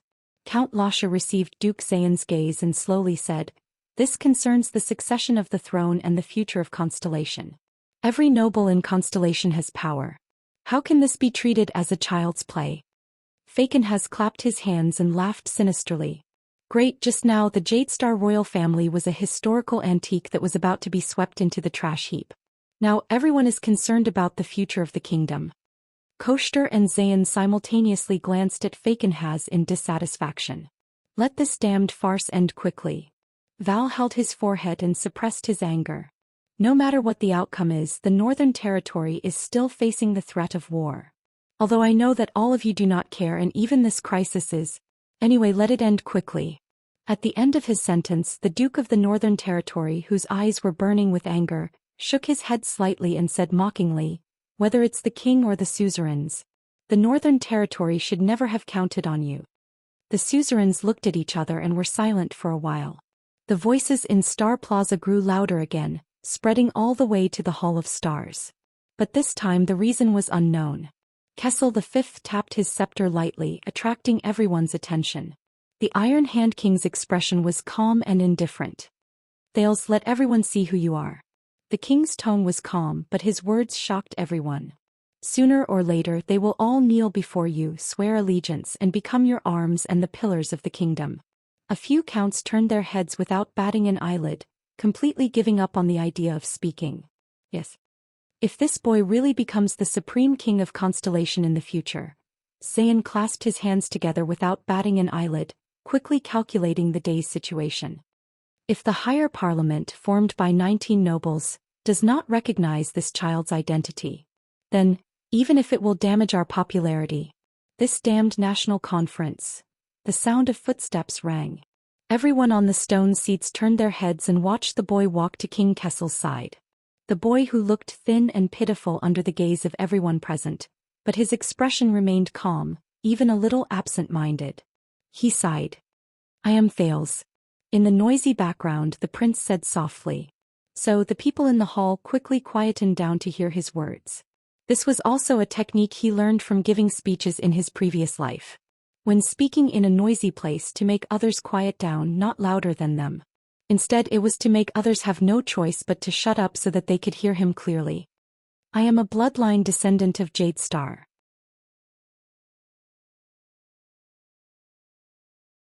My father is the supreme king of this country, King Kessel Jadestar. My grandfather is the former king of this country, the king of eternal rule, King 80 Jadestar." He swept his gaze across every suzerain in front of him. He saw the Duke of the Northern Territory sitting alone with a gloomy expression and his head hung low. Valerund. And the 2 counts of the Northern Territory sitting behind him. He also saw the aggressive one-eyed Nanchester, Xian, who was staring at him and shaking his head slightly, Fakenhaz, who had a contemplative look in his eyes, and Duke Cullen, who was smiling with his head lowered. All the counts had different expressions, but they all had ulterior motives in their hearts. Even Kessel V, who was holding his scepter with an indifferent expression. Thales suddenly came to a realization. His identity, the succession of the royal family, and even the upcoming war and the safety of Constellation. These were probably never in the consideration of this group of people. As for the casualties in the war, the sense of powerlessness and boredom in the prince's heart grew heavier. Logically speaking, he should follow the instructions and finish talking about his life experience in Mon Manor, then wait for the king and the king's party to finish the rest. But Thales only felt that he was a little dispirited. He did not want to follow the routine anymore. He had had enough of all this. The prince's brain began to spin. The formation of a feudal country, the king and his vassals, strong personal feelings and personal color, the struggle for power, the gradual deterioration. Then he slowly opened his eyes and looked at the suzerains. The corners of his lips curled up. Everyone saw the boy close his eyes. A second later he opened his eyes and chuckled. Gilbert saw Thales' sneer and the fact that he stopped talking. His heart instantly turned cold. Could it be? Although this young man often gave him quite a few surprises, it was better to have fewer surprises on such an important occasion. Thales blinked and spoke slowly. I can prove that I am of Jadestar's bloodline, but forget it. Thales swept his gaze over the nobles who were eyeing him covetously and said quietly, Anyway, even if I can prove that I am a descendant of Jadestar, all of you will still have reasons to object. Child, Koshter said coldly, do you know what you are saying? If you can't prove that you are the guardian duke of the land of cliffs, Koshter Nanchester, Thales said coldly, isn't everyone well aware of the reason why all of you object so fiercely for Constellation and the royal family, or for your people to be able to wear that crown? This is the national conference. Everyone in the capital city is listening. Who do you think you can fool with your righteous I am doing this for Constellation look? The crowd in the hall immediately burst into an uproar. Gilbert began to panic. This was not what he had planned.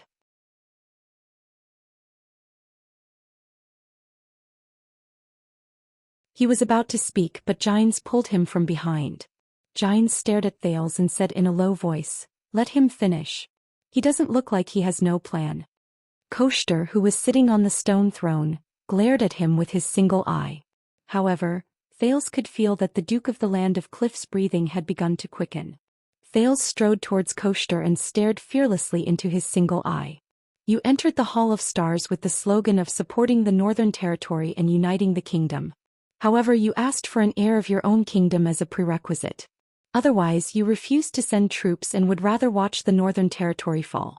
Of course, perhaps the decline of the Northern Territory is a good thing for all of you. Val, who had his head lowered all this while, raised his gaze and looked at the boy. Koshter's single eye was still fixed on Thales, like a mamba observing a snake before it launched an attack. However, Thales had not finished speaking. His eyes were ablaze as though they contained the deepest anger within. But everyone knows that this is not about righteousness but about a deal. What you care about is not Constellation, the royal family, or the people but yourself. You are not a lone hero who is willing to suffer criticism for the sake of the kingdom's interests. What you want is a satisfactory heir of the kingdom, but you insist on using righteousness to cover up your desires and interests. Thales coldly concluded with the knowledge he had learned over the past 20 days.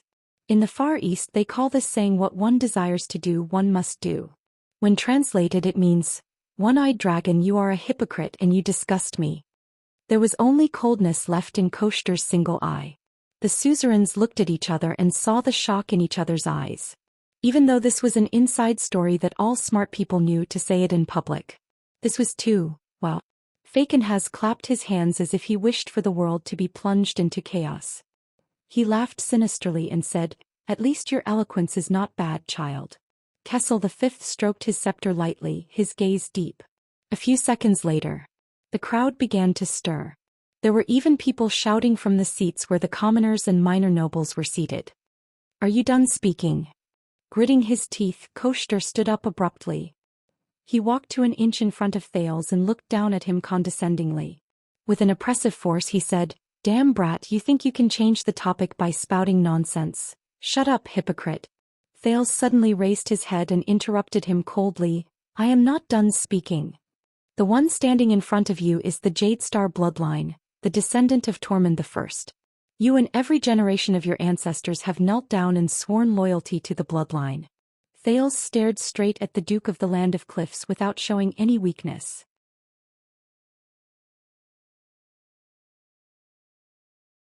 Thales stared straight at the Duke of the Land of Cliffs and said mercilessly, Even if you want to usurp the throne for the sake of your ancestors, show some respect.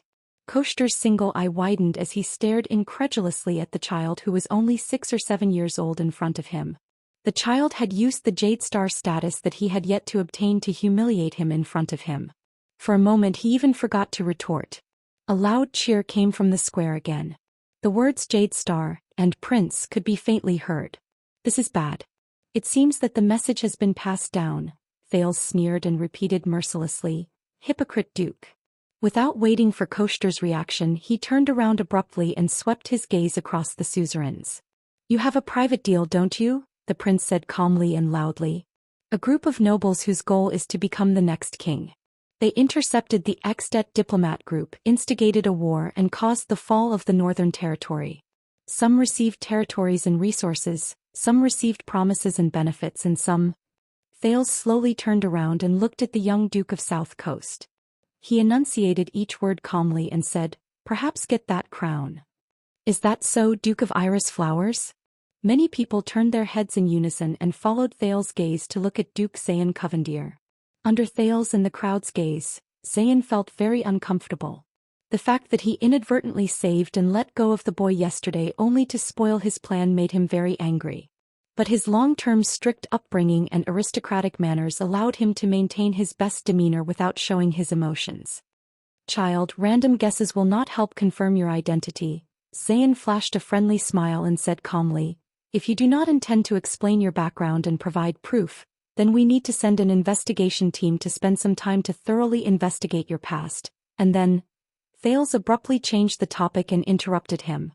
"When I was on my way to Renaissance Palace yesterday, I encountered an assassin." Thales looked at the suzerains seated in the hall and saw the changes in their gazes. He said calmly, "Thanks to you, Guardian Duke of South Coast Hill Xian Covendier, who intervened midway, I managed to escape." Gilbert and Gines looked at each other and saw the worry in each other's eyes. Hearing the news of the assassin, the crowd started whispering again. Thales nodded at him with a serene expression. A life was saved, but someone lacked a word of thanks. Xian suppressed the anger in his heart. "This guy knows that I let a big fish like you escape, so... is that why he purposely came to anger me? You're welcome." On the surface, Xian smiled and nodded gracefully. "Every passing noble is obliged to lend a hand. Besides, you already thanked me yesterday. But even if you were assassinated, it does not prove that you..." But Thales did not let him continue.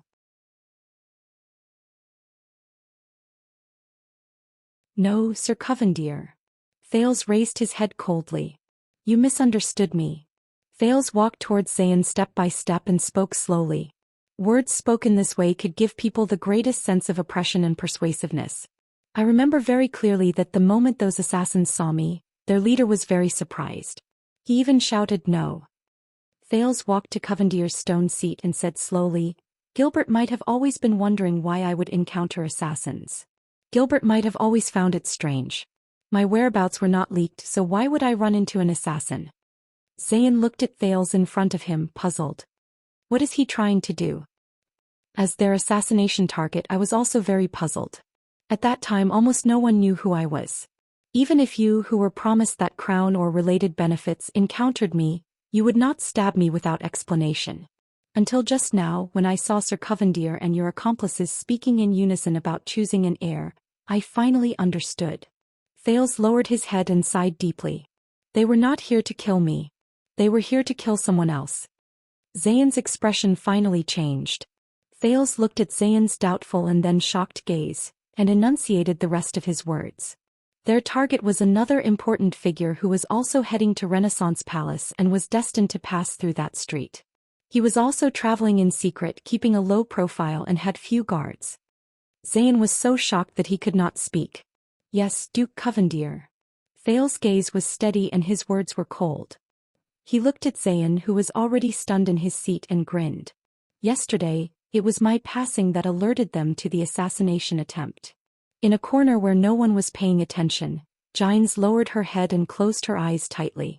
"Your Grace, it's me. It's me. It's a group of 10 or so professional assassins. They're well-trained, well-coordinated, and well-hidden. They have psionic humans with them and they're equipped with military crossbows. They're protected by supreme-class elites and they're professional assassins." Thales narrowed his gray eyes and spoke softly. "Saved your life." He placed his last chess piece. "So you owe me a word of thanks, Duke Covendier." Checkmate. Xian seemed to have figured something out.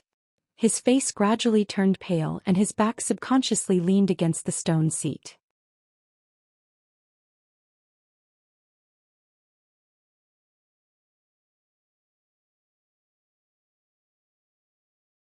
Chapter 64.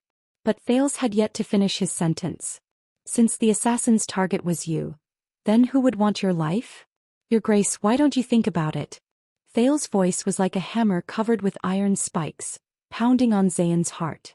What were you going to do that day? Who are you meeting? Who knew of your whereabouts? Zayn exhaled deeply. He did not reveal his emotions, but the scene of that day uncontrollably appeared in his mind. He saw that Gilbert was among the people who were attacked. In order to buy people's hearts, he helped. Those assassins. That boy. And those people who knew he would go there. Thales coldly enunciated each word. Was it those people who you thought were your allies? Those who worked together for a better constellation? The ones who promised you a bright future? Thales turned his head and sighed. That's true.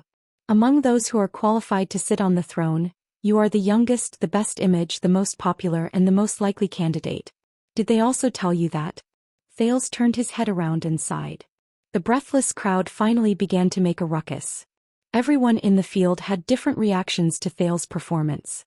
Behind Count Caribbean, the young police officer Cohen stared at the boy in surprise. Is he really only 6 or 7 years old? When I was 7. Forget it, let's not talk about it. Lest I get sad. But the wind would not stop blowing. The old Count Caribbean turned his head and looked at Cohen with a scrutinizing gaze, then at Thales. Under Cohen's increasingly puzzled expression, the old Count's gaze darted back and forth several times. Finally, the old Count looked at Cohen and sighed in disappointment. He then turned his head and looked at Thales. Only an innocent Cohen was left. At first he had a sudden realization, but then he lowered his head dejectedly. Old man, do you have to do this? You can't compare people like this. The Black Prophet Marat exhaled softly and looked at Thales with a complicated gaze. I seem to have underestimated him earlier. The notorious head of the Secret Intelligence Department whispered to Raphael behind him, This child is really unexpected. This child is really unexpected. If he is the king you will serve in the future. The good thing is that you don't have to worry a lot, but the bad thing is that you won't be able to. Raphael nodded solemnly in the face of this seemingly contradictory statement. He understood. Kessel V looked at his son with sparkling eyes. He turned his head slightly and whispered to Gines, who was beside him. That child, did he learn eloquence and speech from Gilbert, or did he learn reasoning and observation from you? No. Gines stared at the center of the field, at the boy who was explaining in a calm and composed manner. She revealed a bitter but gratified smile. That child is rather special. Kessel V thought deeply for a while and snorted softly.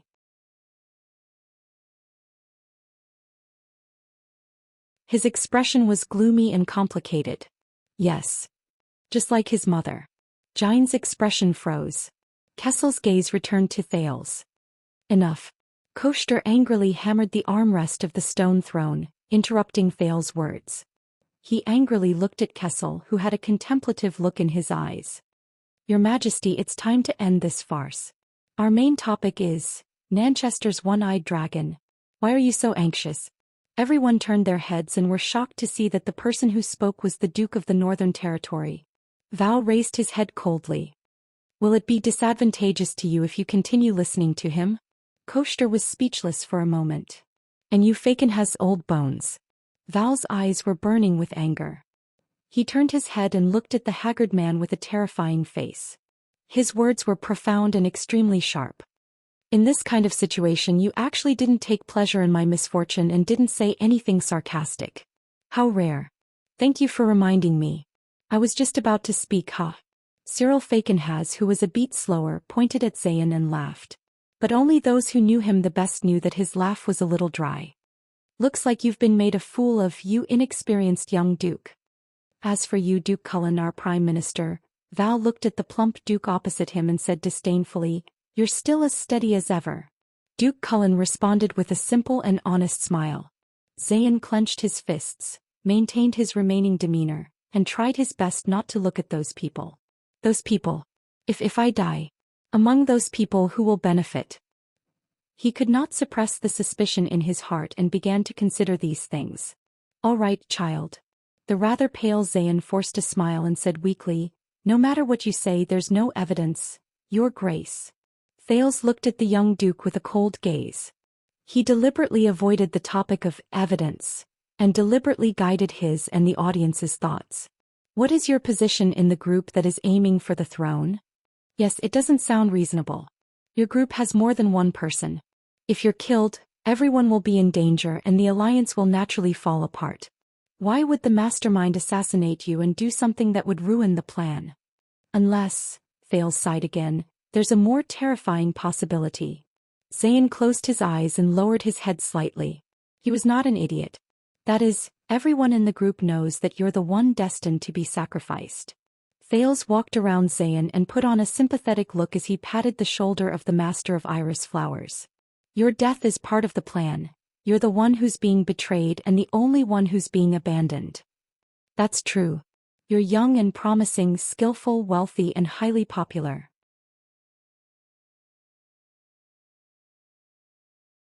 If you ascend to the throne like this, even if it's a throne that's subject to a king's selection system, Covendier will become another Jadestar royal family in a few years, and begin to keep the suzerains in check. And even if it's a matter of lifespan, you'll still live longer than all of them. Then what's the difference if they change the royal family or not? If the master of tricolor iris flowers is assassinated in the capital city, the nobles will only be more terrified, the pressure of war will only be heavier, and the blame on His Majesty will only be greater. The plot to force the appointment of an heir may be smoother. That crown will also be placed on the head of someone they favor more. Xian's expression was indifferent, but everyone could see that his gaze had not moved for a long time. You were already betrayed before you wore that crown. Thales shook his head comically like a little adult. At the end of the day, you're still too young and careless in making friends. They probably borrowed a lot of power from you and the Covendier family and prepared for a long time. But no matter what they promised you, Thales walked back to Kessel's side and said coldly, they're not prepared to fulfill their promises. Please think carefully and reconsider your position. You're a smart man. Who would you rather choose as an ally? Who is going to be the king and who is going to be the most beneficial for the flourishing of the iris flowers? Xian did not speak again, nor did he look at Thales. He just stared at the floor in front of him as if he was particularly interested in the patterns on the floor tiles. At this moment, Thales suddenly turned around. He looked at the lords on the stone seats and shouted in a strange voice, "Kill them all. Don't move." Many of the suzerains frowned. Thales' gaze carefully swept across each person's face, as if he did not want to miss even a single pore. He said coldly, "Don't move. Those who betrayed Xian, don't turn your head, don't shift your gaze, look into my eyes. I can smell your guilt and fear from your expressions." Xian also raised his head abruptly and looked at the suzerains. Some of the suzerains held their breaths for a moment. But in the next moment, Thales suddenly relaxed. He spread out his hands and said with a smile, "Don't be nervous. I'm joking." Some of the suzerains breathed a sigh of relief. Looking at Thales, they either secretly gritted their teeth or clenched their fists tightly. Was he doing it on purpose? But when you see the example of iris flowers, you'll understand. Thales looked at the suzerains and his expression became serious again. Once the Jadestar heirs die out, no matter which rich or distinguished family ascends to the throne, whether they are weak or powerful, the new royal family will eventually become the suzerain's next target, regardless of whether they are weak or powerful.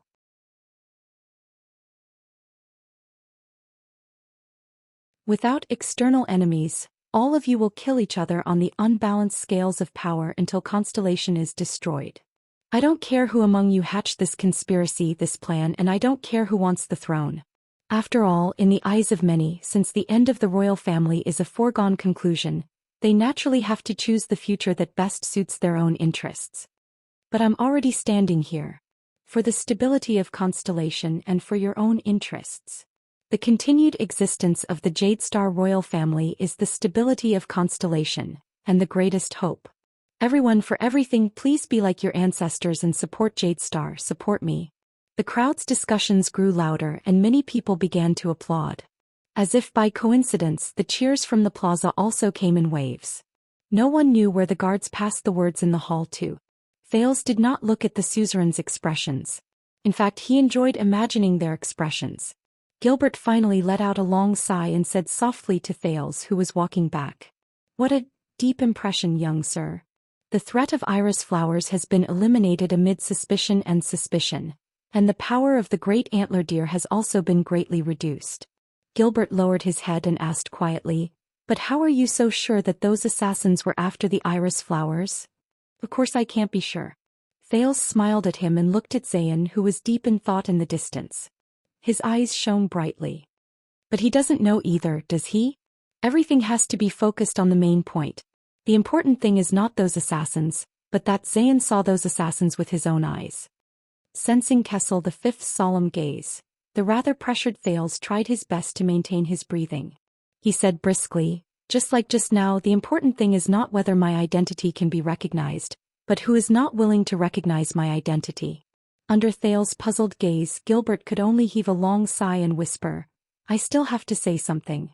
Even though it was satisfying, what you did just now was not a wise way of governing. You will understand in the future. Stop spouting nonsense here. This is meaningless."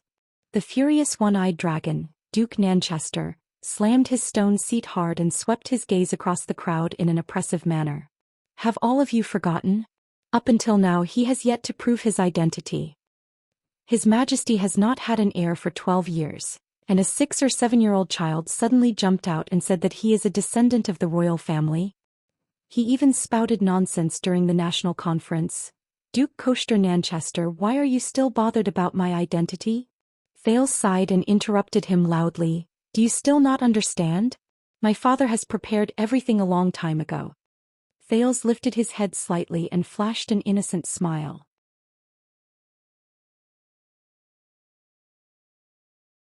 "I thought that a hypocrite like you who worries about the country and the people would be overjoyed by the return of the Jade Star bloodline." An ominous feeling assaulted the one-eyed dragon's heart. At this moment the crowd began to clamor again. A new person stepped into the Hall of Stars. Thales turned his head and his eyes immediately lit up. A graceful, gentle and alluring lady draped in a dark-colored priest robe with half a red sun draped over her shoulders. Accompanied by a nervous little female priestess, she slowly walked out of the passage that the guards had forcefully blocked off. Many commoners knelt down devoutly and lowered their heads to pray to the lady. The moment the nobles saw the half-red sun, many of them understood something. Very good. Faken has narrowed his eyes. The king, the nobles and the gods. The 3 pillars of constellation are all here. The moment the Duke of the Northern Territory saw the newcomer, his pupils shrank abruptly and he could not help but lean forward. Count Caribbean solemnly stuck his head out and whispered to his wife and nephew, Count Derek Chroma, who was equally shocked at the moment, "From now on, be careful with your words and actions. Things have already gotten out of the suzerain's control. I'm afraid that the gods are also involved." Under the watchful eyes of the crowd, the spokesperson of the Sunset Goddess on Earth, the head ritual master of Sunset Temple, Xianxia Arund gracefully stepped onto the stone seat area. Xianxia. Val Arund was stunned. His originally desolate expression gradually became complicated after he saw his sister. It's been so many years. But the head ritual master did not look at her own brother. She only walked forward slowly. Koshter's expression was unpleasant. He wanted to exchange a glance with Xian as usual, but he realized that Xian's gaze was cold and did not even look at him. The one-eyed dragon felt bitter in his heart. Head ritual master Xianxia, Kessel the Fifth stood up solemnly, Sunset Temple spokesperson of the goddess. The authority of the king, the vow of the nobles and the witness of the gods. These are the 3 most important pieces of proof when Constellation was founded. Today, after more than 600 years, please allow the Sunset Goddess to witness the continuation of the royal bloodline of Constellation. The entire hall was in an uproar again. The expressionless Xianxia bowed and nodded slightly. But she did not reply immediately. Instead, she knelt on her back and closed her eyes. Thales looked curiously at the head ritual master, who did not seem to like him very much. Is she communicating with the gods? But suddenly, an indescribable feeling assaulted Thales' heart, making him feel very uncomfortable. A sound that sounded like ringing in his ears suddenly rang. Asterisk beep. Asterisk. He was horrified. Resisting the desire to cover his ears with his hands, he looked around.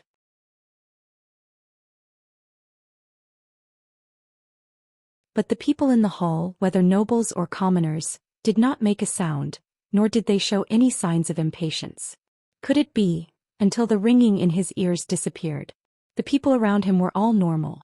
It seemed like he was the only one who heard the ringing in his ears. The transmigrator had never known what kind of existence the gods of this world were. But now, Thales had one more doubt in his heart. After a while, Xianxia opened her eyes gently, stood up and said, "The goddess has agreed, Your Majesty."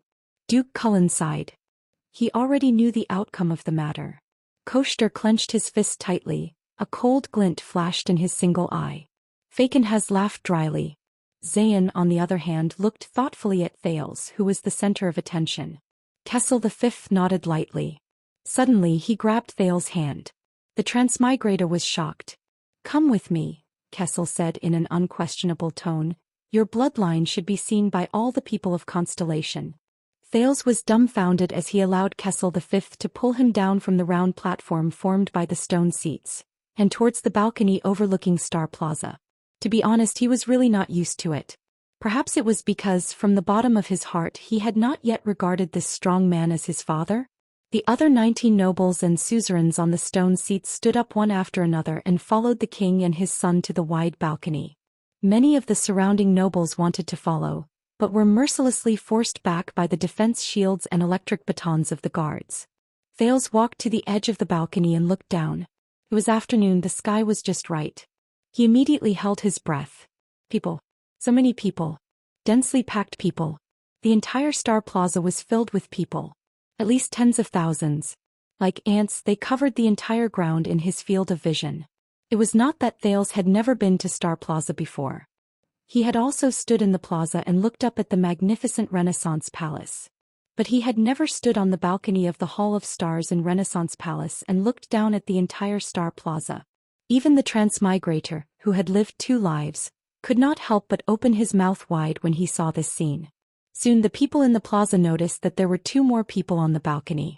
After confirming that they were the king and his bloodline, unprecedented cheers sounded from the crowd in the square, covering the sky and covering the earth. "King, king, long live Jade Star, Constellation, Constellation, do you see it?" Kessel continued to hold Thales' hand and said slowly, "This is our subjects, our burden and our responsibility." The Supreme King asked meaningfully, "Are you ready to live for Constellation?" Without waiting for Thales to answer, Xianxia walked up with a cold expression. The young priestess seemed very nervous.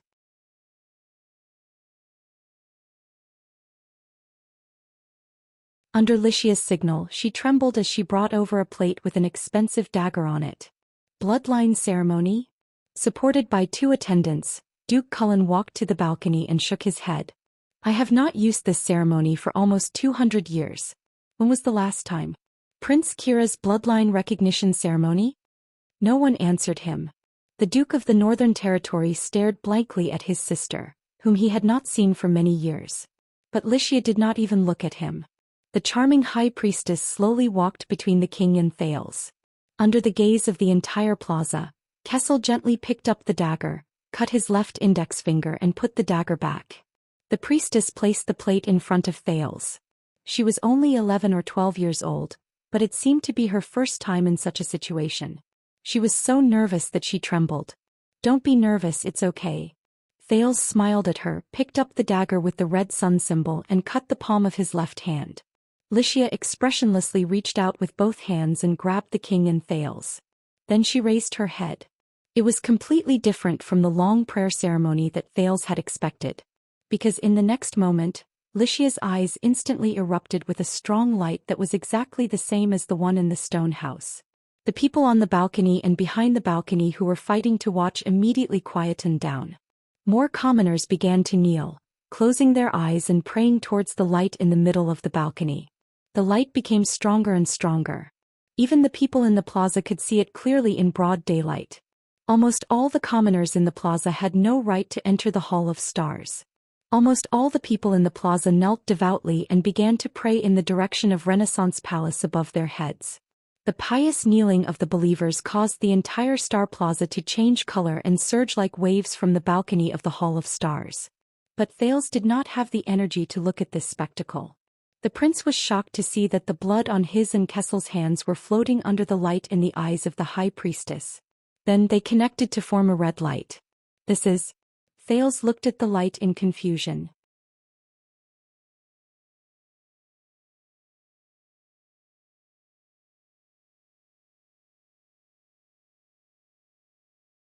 Chapter 65. Asterisk beep. Asterisk Thales heard the strange ringing in his ears again. This time Thales lowered his head in pain, his face contorted. Compared to before, the ringing in his ears this time was especially loud, almost as loud as the demonic voice of the psionic assassin yesterday. What exactly is this? Thales endured the pain, but he knew that he could not make any mistakes at this time. Everyone in the capital city was witnessing this moment. Lycia's glowing eyes looked at him in puzzlement. The light grew brighter. It was so piercing that everyone on the balcony raised their hands or turned their heads. Even the 5 dukes who stood closest to them could not see or hear what was happening in the center. Under the strong light, Thales gradually could not see what was happening outside.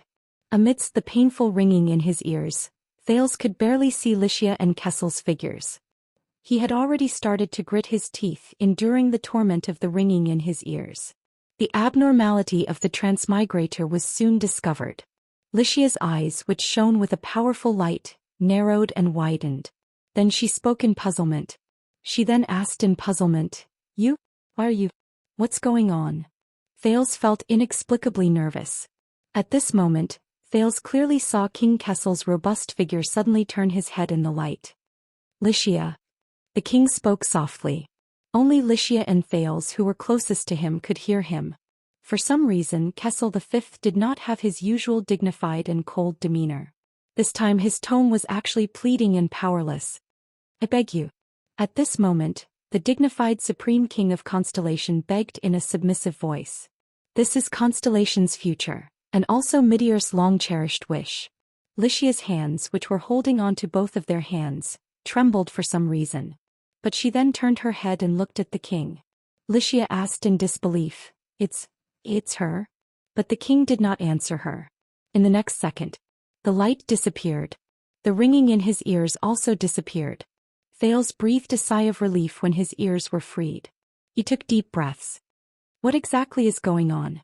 The ringing in his ears, the head ritual master's suspicion, the king's pleading. He snapped out of his daze. The people on the balcony returned to his line of sight. There was only a ray of red light left in the air, connecting Thales and Kessel's wounds. After being scrutinized by everyone's surprised, delighted, disappointed and complicated gazes for more than 10 seconds, the red light finally disappeared. At this moment, Lycia looked extremely tired. She raised her head and gave Kessel a deep look. Kessel V did not speak. He only calmly accepted her gaze. Lycia glanced at Thales again. This time Thales clearly saw surprise, disgust and fear in her eyes. The surrounding nobles all held their breath as they watched all of this. Thales knew that the current situation was not right.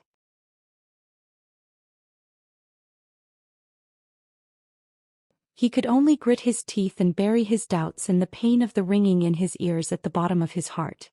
It was just like the countless other puzzles. The head priest of the Sunset Divine Hall announced in a weak voice, "That's right. The goddess has issued a decree."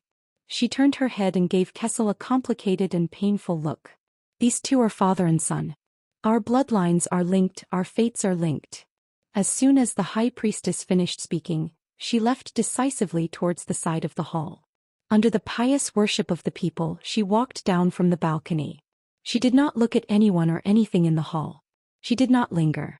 Only the silent Kessel and the shocked Thales were left. The little priestess glanced at the two of them nervously and hurriedly followed with the plate. The next moment, the Hall of Stars, which had quietened down because of the bloodline ceremony, suddenly erupted into cheers. Under Gilbert's urging, the guards passed the message down to the plaza. After 12 years, the Jadestar royal family finally had a new bloodline. The commotion on the balcony then turned into a carnival of tens of thousands of people in the plaza.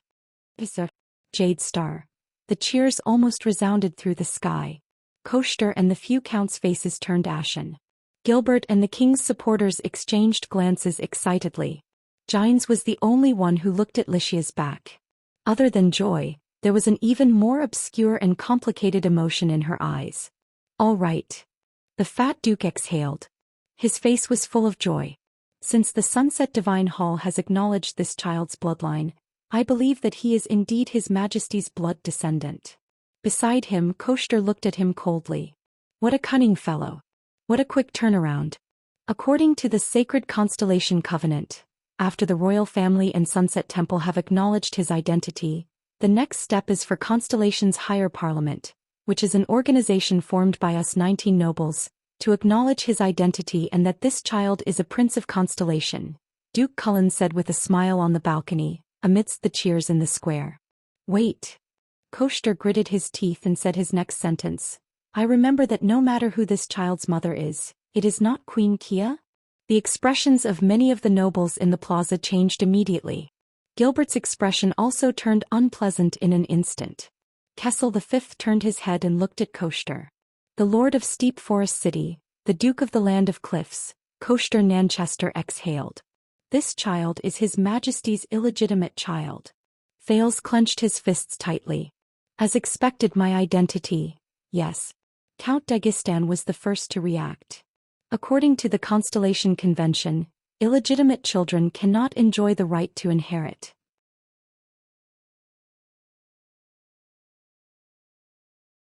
The conversation on the balcony could not be heard clearly in the hall, but after the nobles in the front row who were closer to them spread the news, the entire Hall of Stars was in an uproar. Tormund I is also illegitimate. Gilbert's eyes were burning. And he is the king of Renaissance that all of your ancestors swore loyalty to. Tormund I's greatness was not inherited from the final empire's imperial bloodline. His constellation was built through his personal struggles, countless conquests and blood. Our ancestors were the same. Don't forget that 600 years ago, many of them were illegitimate children, descendants of branch families or failed knights.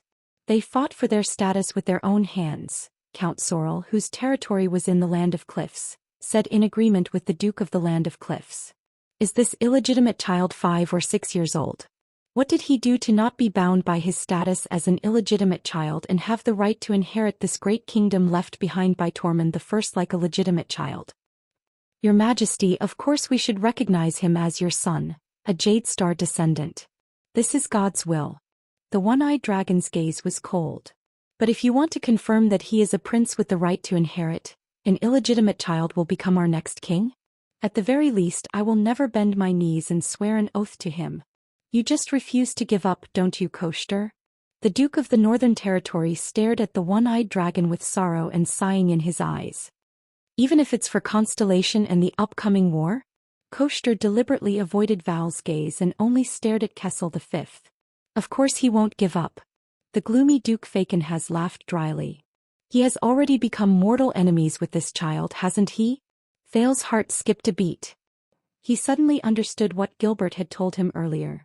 It was not a brilliant political tactic. He had just angrily rebuked Nanchester and lured out the secret organization. Then he turned to Covendeer.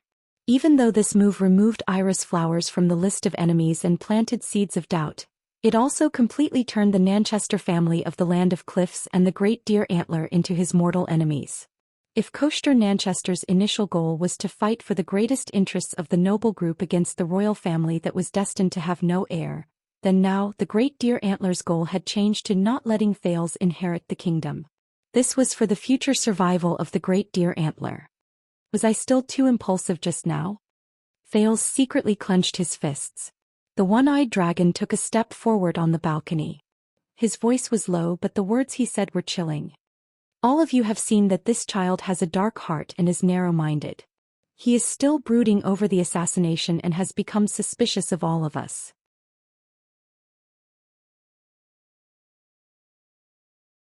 That is why he fabricated the so-called plot of us usurping the throne out of thin air. Do you think that when he ascends the throne in the future he will easily let all of you off? Let all of you, the group of people he once suspected to be the mastermind behind the scenes? The dozen or so nobles frowned at the same time. A few of them began to look at Thales thoughtfully. Koshter continued with his incisive words. There has only been one virtuous king in the history of Constellation. And the kind, upright, tolerant and magnanimous Prince Midir that all of you have met is also only one. Kessel frowned deeply. Whether all of you participated in that group that he fabricated or not, all of you are already on his list. Many years later, when he ascends the throne, are you sure that he will not remember today and all of you? The destruction of Constellation? When that time comes, when all the nobles are in danger, that will be the true day of destruction. Gilbert clenched his teeth tightly. Koster had grasped the thing that the nobles feared the most. Kessel V lowered his head and glanced at the pale-faced Thales. Even if it is for the future and stability of Constellation, Your Majesty, are you sure that choosing such an heir will not push Constellation into the abyss of division and destruction? The other counts looked at each other without saying a word.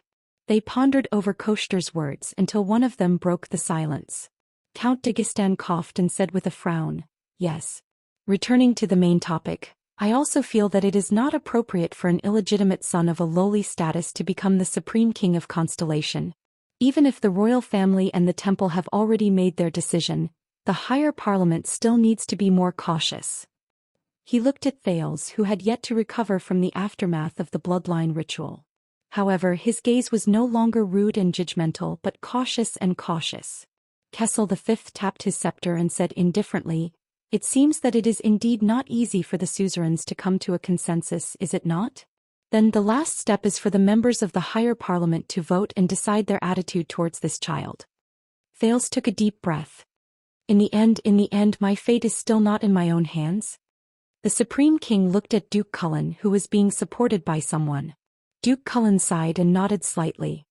"The vassals of Blade Edge Hill are not present, so there are 3 fewer votes.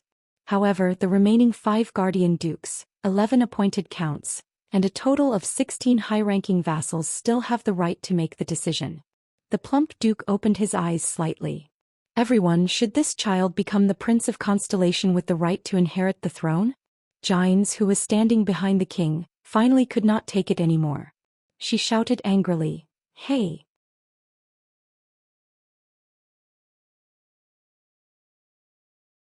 Why does the higher parliament still need to recognize the prince of the royal family?" The dukes and counts ignored her. Only Koster snorted softly. "This is a man's matter," the one-eyed dragon said scornfully. "Madam, please be quiet. Because this child is related to the right to inherit the throne.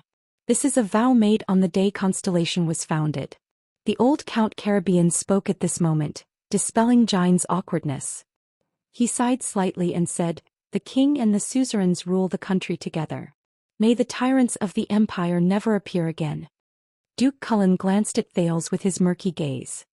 "According to the regulations set by Mindes III 150 years ago, it will be valid if it exceeds half, or if it is exactly half, this child will be an illegitimate son who only has the right to inherit property."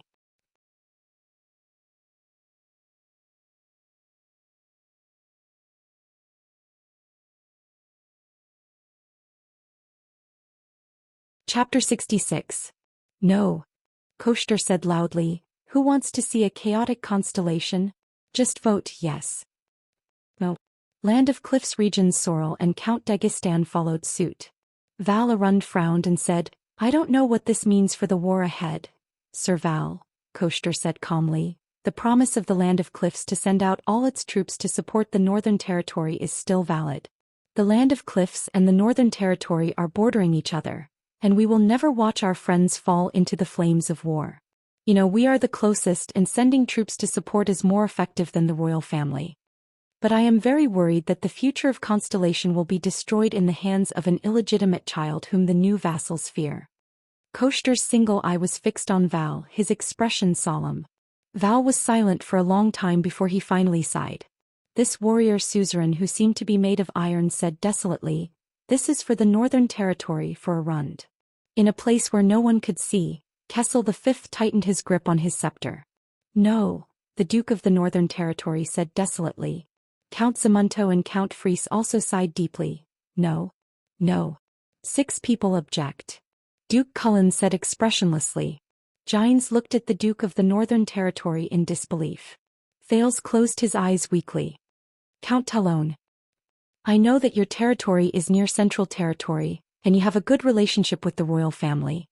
Koster said flatly to one of the 16 people, Count Bern Talon of the Pentagram, "Dukes like us are indeed not suitable to inherit the throne. But you are different. The pentagram is a branch of the 9-pointed star in history." Koster raised his hand, his words full of bewitchment. "If the king does not have an heir, I believe you are also on the list of candidates." Everyone's gaze was on Count Talon. Bern Talon was drenched in cold sweat. He looked at Kessel V, but the latter only stared back coldly.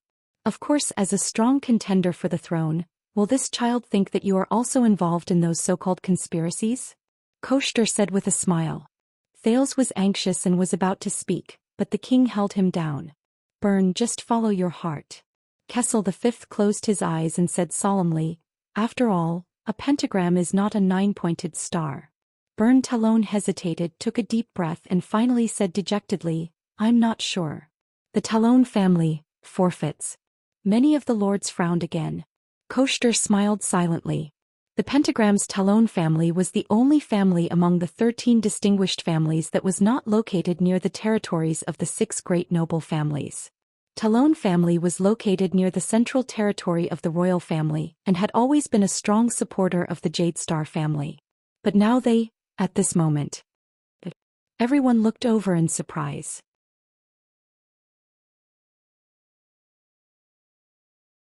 The one who spoke was Zayn Covendier, who had been silent for a long time. He was the first to agree with Thales. The Duke of Iris Flowers, Zayn, who ruled South Coast Hill, stared coldly at Koster, whose face was filled with astonishment and then turned cold.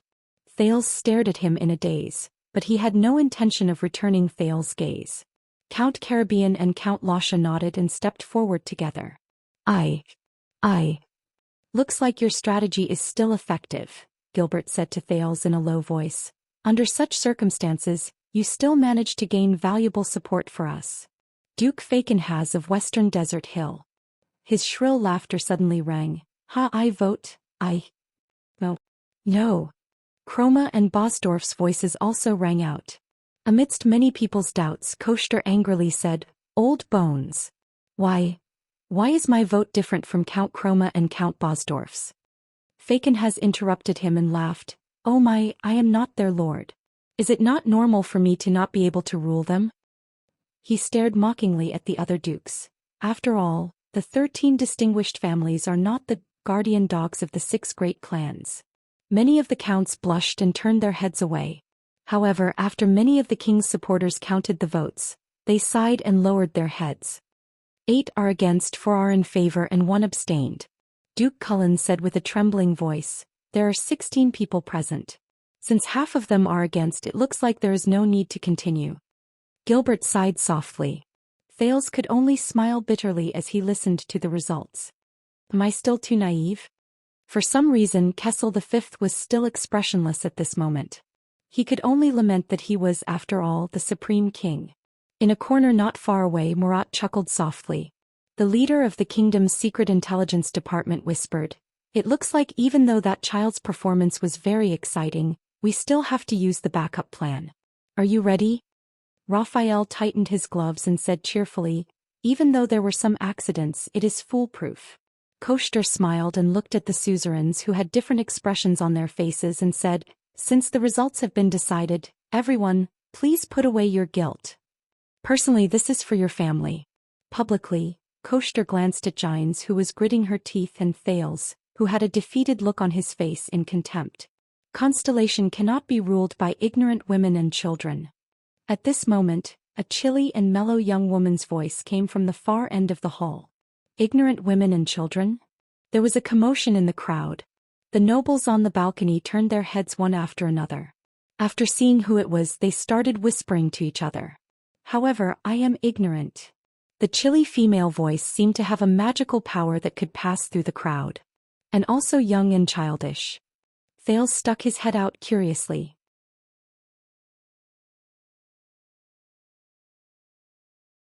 And it's a woman. Under the reprimand of the guards, the crowd parted. From the crowd, a young girl of about 14 or 15 walked out.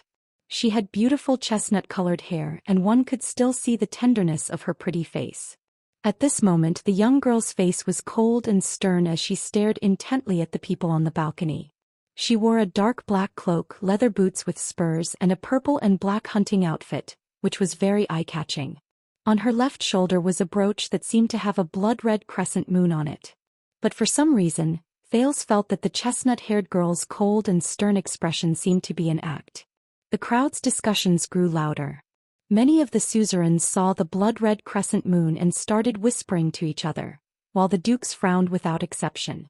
Behind the chestnut-haired girl were two nobles. One of them was a middle-aged man with flaxen hair and a smile on his face. His clothes were embroidered with a golden sunflower. The other was a middle-aged man with long hair and gloomy eyes. On his sleeves was a three-tailed fish. The fish opened its mouth savagely, and inside it were densely packed sharp teeth. But it is I, the ignorant woman and child that you speak of. The young girl walked up to Koshter, who had a surprised expression on his face. She raised her head arrogantly and looked at the one-eyed man who was a head taller than her in an overbearing manner. The ruler of Constellation, Blade Edge Hill. The chestnut-haired girl's voice turned cold. Do you have any objections, Duke Nanchester, whom we are meeting for the first time? Your Blood Moon Tabark family. Koshter stared at her in disbelief. His only eye flickered with uncertainty. The Duchess of Blade Edge Hill? The chestnut-haired girl no longer paid attention to him. Instead she walked straight up to the king and knelt down on one knee. Lina Tabark. Kessel sighed. With a nostalgic expression he extended his right hand. The last time I saw you was about 12 years ago. You were only 3 years old then. I remember Sonia bringing John's body back to Eternal Star. She held you in her arms and tearfully told me that you were the next Duchess of Tabark. Duchess Lina Tabark. The unsmiling young girl kissed the king's ring gently and solemnly said, Your Majesty, I will never dare to forget your kindness to the Fortress Flower and the late Duke of Star Lake. Is this the orphan of the Tabark family whom the Duke of Star Lake rescued from the hands of the rebel army during the Bloody Year? Duke Val looked at the determined young girl who was even younger than his own daughter and sighed. The southwest is far and the journey is arduous. I thought you would not make it in time. Is this young girl the orphan of the Tabark family who was slaughtered by the rebel army of the 6 southwestern cities during the Bloody Year? Val glanced at Kessel and sighed.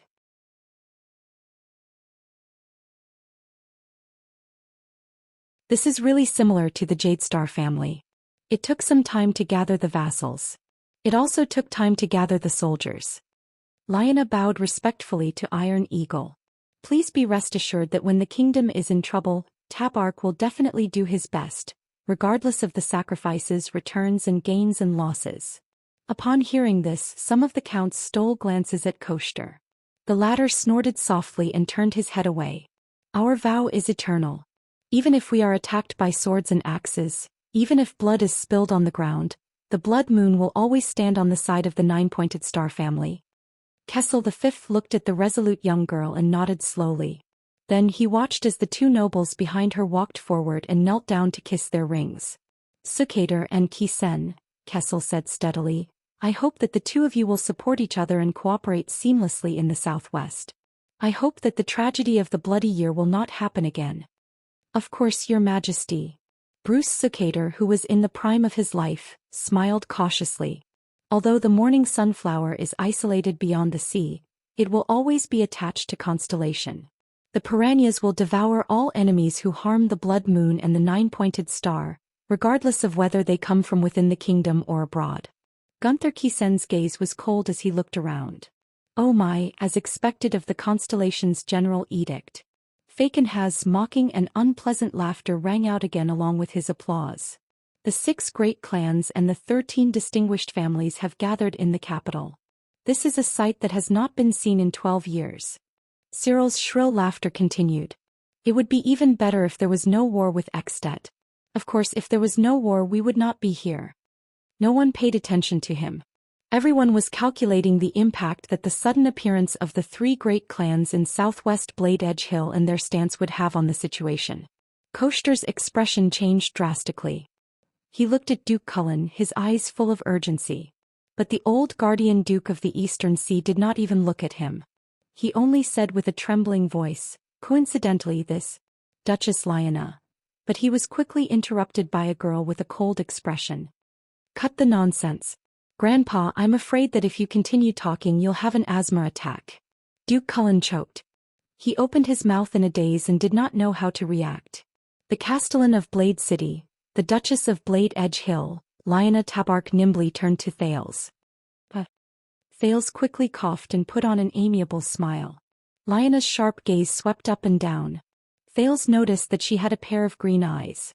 He could not help but puff out his chest and stand a little straighter. Then just as he was about to bow, Fortunately you are not too ugly. Liana nodded coldly and snorted.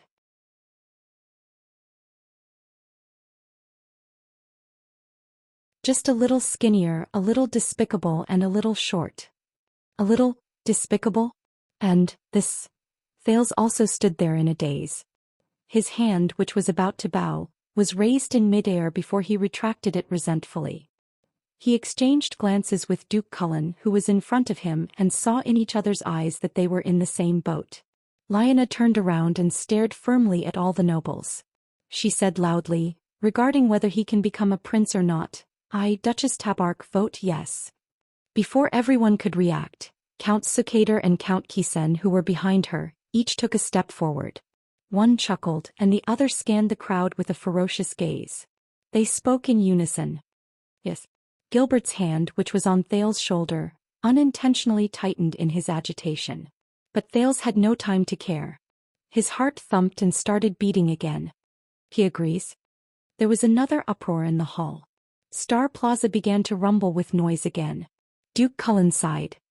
Then 8 people are against, 7 are in favor and 1 abstained. And because of the presence of Tabark, Sukater and the Xian family, the 19 members of the higher parliament have gathered together. So, up until now less than half of the people in favor and against are in favor. Only Javier of the Eastern Sea, Count Almond, and an old fatty like me are left. Koster clenched his fists and his heart sank. Damn it. That little bitch who rules Tabark, the upstart Sukater and the rabid Xian. Are they the spies that the king has prepared? Impossible in such a short time.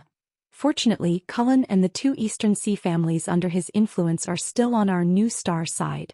If they vote against, that boy will not have the right to inherit and we can take our time to think about it.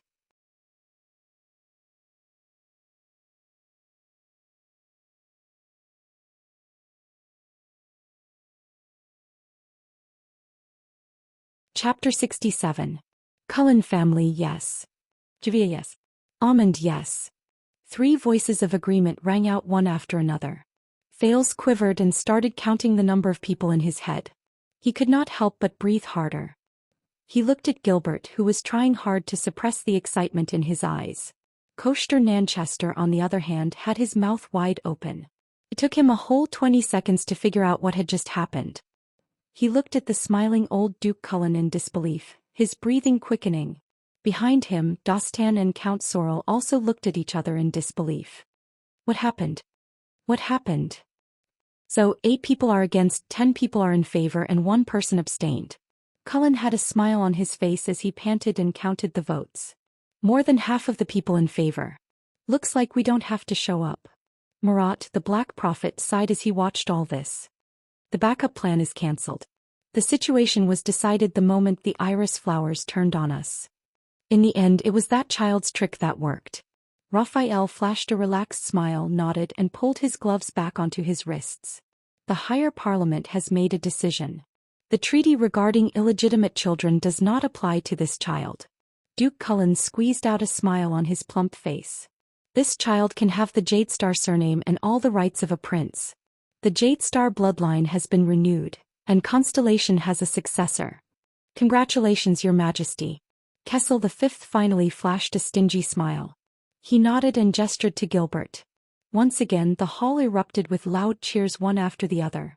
Applause, cheers, shouts, and the crowd that kept squeezing through the defense line of the guards and shields. Koster did not listen to what Cullen said. He only stared at Duke Cullen with his single eye wide open. Bob Cullen. You are the one who started all of this.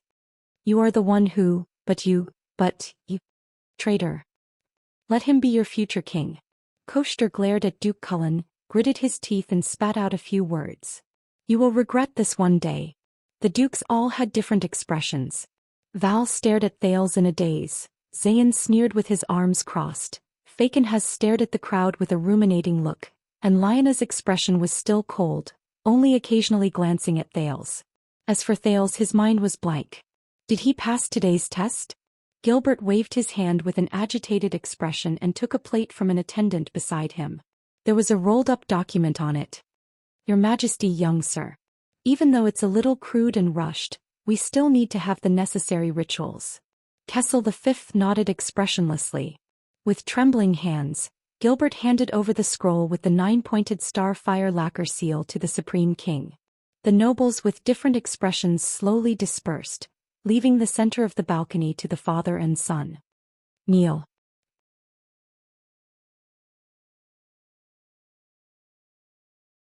Kessel V still had a complicated expression on his face, but he looked at Thales with extreme seriousness. The prince adjusted his breathing and knelt down on one knee. Here it comes, he said to himself. On this day, although this was not the future he could choose, wanted to choose. But in this dangerous and unknown world he was like a small boat that was being battered by huge waves, and he was completely powerless to control his own fate. In fact, the fact that he was still alive was already a great fortune. And now? Thales looked at the other side. Kessel V took off the seal on the scroll and slowly pulled it open. The tens of thousands of people in Star Plaza saw a small figure kneeling in front of His Majesty. They excitedly cheered, roared, clamored, and clapped. Some people even began to attack the line of order of the city defense team and the police station. Jade Star. In the name of the 39th Supreme King of Constellation, the Southern Islands and the Western Desert, Kessel Mindy's Eddie Jade Star. Kessel V read the contents of the scroll and stared at Thales with his sky-blue eyes. This person before me is a descendant of Jade Star of the kingdom's bloodline. Sunset Goddess bears witness to his bloodline. The Jade Star royal family guarantees his identity. The higher council recognizes his rights. Gods, kings, suzerains, the three pillars of constellation. Thales squeezed his knees even harder. He could not help but think of the national conference with its ups and downs. Regardless of your past, when you stand up, you will stand up as, that is. At this point Kessel V suddenly paused. His hand holding the scroll actually trembled slightly. Thales furrowed his brows. He knew why the king stopped here. He knew. Thales' thoughts returned to a few hours ago. In the final corridor leading to the Hall of Stars, Gilbert confirmed Thales' name with him. According to tradition, members of the royal family have two middle names. The second one is your father's name and the first one is an important person who has influenced you. Usually they are famous members in the history of the royal family, such as the three kings of constellation you met, the supreme class enemy of the wolves Kira Jade Star, or the great musician Sumer Jade Star. Are you sure you want to do this? You know, this name is even rarer than Thales. Gilbert followed behind Thales, feeling troubled. Yes, Mr. Gilbert, I have already decided. This is like the brand and memory on my body. Thales' gaze was firm as he walked forward step by step. No matter what the price, I do not want to give up. I am about to become a Jade Star. He panted slightly as he recalled what he saw in the royal family's cemetery. But if I cannot control my future, at least, please let me control my name. Thales raised his head and walked forward with determination.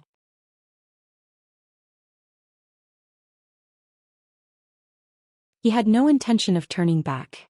Gilbert exchanged glances with Gines, who had a complicated expression on her face and nodded helplessly.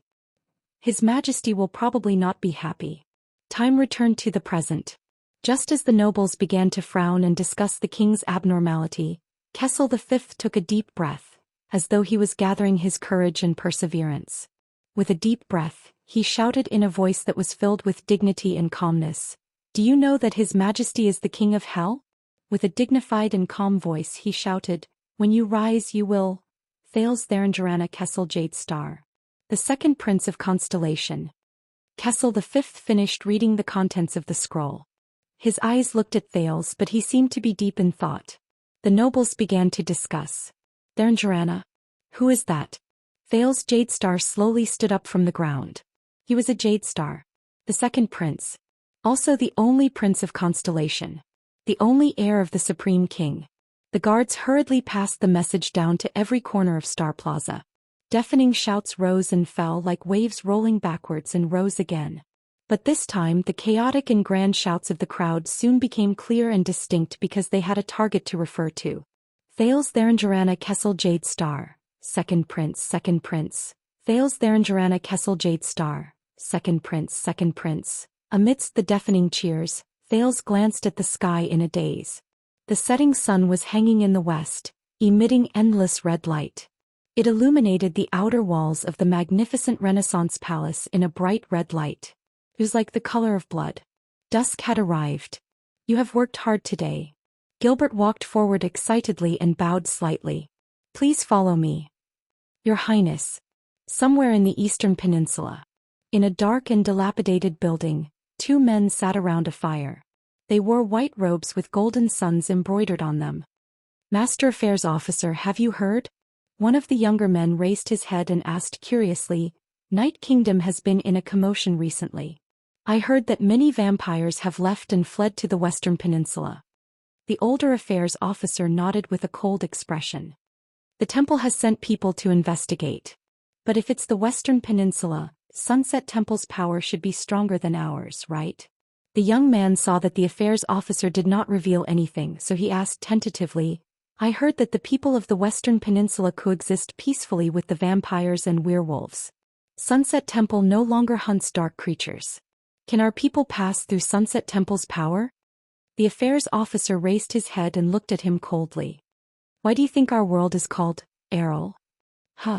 I saw it when I was learning the language.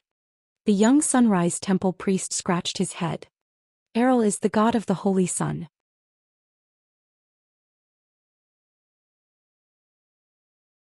He controls the rising and setting of the sun and determines the origin of all things. That's why our world is called Errol, isn't it? The Sunrise Affairs officer snorted and smiled mysteriously. You were sent to guard the seal, but you are not qualified to read those historical records. That's all you know. The young priest's face was filled with desire and curiosity. Our world was not originally called Errol. It was only after the Battle of Eradication that it changed its name.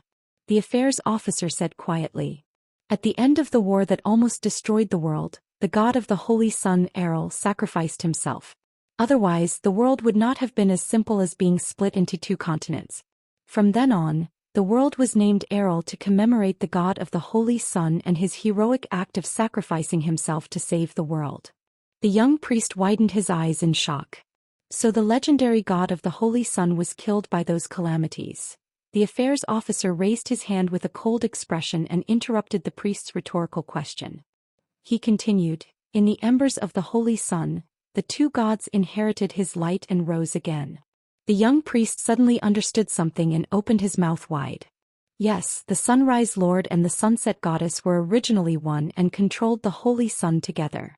The affairs officer's eyes glinted coldly. The holy sun shines on all things. How can there be a difference? Can the sunrise priests move within the range of the Sunset Goddess? This is the answer.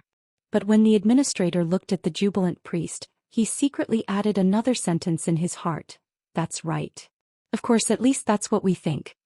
As for the Sunset Goddess. At this moment, a strange tremor suddenly came from the dilapidated and dark building. Dust fell from the collapsed stone pillars. Their expressions changed at the same time. No way. They leaped up and ran towards the center of the building with cold and vigilant eyes. Prepare the communication candles. Don't be stingy. The affairs officer shouted as if he was facing a great enemy. To deal with that kind of evil, prepare for the worst.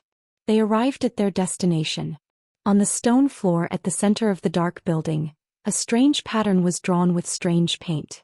It was a circle nearly 10 meters wide. It was filled with strange formulas and letters. In the middle of the circle was a 6-fingered black claw. The tremor continued. The young priest's eyes were filled with doubt. He put away a white candle with golden patterns. He frowned and said, the seal pattern is still intact. It hasn't broken free. But the affairs officer was still on high alert. He felt the tremor and turned to ask with a serious expression, but what's going on? This tremor. The young priest seemed to have thought of something. In a flurry, he brought out an ancient black book from his bosom.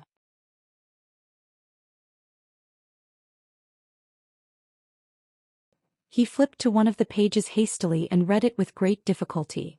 Strange tremor. Strange tremor. I got it. It's here. But the priest looked at it for a while before raising his head and looking at the affairs officer with a troubled expression. What's wrong? The affairs officer asked unhappily. You're the only one here who has received complete training in the language of the ancient empire. This notebook says that the occasional agitation of the seal is very normal. The young priest frowned. But the sudden activity of the sun, the tide of the moon, the change in the flow of Hell's river, even the 7 kings of Hell picking their noses and yawning, the kingdom of 10,000 gods decorating their bedrooms for no reason. My God, what kind of disrespectful term is that? Multiple supreme class elites passing by, and even the name of a sealed artifact being called by many people at the same time, all of these might cause energy fluctuations and agitation. The degree of intensity varies. The priestess flipped through the notes. Amid the sounds caused by the tremors, she exhaled in resignation. Heavens, I really have to give it to these mages. A single question has 6 to 7 different conditions and more than 20 possible answers, and they even have to mark it with, "To be continued." What's the difference between that and not being able to find the answer? No wonder they became extinct. There has to be someone with the highest possibility, right? Are we just going to ignore it? The administrator suppressed his anger and asked. The young priest flipped through his notes anxiously and furrowed his eyebrows. I don't know. I'm just a third-rank white-robed priest of the Sunrise Shrine. I'm not. At this moment the tremors suddenly stopped. The two of them raised their heads and looked at each other, seeing the doubt and relief in each other's eyes. The tremors did not come again. The administrator finally breathed a sigh of relief. He glared fiercely at the priestess, turned around and left. The priestess looked at the administrator's back and continued to speak, feeling wronged. It's not like you're an extinct mage or a witch. You know everything and can use all kinds of methods to figure out everything, the administrator said without turning his head. You should be glad that they're all extinct. His tone was filled with annoyance. The young priestess, who was the target of his anger, glanced at the 6-fingered black claw and rolled her eyes. If those mages did not go extinct. The administrator's back disappeared behind the stone pillar, but his displeased voice continued to travel. How could a rookie like you have the right to sit here and guard the seal? If the mages did not go extinct, of course I wouldn't have the right to be here. But the young priestess raised her eyebrows and glanced at the circle on the ground. She shook her head and spread her hands in resignation. You're tuning in to the Zhou Xian's Legacy YouTube channel. Don't forget to subscribe and join us on this journey to catch the most captivating stories.